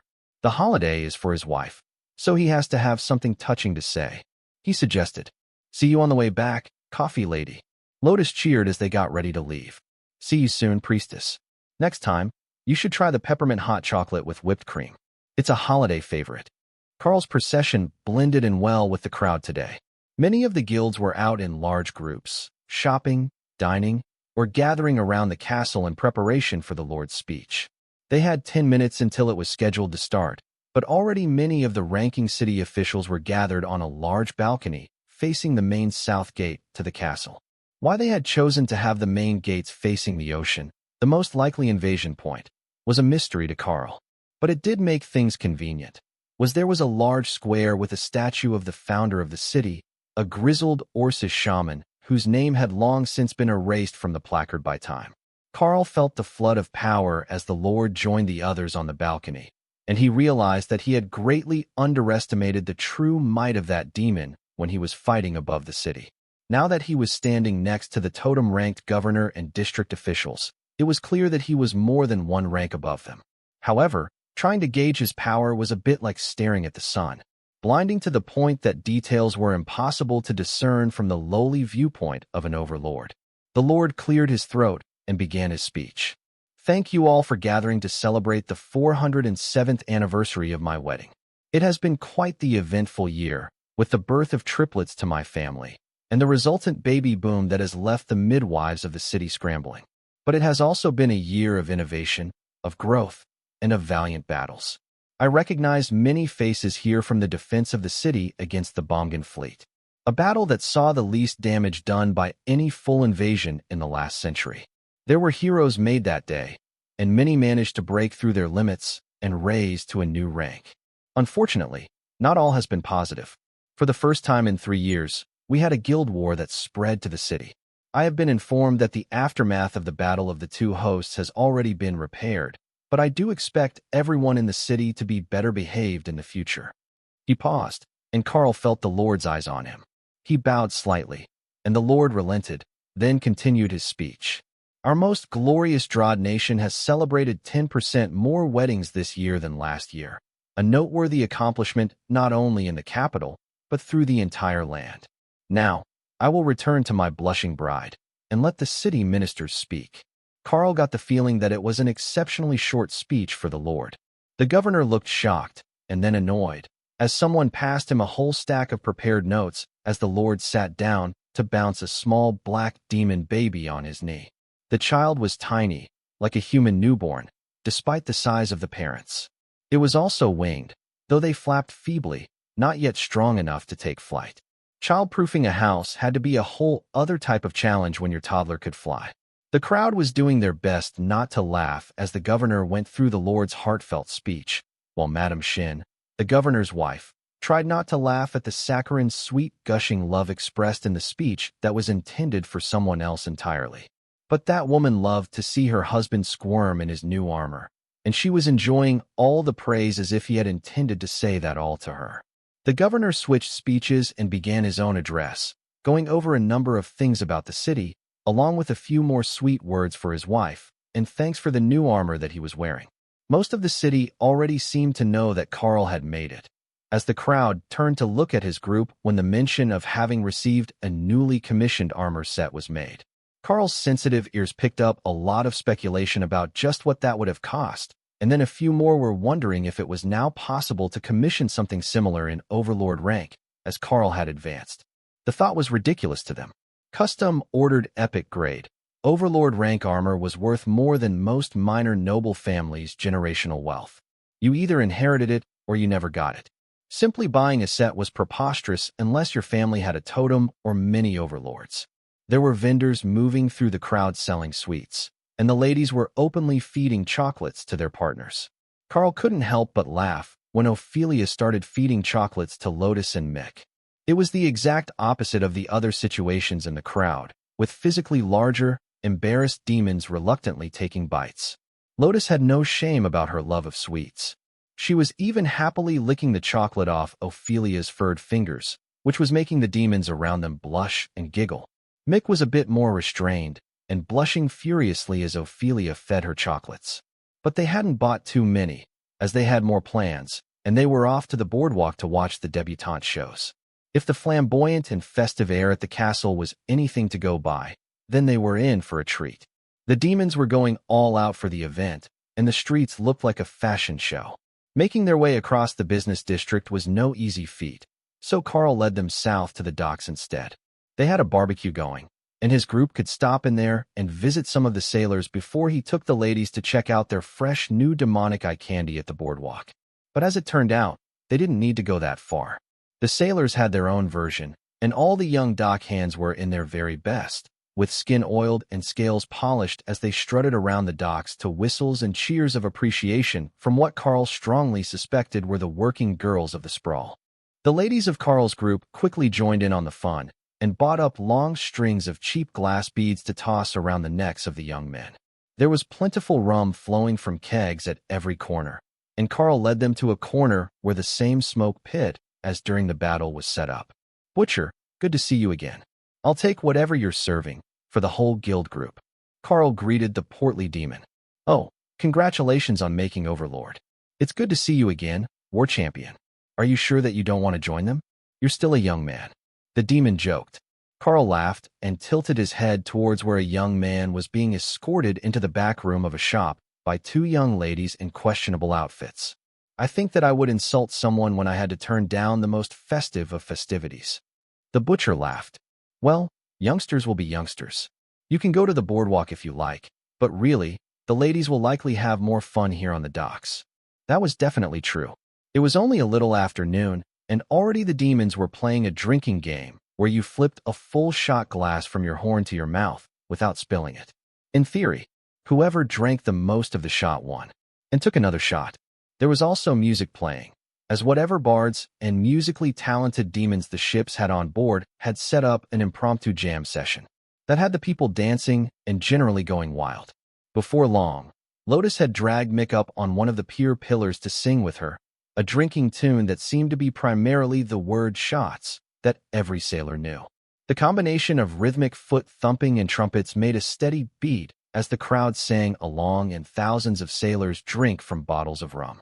Karl could see people closer to the boardwalk giving the crowd at the docks disgusted looks at the lewd lyrics, then confused stares as they realized that it was a green dragon priestess and a vampire in a Lolita dress with a parasol leading the chant. Something wasn't right with the sailors, they were certain. Many of the noble young ladies were tempted to come over and check out the scene, but the rowdy party was causing their parents to glare at them every time that they turned in a vaguely southerly direction. The song changed, and the stomping changed to a new rhythm that was slower and somehow more sensual, but still accompanied by trumpets and a saxophone, which made for a very strange experience to Karl's foreign musical tastes. But soon enough, he found himself dancing with Dana in his arms, dragged into the crowd, and drinking rum from the bottle as they laughed and spun in the crowd. They were pleasantly drunk and making new friends among the sailors when a rather horrified-looking official in a castle uniform made his way to the dock and caught Karl's attention. "Overlord Karl, do you think that I could pull you away from your revelry for a few moments?" the demon asked. Karl nodded and moved to the edge of the crowd, where Dana was handed a kebab and a fresh bottle of rum. The official cleared his throat. "You have been formally invited, along with your +1, to the Lord's private garden party. Can we expect your attendance?" "How long do we have?" Karl asked, already feeling his constitution burning the alcohol from his system. 1 hour before the first guests begin to arrive, 2 hours before the party starts. The official explained, looking a bit embarrassed. He had likely intended to find Karl much earlier, but hadn't expected him to be on the docks with his whole guild. "What is the dress code?" Karl asked. They were already dressed up pretty fancily, as it was a party day. "Your current attire will do. It's a semi-casual event, but most dress to impress," the official explained, hoping that Karl would understand the meaning behind his words. The Lord had invited him directly, which was a huge honor. But the demon was a bit worried that Karl was already drunk enough that he might not appreciate the nuance. Fortunately, Ray had them covered, and she had prepared extra fancy matching outfits in black and white silk to match the fur of their transformed bodies. Dana was certain that she was going to hate whatever idea Ray had come up with, but the flowing dress was beautiful black silk with white embroidery all over it, creating a vine pattern. It fit like a glove, and it highlighted the white and red jewelry with elbow-length sleeves. Karl was forced to change from his casino goon look into a white suit over a black base layer. He had minimal black embroidery on his suit, just a spiderweb pattern at the collar and cuffs. But she had made up for it with all the spiderweb pattern woven into the tie. Karl briefly explained the situation to the others, then summoned the Lamia bodyguards to watch over the group and ensure that Lotus didn't get abducted by strangers with candy, before he led Dana off for some last-minute grooming. There was a beautician not far from the docks, and on their way to the castle gates. They had been partying for hours. A little perfume and a change of clothes might make them smell better, but their fur could use a little brush and polish before meeting new people. Fortunately, the staff at the salon understood immediately that they were going to a formal event, and not just looking for the sort of festive decorations that many of the partygoers were getting. By the time that they were fully brushed with some sort of pleasant-smelling fur conditioner and redressed, it was time that the guests should have been arriving at the castle. Time to see how many of the local celebrity chasers knew who they were. There was a short line of VIP guests waiting to get into the castle for the garden party when Karl and Dana arrived. The staff wanted each of them to walk the red carpet as a couple so that the crowd had time to get a good look at them. That slowed progress, but the cheers of the crowd when they recognized someone were deafening. They were all turning on their titles and guild tags, so Karl did the same and quietly warned Dana to do the same if she could. Former Lord of Bunga City, Karl, Grand War Champion of the Darklight Host. Dana, Battle Mage of the Darklight Host. Having names and titles active would make it much easier to meet new people inside the party as well. Everyone there was an overlord or the guest of one, which meant that most of them operated businesses or owned large amounts of property. But not only that. Some of the people in front of him were visiting nobles, city lords from other cities in Drod, and even a few ship captains, going by their titles. Karl's turn came, and he looped his arm for Dana to take as they casually strolled down the red carpet. Dana was recognized by very few, as she had not been transformed for the battle at the docks, but many recognized Karl, and they were telling the others. Having the titles active gave them a good idea who Dana was, so the crowd just assumed that she was active on a different side of the battlefield than where they had been. As they got closer to the front, they reached the most devoted visitors, the ones who hadn't left after the speeches. "It's the Healing Trees Guard," someone called, and a massive roar of approval spread through the demons, drowning out the other noise in the crowd. The residents on the west side of the river weren't aware, but Lotus was a huge celebrity in the slums and the sprawl. In the Stone Chapel district near the guild house, it was the shop that the Darklight Host was better known for. Karl reached the gates with Dana, and the guard bowed politely. There was a green mana jade ring on his hand and a smile on his face. But Karl noticed that the other guard had red and white mana jade earrings hanging from her ears, and her shockingly white hair pulled back to show them off. Someone had gone all out to impress her, and she was very proud of the gift. "Thank you. Enjoy your afternoon," Karl replied as they ushered him through the door. "Certainly, Overlord. The Lord will be looking for you soon, if it is possible for you to be somewhere visible," the female guard replied. Karl led Dana into the gardens, following the line of guards toward the open space on the north side of the grounds. Hundreds of overlords and totems were already gathered, and the aura of power was oppressive, nearing overwhelming. Now, he could understand why they made it an overlord rank event. With all the political posturing and business deals in progress, tensions were high under the smiles, and the demons were leaking power constantly. Karl noticed as a Naga man smirked and shifted to highlight his hip with his hand on a sword. For a split second, Karl thought that it might be an aggressive act, brazen as that might be. Then he recognized the blade. It was one of the two Overlord-ranked weapons that the Darklight Host had put up at auction and must have sold this morning before the day's festivities started. Karl quickly checked the man's titles. "Looking quite fashionable, Prince Gabble. You seem to have had a great victory at this morning's auction." The poison effect on that blade turned out to be particularly potent. He greeted the Naga Prince. "Oh, might you have been one of my competitors for this masterpiece?" Prince Gabble asked. Karl shook his head. "Quite the opposite. It was my guild that put it up for sale. It is most excellent to see that it has found a good home with a proud owner. That attracted a number of the other overlords over. Branch leader, I don't suppose that your artisans will be putting other similar articles up for sale next month, will they?" One of the ladies, a lithe but athletic orc, asked excitedly. Karl shrugged. "I can't say for certain. Overlord-ranked items only get created when the artisan is feeling inspired. So, while it is likely that we will have items at the auction, I can't say what they will be."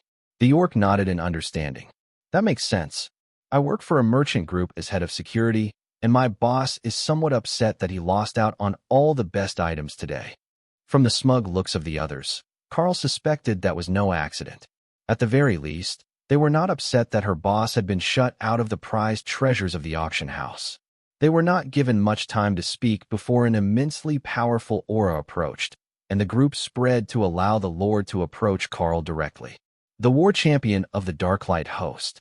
What a fascinating thing, to have been granted such a title and a legendary guild name by the system.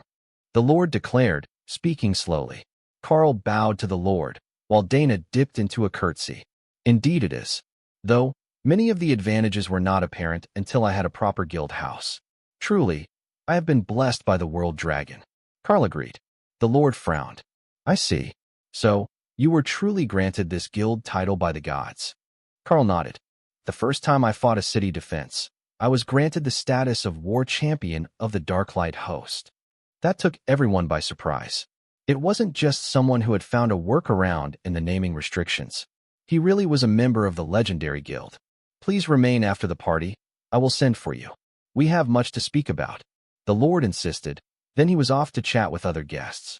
Having been directly addressed by the Lord made Karl and Dana immensely popular at the party, and within minutes they had met dozens of new people from all over the Dragon Isles. The locals seemed to have mostly retreated, as they could meet him again later. Nobody wanted to make some foreign prince or princess wait to meet the celebrity of the hour, and Karl's popularity also dragged the most obnoxious away from them. But the effect soon faded, as the Lord was still making his rounds, meeting new people who had done something noteworthy during the last year while he was distracted. Butlers wandered the gardens, and once the crowd had dispersed a little, a second group of well-wishers gathered around Karl. Lord Karl, I don't believe that we have met. But midwife Musa informed us that you were the source of the fertility charm that has been so effective for the local nobility. We have to thank you. An Oni demon woman greeted Karl with a reverent look that put Dana on edge. No need to thank me. I was paid quite well for my services. Congratulations on the upcoming arrivals to your family. Karl replied with a faint smile. The demoness smiled. Yes, it will be good to have children around the house again. I'm afraid all of my others are long since grown and moved out. The downsides of excessive longevity. The man beside her chuckled. It will be somewhat awkward at family gatherings for the next few years, I suspect. Our daughter-in-law and granddaughter are also customers of the midwife. Dana couldn't help but laugh a little at the thought, and the handsome demon smirked at her. Yes, I am certain that it will only get worse once they are teens and getting closer to the triplet prince's choosing year. But that is still a few years in the future, and it's not the first time we've been through this in the last 100 years. The Lord and his wife are quite amorous, even after 4 centuries. That made most of the nearby demons laugh. Every 20 or 30 years, the Lord's wife would begin demanding more children, as she had gone too long without any in her home. Most men would suggest that she volunteer at an orphanage or other place that works with children. But the Lord has preferred to simply give her more of her own. During the 1st century, they had dozens. Then it began to slow down, and many had assumed that would be the end of things. But since then, it has become a reliable event for new royals to be born to every generation. The garden party began to wind down late into the evening, though many couples had left early to enjoy a romantic dinner together either in the castle or elsewhere. Dana had opted to eat on one of the patios overlooking the garden, where she could see so much of the crowd's social interaction. The dynamics between factions fascinated her, as many of them clearly despised each other, but none of them would dare to start trouble here. The Lord's butler came as they were finishing dessert, and waited to escort them inside for whatever meeting the Lord had required. Karl suspected that it had something to do with the guild war, as Hawk had damaged the city's public property. But that seemed like a small matter, as restitution had been paid and the damage repaired the same day. They were led directly to the Lord's home wing, not to an office, which Karl hoped was a good sign. Nobody wanted to get blood on their carpets with kids in the house. It would end up everywhere. Before the butler could even introduce them, the Lord was motioning for them to take a seat across from him and his wife. Welcome, Overlord Karl. And you must be the one known as the Dana Mage. He greeted them. Dana stared at him in confusion, while Karl laughed quietly to himself. Is that not right? I listened in on the thoughts of the Thunderbird called Hawk, and that was how he referred to you. Never mind. Your name is Dana anyhow, so it's close enough. Ha ha. They probably think we're all clerics because they got their intelligence from Hawk, and he calls everyone brother and sister, except for you, Dana and Ophelia. Karl laughed in Karl's mind as the Lord continued. Shortly after you arrived in Drod, I was made aware that you would be coming to my territory, and warned that you were exiled for becoming quite the troublemaker. But it appears that my old friend from the Dragon Church misunderstood your nature.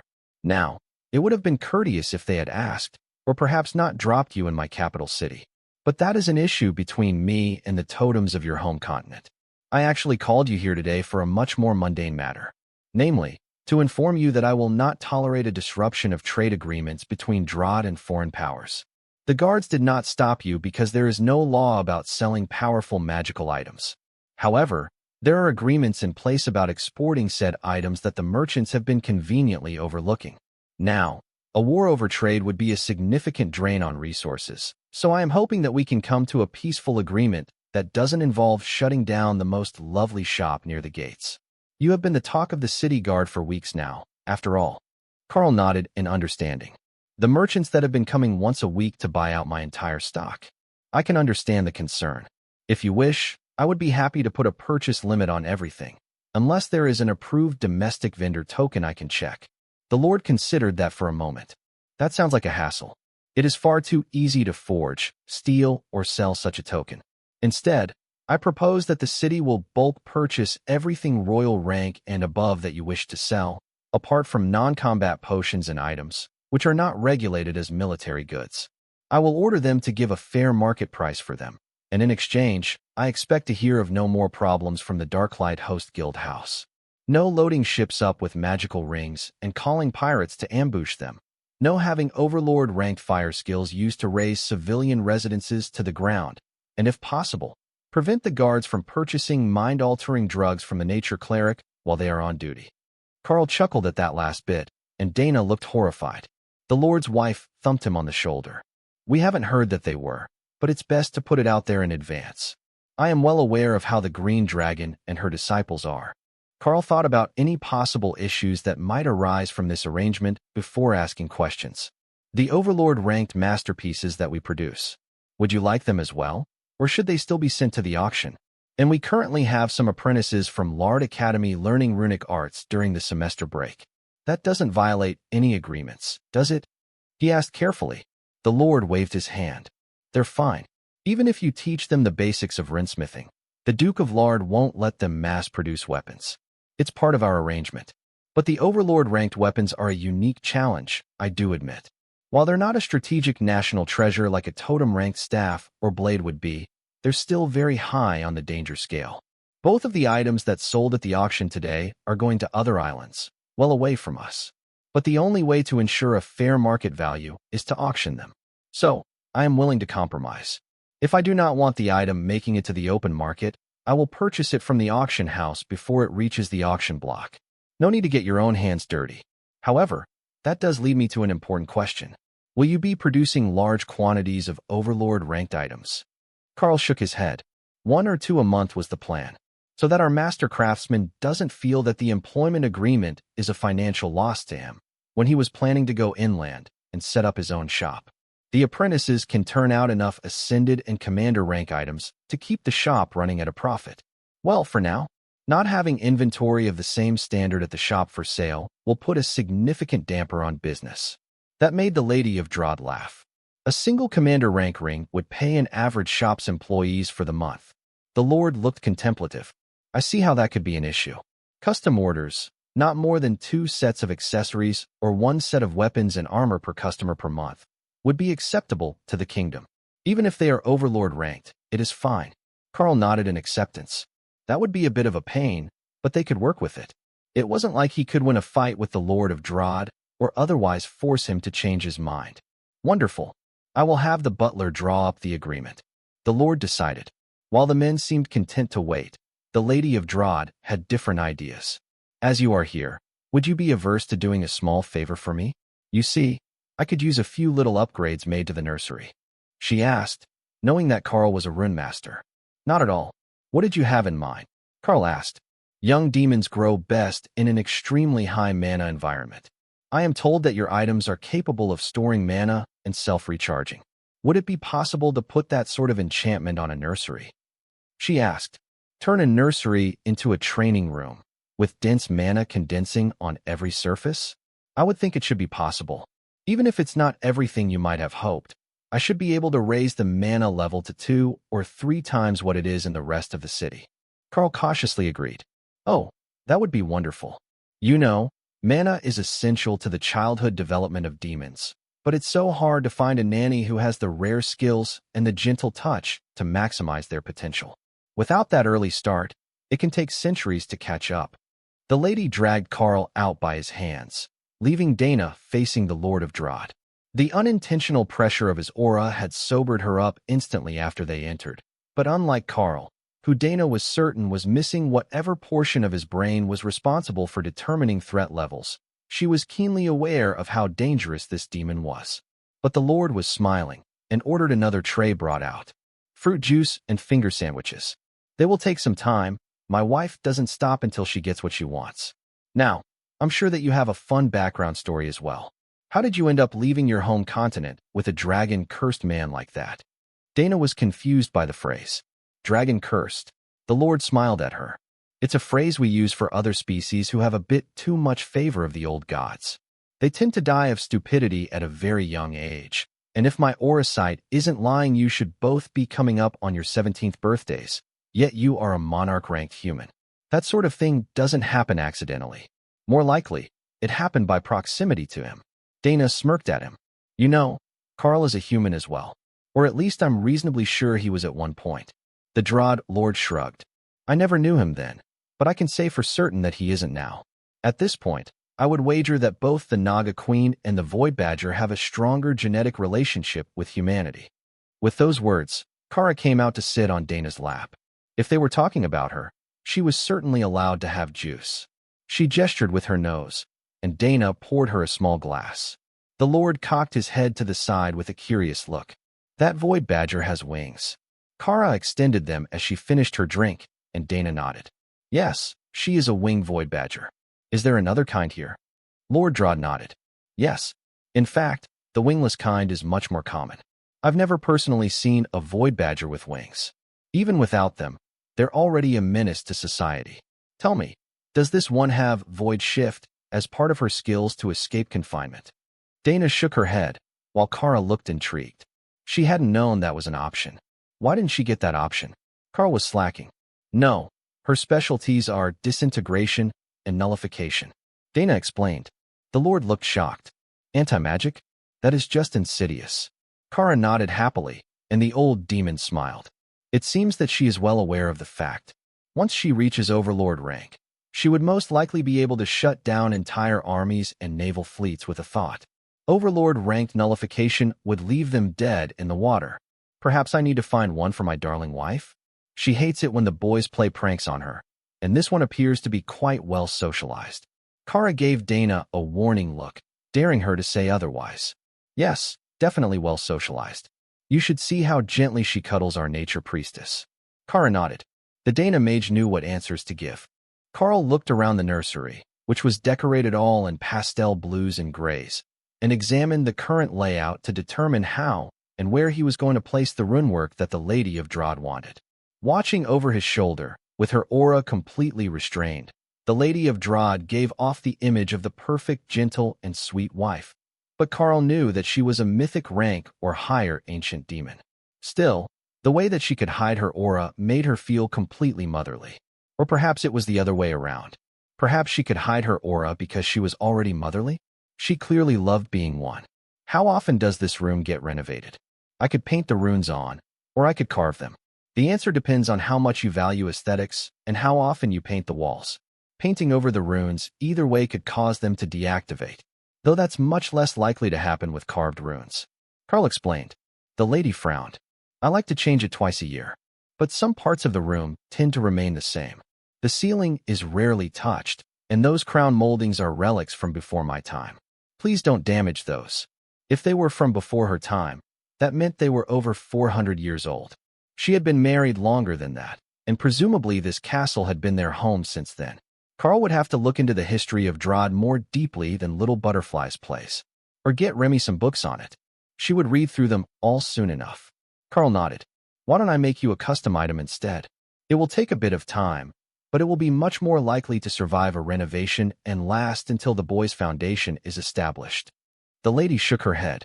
The nobles watch too closely at our every move.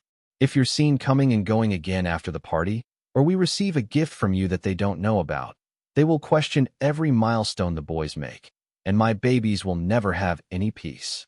Karl nodded in understanding. Then he got a great idea. Do you have a painting easel? He asked. The lady looked confused, but led Karl to another room. It was filled with inks, papers, and assorted artistic supplies. This will do wonderfully, Karl explained, then took a bit of monarch-ranked silk from Ray's space and cut it to size for one of the blank canvas.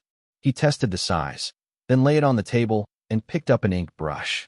The actual runes for the spell were not complex, just defining the space to increase mana absorption in and increasing the mana density, with a modification to specify it should gather the mana externally and not need to be refilled. First, he wrote the runes for the effect in 4 spots around what would be the edges of the painting, then turned the silk sheet over and wrote the rune for good fortune and love in a fanciful calligraphic style that wouldn't activate as a spell. Ray's silk would take monarch ranked effects without any issues, and possibly more. But monarch rank was more than enough for this, as he wasn't trying to drown them in mana, just increase the level in the room enough that they would grow to their peak. What does that large rune on the front mean? The lady asked as Karl began to empower the ones around the edge. It means lucky in love. I figured that with as strong as your relationship is, you would want the same for your boys. Karl explained. Oh, a secondary effect. Karl shook his head. Technically no, but if they're powerful, they've got a good shot at love anyhow.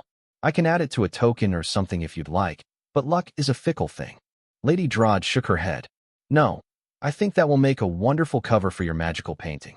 Nobody will question why I would want a luck and love item for their room, and the maids are unlikely to notice that the mana density in that one room is higher than the rest of the house. The auras of multiple children will muddle the feeling. Karl finished the work and then mounted the silk, hiding the actual active runes. Unless someone stole the painting and dismounted it, they would never know that there was more to it, presuming that they couldn't see the magic of the runes anyhow. Some demons were sure to have the ability. The lady smoothed back her long black hair and nodded in satisfaction. Then she went to the far side of the room and got a picture frame for that particular size of painting. Mounted in a gold frame, the black ink on white silk looked immensely classy, worthy of an exhibition piece, if you were the sort to enjoy calligraphy, which she was, and so the painting was whisked away the moment that it was securely mounted. She put it above the lone window in the room, up out of reach of childish hands or close scrutiny. As soon as it was placed, the mana in the room began to increase. It only took a few seconds to change, but when it was finished, the mana in the nursery where the boys were sleeping was definitely higher, and he could feel not only their bodies but his own absorbing more mana than usual. It was like a passive mana regeneration buff, but it was also refilling the mana in his beast spaces, which were close to reaching their limits until the beasts broke through to Overlord. Karl could feel Hawk's quiet determination to take back his spot as the first on the team to advance to Overlord, and decided that he would have to make something like this for the guild house as well. Even if it only worked on beasts and demons, who could naturally advance, that was still half the residents of the house.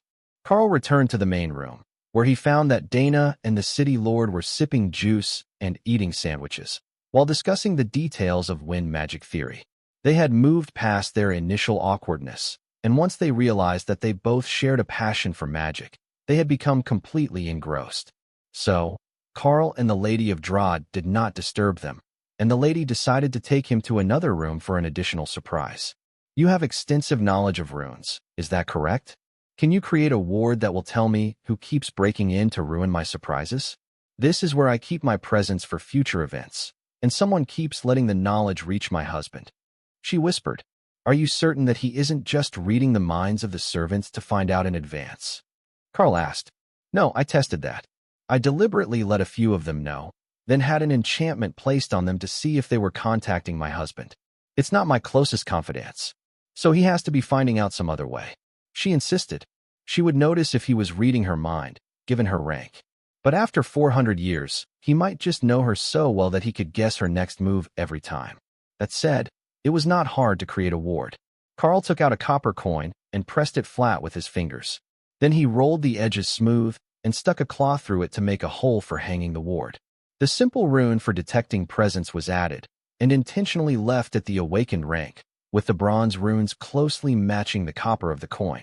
Then he took out a piece of metal from a damaged giant's ring that Hawk had tossed aside as hopeless, and rolled it into a ball. With the magic faded, the soft metal was easy to work, and the metal in Karl's veins was harder than the ring. This one, he brought all the way up to commander rank, and engraved it to turn red and buzz when it detected a magical effect on the target area. All right, we have 2 steps to this one. The first is the alarm. It's not loud, but if your hearing is good, you'll be able to detect it from the sitting room.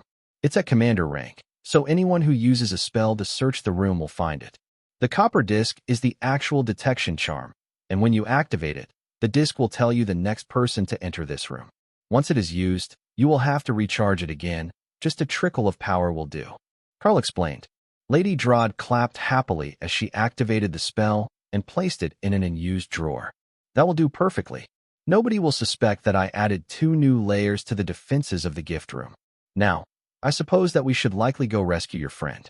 My husband has been studying the more obscure arcane arts for nearly 5 centuries now, and once you get him started, he will never stop. Karl smiled, more concerned that he would somehow get roped into their conversation.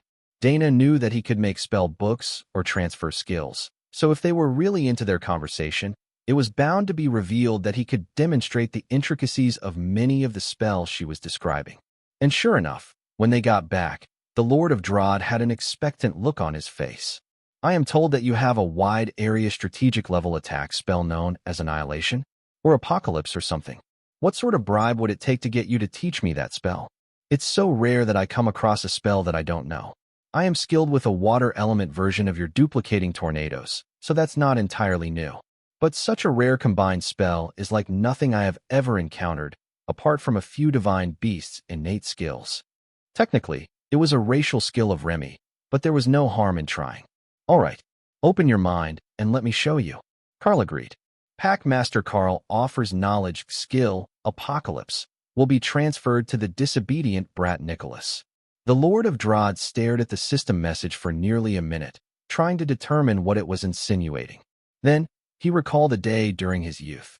His first trip into a system relic, when he had grabbed both prize options at the same time and refused to let go until the instance punished him and kicked him out. Why he recalled it now, over 6 centuries later, when the memory was long buried, had to be related to the system, and he knew that the current message was as well. Fine, he would always be a disobedient brat in the minds of the gods. But there were 2 wands, and he had 2 hands. Even now, he fought with 2 magical weapons. It had become his signature style. The Lord of Drod sat silent as he contemplated all the ways that the spell could be used, altered, and upgraded. Then he briefly pondered the implications of an attack spell with a range that was absolutely enormous at his current rank. As Dana had said, if you used a spell like this with Portal, it was a mutually assured destruction tactic, and one that he hoped none of the other leaders ever thought up on their own. Whoever had come up with this tactic was an insidious genius, but the Lord was glad that they hadn't publicized the idea. So, until someone actually used it, Apocalypse Portal would be a secret weapon. Now, Dana had meant Meteor Storm when she was describing the effect, but he had forgotten the name, and Karl just happened to know a spell by the one he mentioned. So, it all worked out in the end, but in a much grander fashion than anyone had intended. The Lord was so pleased with the new knowledge that it never even occurred to him to question how Karl had transferred the knowledge. That seemed to end their meeting with the Lord, as the man was already beginning to sketch magical circles and notes in a small book before his wife even called for the butler to escort Karl and Dana back to the garden party. Few would notice that they had disappeared for so long, as there were many other important people to meet, and going off to a private meeting room wasn't uncommon when there were business deals to finalize. Soon, it was becoming dark, and a quiet announcement was made by the serving staff that the fireworks would start soon. Everyone, the fireworks are going to start soon. Get yourself into a good position with a clear view of the castle. The staff say they're launched from the tower. Karl warned. You're not coming? Lotus replied. We're still at the garden party. I don't think that we can make it to you in time. The staff began to bring out reclined chairs for the guests to lay on and look up at the fireworks without straining their necks. They were immediately popular with the younger couples and some of the older ones who chose to share a seat for the show. Karl did the same, pulling Dana back so that she was lying halfway on top of him and looking up at the night sky, which was rapidly fading to black as the city of Drod turned off all unnecessary lights for the evening. That would make it a pain for some to get back home tonight, but they would certainly get the best view of the fireworks. The Lord went all out on the show as well. The first set of explosions lit the air exactly on the hour, as promised, and Karl noticed that while there were conventional fireworks in the mix, about half of the show was actually magical lights, creating a backdrop for the setting. The reason for that was actually quite obvious. The explosions of the fireworks could be felt from the ground, and the sound was part of the whole experience. The magical lights didn't have that, so casting them in time with the actual fireworks didn't detract from the overall experience. The show went on for half an hour, and then the sky went dark and silent as the magical lamps that lined the streets of Drod came back on, marking the end of the festivities. Karl led Dana out of the castle and out into the city streets, which were filled with revelers and drunks. Karl was briefly concerned about the ladies, then realized that Thor was with them. If something had happened, he would have already known. So, Karl was not surprised when he arrived back at the house to the smell of popcorn and caramel. The kitchen staff was mixing up a batch of snack mix for the night. Popcorn, caramel, and peanuts, all mixed in a huge bowl. "What do we have as a show tonight?" Karl asked as he paused at the base of the staircase. "I don't know yet. Little Butterfly won't tell Thor, but there are actors on the stage, waiting for us." Karl followed Dana up the stairs, playfully batting at her tail, and then walked down the ramp that had been added outside the tower window by the butterfly, making it easier to get to the city below without wings. When Karl got down to their chosen seat for the night, a pile of cushions with a large blue blanket, he looked down at the stage and frowned in confusion. He knew all these people. They were the group that had accompanied him on the first outing he had taken from the academy. But there was no way that the butterfly could know about that. He hadn't thought about it in ages, and the butterfly certainly hadn't been there. Nor did it have any time element skills that Karl was aware of. But there was one possibility. It might not be that the butterfly wouldn't tell Thor about the play, but that Thor and the butterfly had been working together to prepare this one, and Thor was making excuses not to tell the others. It didn't take Dana long to recognize them as well. She couldn't help but laugh at how young and nervous they all looked. They had all been somewhat terrified on their first trip out of the academy. A floating cart delivered the vats of caramel peanut popcorn to every group's seating area, arrayed in a semicircle, so they could all still talk to each other if they wished. "Do you know what we're going to watch?" Tessa asked once she noticed that Thor was doing a terrible job of hiding his excitement. At that point, the kitchen staff entered with their own popcorn mix, and the actors began to move. Welcome to the first episode in our new series of plays. Here begins the saga of Thor the Honorable and his good friend Karl. "Hey," Thor called to the stage, only to have an image of a much smaller Thor appear and stick out its tongue at him. "Oh, this should be fun. Lord Thor was so adorable when he was little. Is this his first group outing? Did you have a cute little sword then?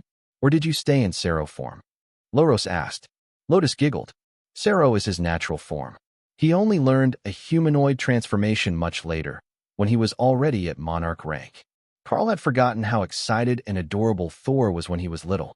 The play started with them getting off the train, and Thor was crashing through the underbrush, running back and forth between Karl and somewhere in the distance.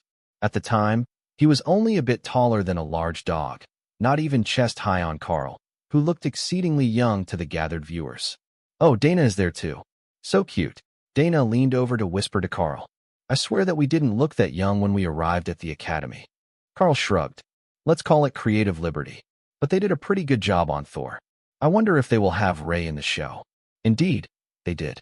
The show ran through their entire journey in the course of 3 hours, ending with the epic battle against the Drakes, which brought thunderous applause from the watchers. Thank you for watching us through to the end. Soon, we will have a second episode ready for your viewing pleasure. The image of young Karl declared, then the stage went dark. Karl got up and showered the next morning, then went to the front yard to watch the sun come up. But just as he was about to sit on the porch swing, he noticed that there was someone in the blanket on it. He knew this person, Karl was certain of it. It was the little girl from the trash weapons wholesaler by the dungeon. Karl picked the tiny lizard folk girl up and carried her inside, shushing the curious Mick, who was setting up for the day in the front room. He put her in a bed on the second floor and left her asleep. When she woke up, someone could ask her what brought her to the Darklight Host Guild house in the middle of the night. They hadn't come back until after the fireworks, and there was no way that he would have missed her presence in the dark, when Soul Sight was so much more active. Moira and Dala, the 2 female teachers from the Lard Capital Academy, were waiting outside the room when Karl had finished tucking her in. "A friend of yours?" Moira asked. Karl shook his head. "She's a shop attendant at a wholesaler by the dungeon. I'm not sure what she's doing here at such an early hour, but she didn't appear to be injured when I brought her in. Well, I suppose that's a given, as there is a healing totem effect on the yard, and she had likely been there for hours. But we can find out what she needed when she's awake. The teachers nodded, and Dala looked around the room. Is Miss Remy awake? I would like to get started on the alchemy lessons early today. Karl mentally searched for her, and found her in the illusionary space. She's already in her lab. You can go meet her there now. I will meet Moira and Mash back right here after breakfast. We will start the day with theory, and then there are some changes to how we will be doing business that I need to go over with everyone.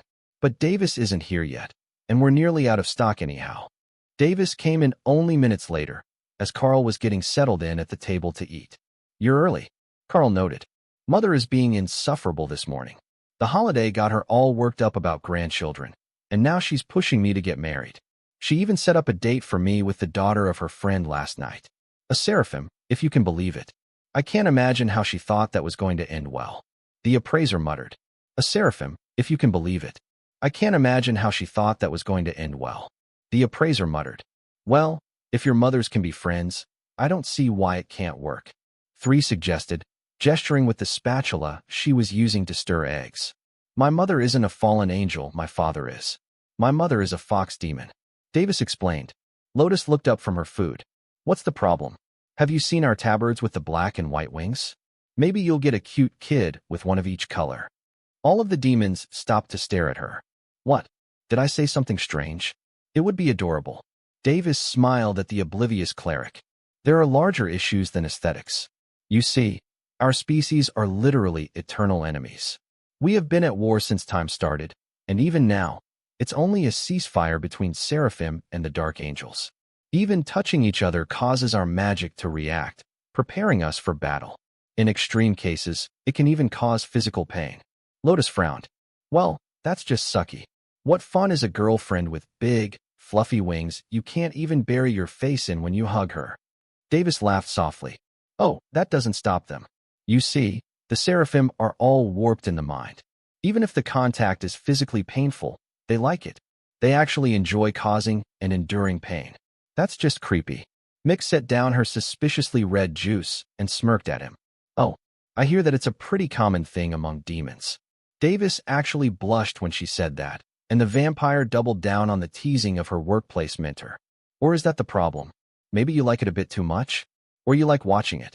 Davis thumped her on the head, and the vampire's teasing turned to full-blown laughter. I get it. No more teasing about your love life. Everyone knows that the seraphim are weird, but you still have to deal with them when they come in.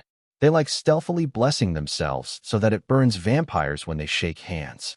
Soft footsteps alerted them all that their guest was awake, and seconds later, a very embarrassed young gecko-type lizard girl came down to the shop. I'm so sorry. I fell asleep on your porch. I came for some healing, and there was a blanket just sitting there. She mumbled. Oh, are you all right now? We can have the cleric look you over, Karl suggested. The girl smiled at him. I'm good now, thank you. But I have a thing. I forgot the word. She paused a moment, rummaging through a small bag at her side. Then she pulled out a piece of paper with very rough handwriting on it. Mara, shop Assisa Susta, help air, wholesale weapons and armor. Karl paused to smile as he realized that the shop name was the first thing she spelled right other than her own name. Then he continued reading. 4 years working. Then the rest was just pictures of how she counted the price of items, exchanging them one by one for coins. Oh, a job application. Did something happen to your shop? I thought the area by the dungeon survived the attack. Karl asked. Mara nodded. It did. Dad lost at gambling yesterday, and now I don't know where he went. But I heard that your guild house only has 2 people in the shop, and I have experience. I can count to 8, and I never forget an item price. Karl pretended to consider it, then smiled. Well, do you mind doing a different job for us? Caretaker Joe needs an assistant. There is only one of her. Mara nodded her head happily. I can do that, but I want a handprint paper. A contract? We can sign a work contract. Come sit at the table, and I will write one up. Karl agreed.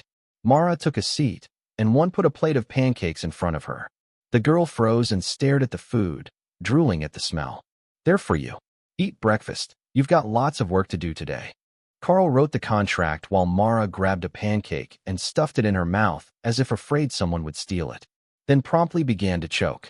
Tessa took the rest of the pancake away and thumped her on the back, then gave Mara a glass of water while she cut the pancake into bite-sized bits. Eat slowly. Work doesn't start for another hour. Tessa chided her, then put a bit of syrup on the diced pile of pancake. Karl finished writing, and Tessa took the short contract to show their new hire. All right, here are the terms Karl offers. A room at the guild house, with 3 meals a day plus snacks. 3 silver coins a week in wages, and a new uniform. Mara looked shocked. Did you really mean to say silver coins every week, not copper? Tessa nodded. It's right here. 3 silver coins a week. That's what new apprentice cleaners get in most of the city. To Mara, that was huge. A silver coin at a time was as much as her dad gave her, and he wouldn't even pay that every month if he had been drinking. I will take it. I can't wait to have a uniform. Will it be cute? Caretaker Joe chuckled quietly. Naturally, it would be a simple black dress with a white apron like hers, but the lizard girl would be cute in anything. Now that everyone was gathered, plus one new addition, Karl began to explain the situation to the rest of the guild. All right, I will start with the core of the issue, then we can find solutions. The Lord of Drod has decided that letting us bulk sell royal and monarch ranked items with combat buffs is encouraging merchants to violate trade agreements and weapons embargoes. So, he is going to buy all the ones that we want to sell directly. The Overlord ranked items we don't sell in bulk, and he has agreed to allow them to continue going to auction. We can keep selling commander rank items, non-combat items, and potions. We can also do custom orders, 1 per customer per month. That didn't violate the agreements. So, the question is, what are we going to make? Karl paused to let everyone mull over this new information. They had been making combat enhancements for so long that they hadn't even considered doing something else unless the demand dropped.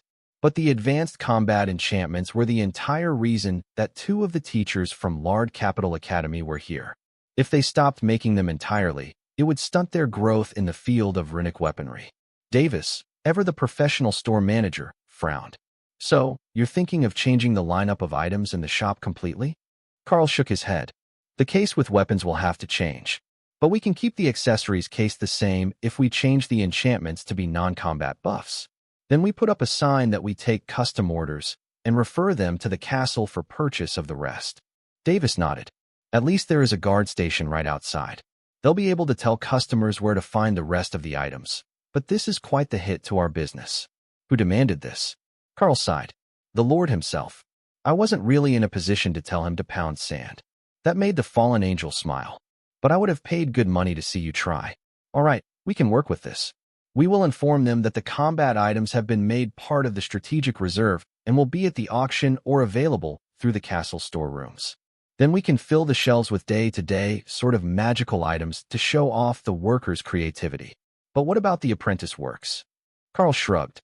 He said that commander rank and under is no big deal. We can sell what we like at that power level. But the first thing that I am going to do is upgrade the workshop a bit for higher mana density. It might allow Loros to break through soon, and it will make items easier to enchant for everyone. That got everyone's attention, but nobody followed as Karl headed to the workshop. They were all busy planning their next projects, now that there had been a change in the way that they had to do business. The runic alchemy team, made up of Dala, Derek, and Remy, had it easy. They would just keep making whatever seemed interesting for the day, as potions weren't a combat item unless it was a poison or explosive. Ashbringer also wasn't concerned. He didn't really care about selling the items he made. He just enjoyed making them. Even if they sat in a box at the edge of the workshop for a year, it wouldn't bother him. The income from selling 2 Overlord rank blades this month was enough for him to buy materials for his personal projects and keep working the forge through the rest of the year. Plus, this workspace came with the protection of the gargoyles, so nobody would dare to interrupt him or make demands on his time the way that they would be doing at a smaller personal workshop.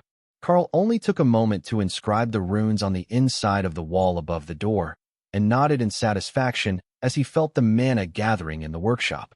That should be more than enough for their needs, and then he would do the same on the second floor, so that the workspace there had plenty of mana available for runecrafting.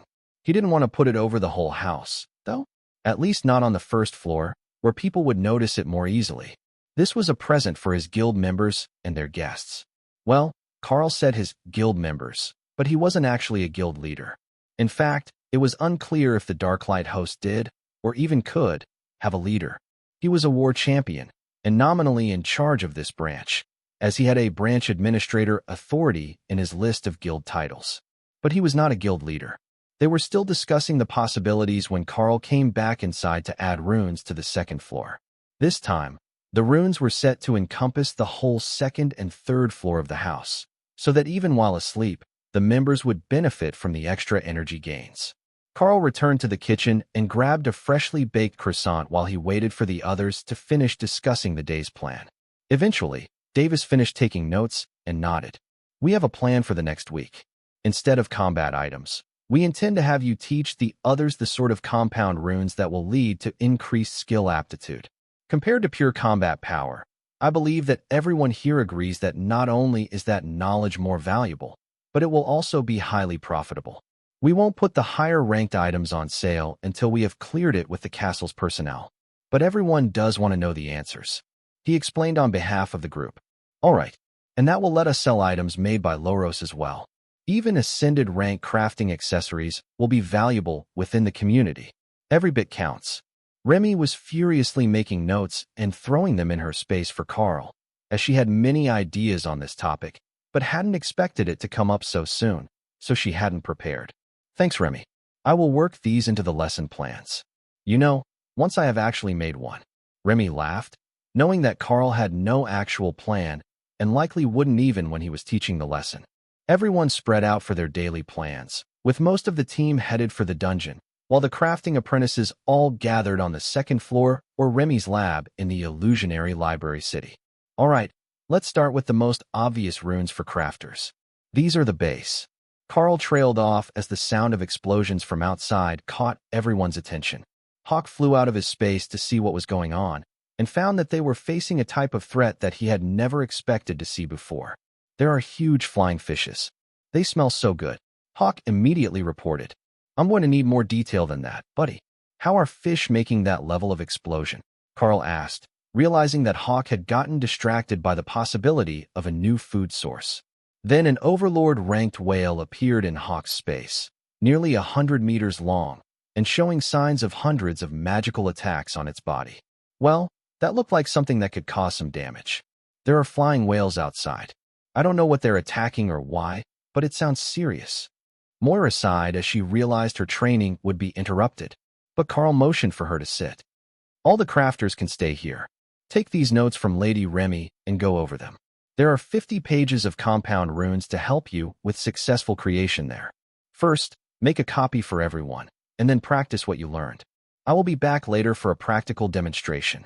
Karl stepped out of the house and looked out to sea, where thousands of whales like the one that Hawk was currently bombarding were approaching the city. They were attacking ships, demons, and anything else that got in their way. At the moment, why was less important than the fact that they were almost certainly going to reach the city. The guard was scrambling, headed for the walls. But Drod didn't have a wall on the ocean side, and the fleet was already in shambles.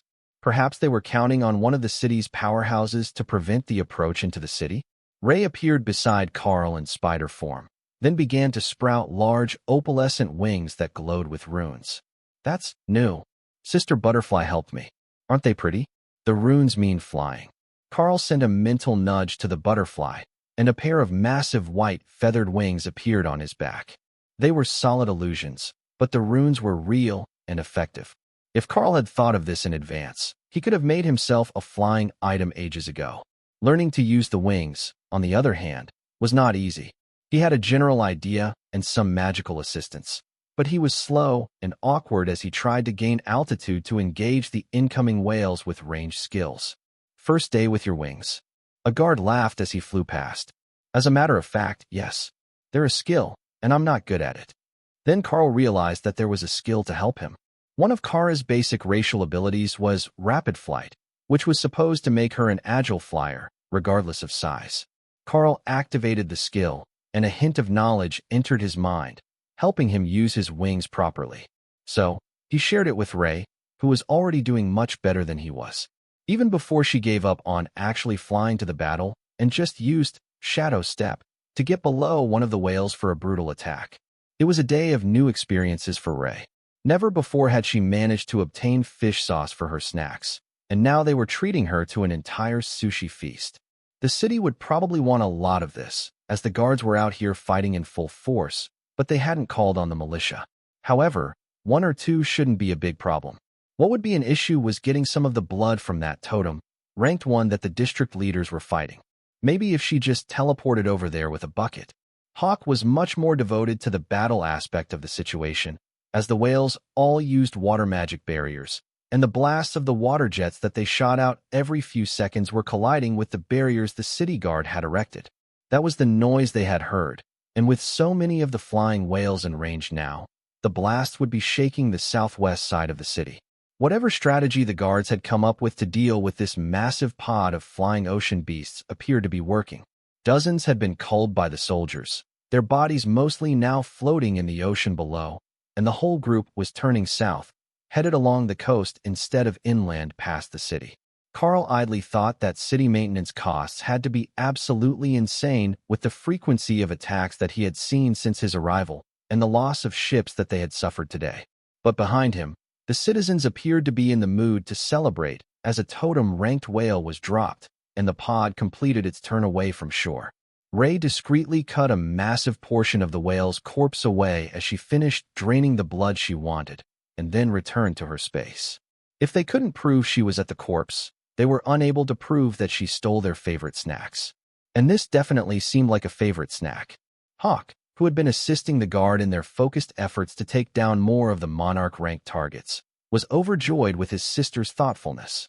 A bit of extra nutrition might be all it took him to break through to Overlord. Thor had a very different approach to advancing. He had gained a profound understanding of holy magic when his circle of protection advanced to consecrated ground. So, instead of relying upon luck to obtain a stronger resource, Thor intended to push the quality of his magic until he broke through or hit a bottleneck. In the worst-case scenario, he would just be the first to ask Karl for a forced evolution. Thor's idea gave Kara a great idea. If she made it to Overlord, and then forced an evolution to a form 1 rank higher, wouldn't she be an instant totem? She would win everything all at once. You know that getting that far ahead would be problematic for everyone. I am just entering Overlord rank. We can't have someone shooting ahead to totem rank right away. Not only that, but there are material costs to evolution, and I don't know what they are yet. We might have to go hunt for treasures. Karl reminded her. That sounded pretty good to Kara. There were bound to be new things to see and test now that she was on a new continent. She still wanted to be a totem, though. She never did get to boop the totem dragon. While the beasts were contemplating their next advancement, a massive recovery effort was being launched to bring the slain whales to land. Demons with water and gravity magic were working together to pull corpses in. But Ray had a better method. She simply grabbed a dozen of the monarch-ranked beasts into her space, and then directly dumped them on the dock, shocking the workers who had gathered in preparation for the work of cleaning and portioning such a massive amount of meat. Karl landed along the shore near the dockmaster's warehouse where they had set up the grill during the last attack, and looked for someone with answers. "Does this happen often?" he asked, with a gesture towards the shore. The dockworker laughed. "Thankfully, no. Most of the time we lose at least 1 or 2 overlords and dozens of monarchs whose bodies can't be recovered.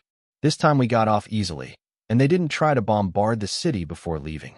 Normally, the sky whales get super aggressive during mating season, so anything that happens to be nearby, whether it's a city or an unfortunate merchant caravan, gets pummeled into submission. This pod was much smaller than the one we encountered last year.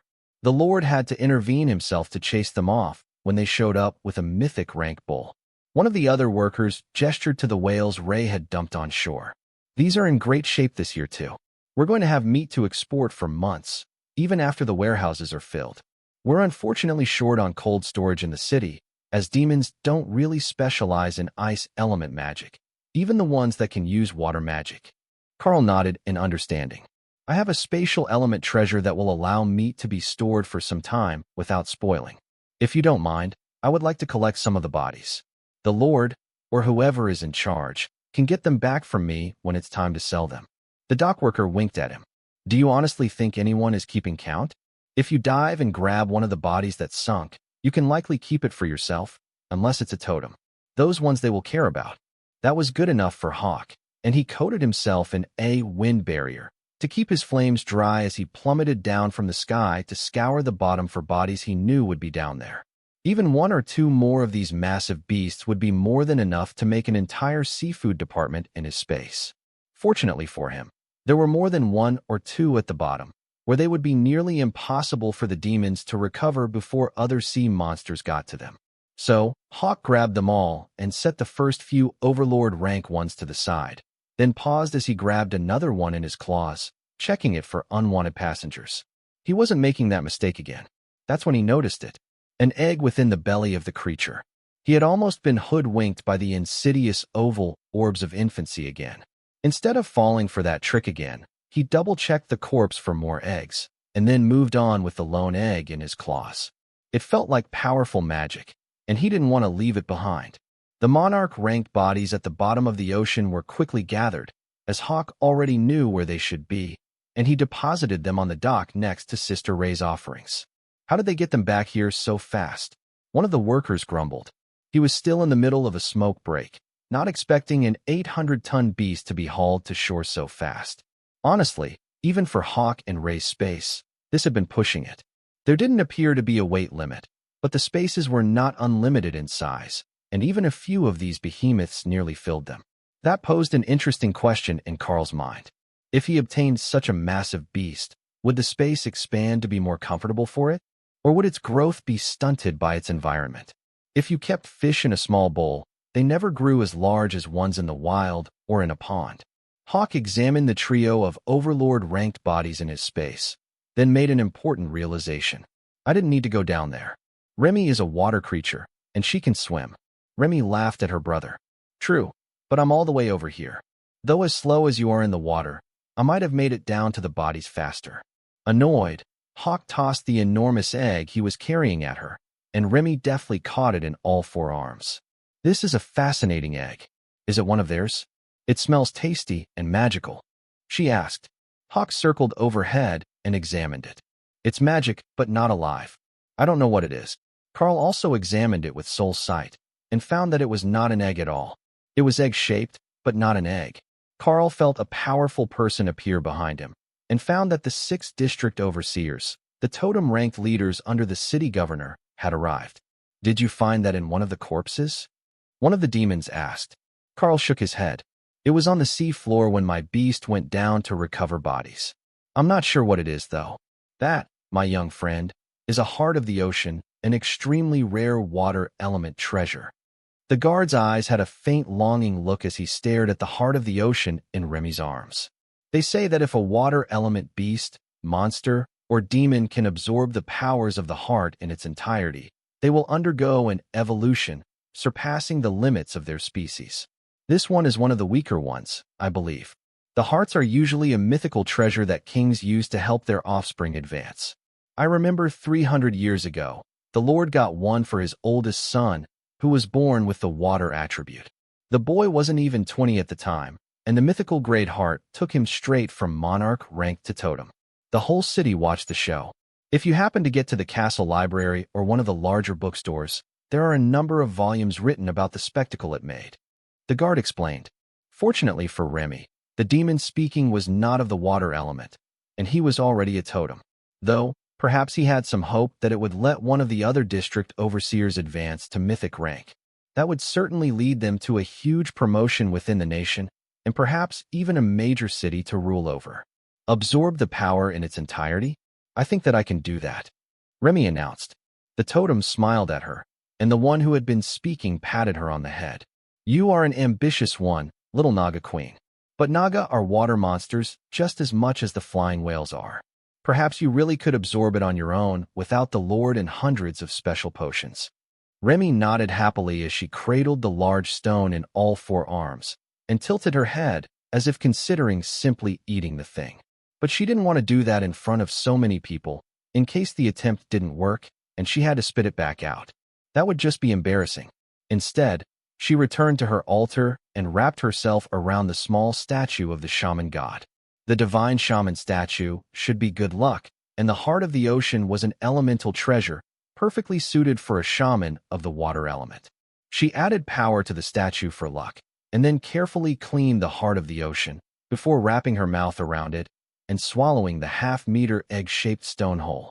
It moved slowly past her throat and chest cavity, then stopped at the first chamber of her long stomach, which made Remy giggle at the appearance. She looked like a pregnant human from the waist up. Not a pregnant naga. Their eggs grew in a row further down the body, but the heart of the ocean made a distinct round bump under her rib cage. A food baby. Kara giggled as Remy moaned in pleasure at the flow of power. The heart of the ocean was flooding her body with water element magic, and she could feel the very cells of her body beginning to change. Then knowledge began to flood her mind. The stone wasn't just a repository of water magic, Remy discovered.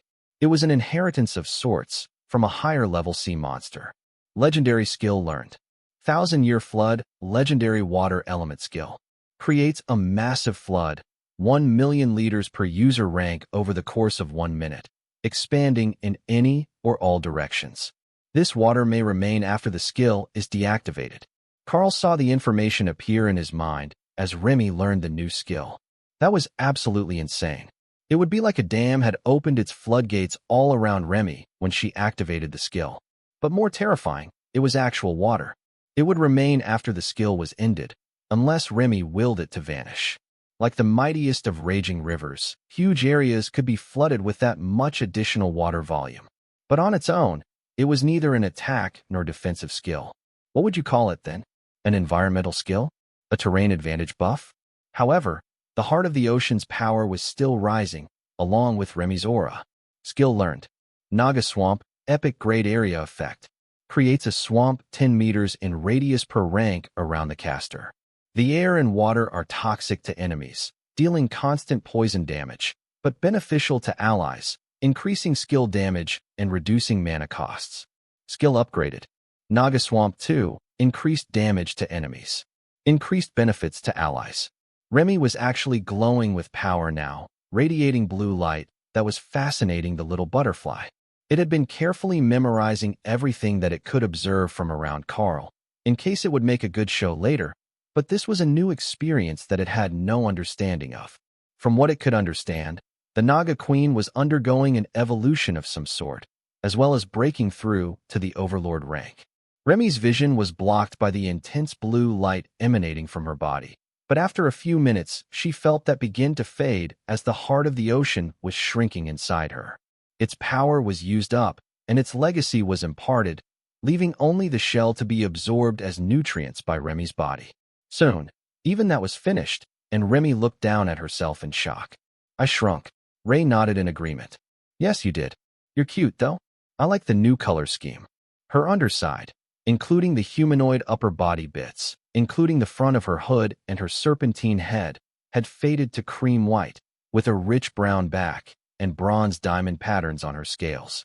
She was exquisitely smooth, the scales supple as Ray's silk, but when Remy dragged a claw down one, she found that they were surprisingly durable. So, she checked her own status with the system interface. Name, Remy. Status, bonded partner of Beastmaster Packmaster Karl. Age 2. Juvenile. Species, Naga Shaman Queen.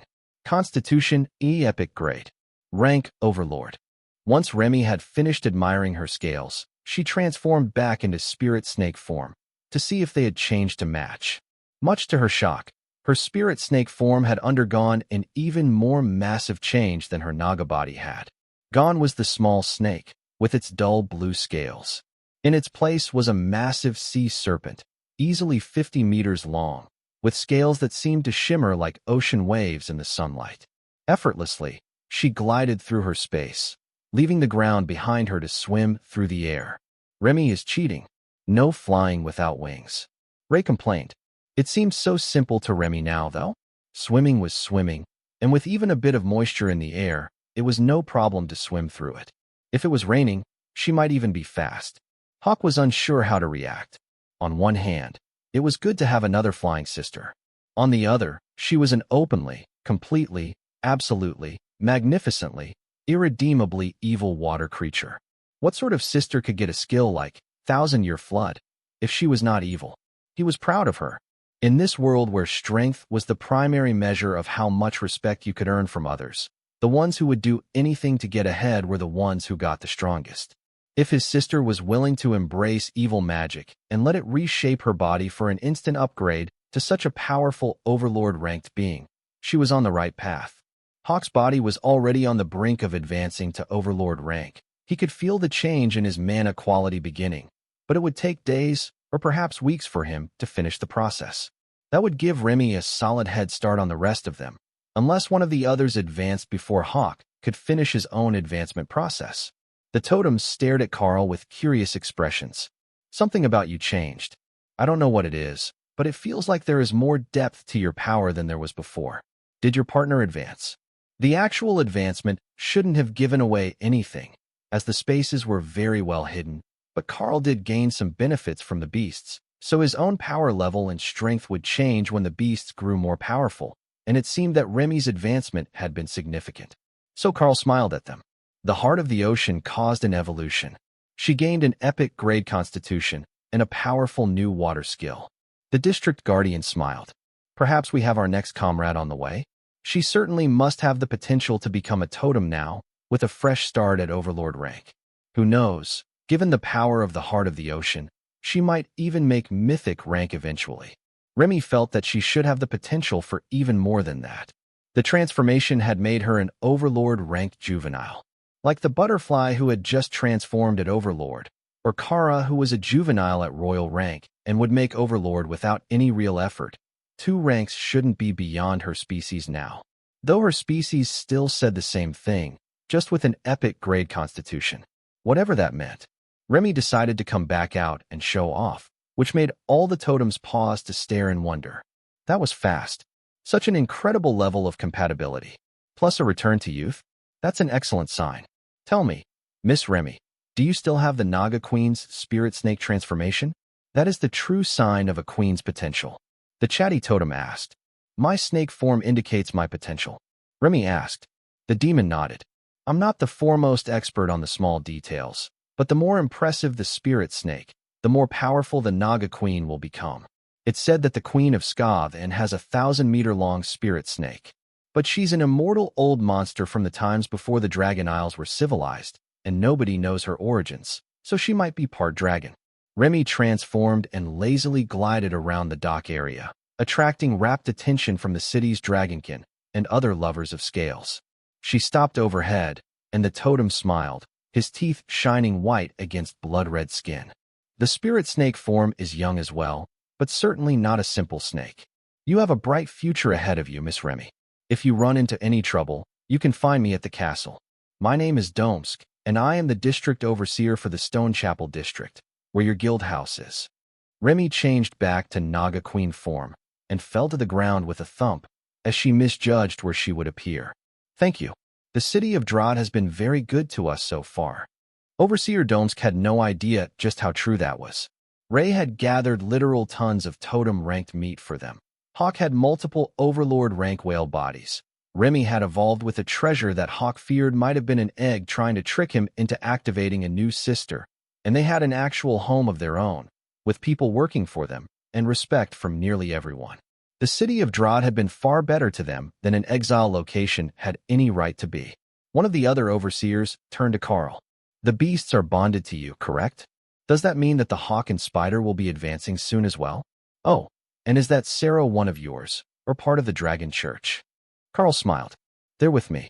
I believe that the Bloodbath Spider will be advancing very soon, but the Holy Thunder Sarah is struggling a bit. He might be bloodline limited, but I have a treasure that I was saving until he reached a bottleneck he had issues with. The totem nodded. That was the right way to do it.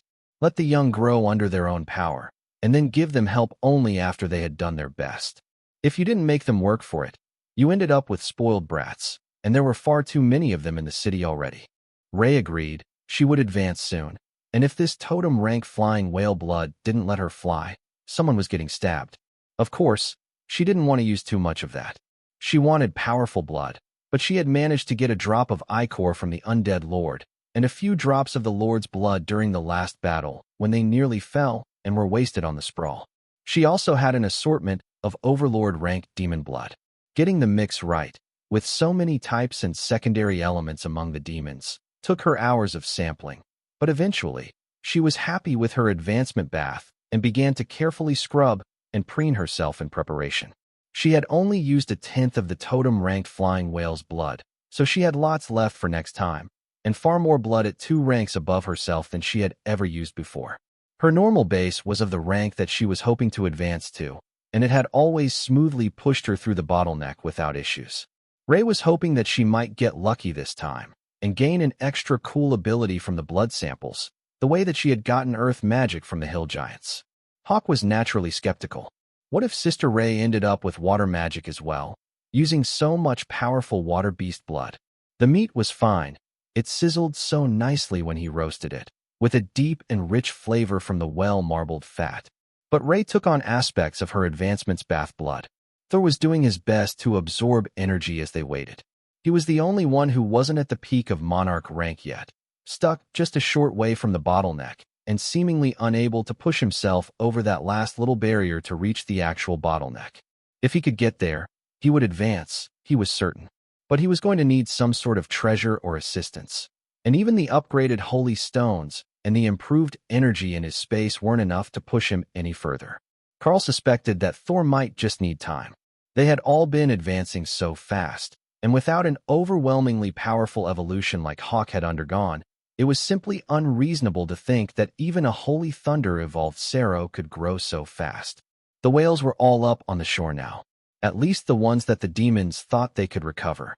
If they had sunk to the ocean floor before anyone got a rope around them, it was a lost cause trying to get them moved. None of them knew that the vast majority of those bodies had been snatched up by Hawk, and there were only the weakest or most damaged left down below for marine life to gorge themselves on. After an event like this, the fishing in the bay would be incredible for the next few months, with entire schools of sea fish coming closer to shore to feast upon the fallen whales. A single whale fall was a major event for water element sea monsters when it was at such a high rank. But when it happened in only a few hundred meters of water, within a kilometer of shore, it was paradise for the fishermen as well. More and more people were coming to the docks, either to purchase materials or to work, so Karl bid farewell to the district overseers and brought everyone back to the guild house. The ladies were still in the dungeon with Thor, as they no longer needed a second beast companion to assist now that Dana had reached monarch rank and could have her golems plus her epic guard help out.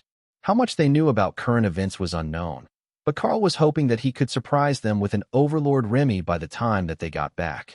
That might be difficult, though. They had to cross a large portion of the city to get back to the house, and someone was likely to spill the news about Ray and Hawk being at the Flying Whale event. A flying ray was a daytime nightmare for many people, and they wouldn't forget that anytime soon. Ray was overjoyed that being Ray was still so impressive, but right now, she was more focused on getting her advancement bath ready. She had just finished her preparations and began her soaking procedure when the others returned to the guild house, all eager to see Remy. Especially Lotus. They said that she's a blue ocean spirit snake now. A huge one. I have to see it. The little cleric demanded with her hands on her hips. Remy giggled, then appeared in the yard in spirit snake form and waited for Lotus to notice her. The nature cleric sensed the presence behind her, and then saw Remy's enormous eye looking in the door. A form this large really was inconvenient, but Remy was happy to take Lotus for a ride. Lotus nimbly climbed up the spirit snake's head and sat down, then realized that Remy was very slippery and didn't have protrusions to hold on to. But that could be fixed with a vine growth spell, and now she had a crude harness to hold on to. They slowly floated over the wall, and Remy waved to the people on the ground in the outer Frostfire Gates suburbs as they passed by. The demons below them laughed as they saw what most mistook as a dragonkin child riding a giant spirit snake like a mount. They had to be pretty close friends for the powerful beast to allow itself to be ridden, but it looked like a lot of fun to the wingless demons, who had never experienced flight on their own. The guards waved to them as Remy dipped below the wall to go through the gate, though she simply flew over the short line of people coming into the city for butcher work or to buy flying whale meat. That was wonderful. Thank you, Remy. Then Remy changed back, and Lotus found out that she had all new scales, and she looked much younger again. A fellow small person, at least for a rank or two. I'd love to hear from you. Thanks so much for watching. Did you enjoy this video? If you did, make sure to hit that notification bell so you never miss an update. And don't forget to subscribe and give this video a big thumbs up. Your support means the world to me, and I can't wait to see you in the next one. Thank you.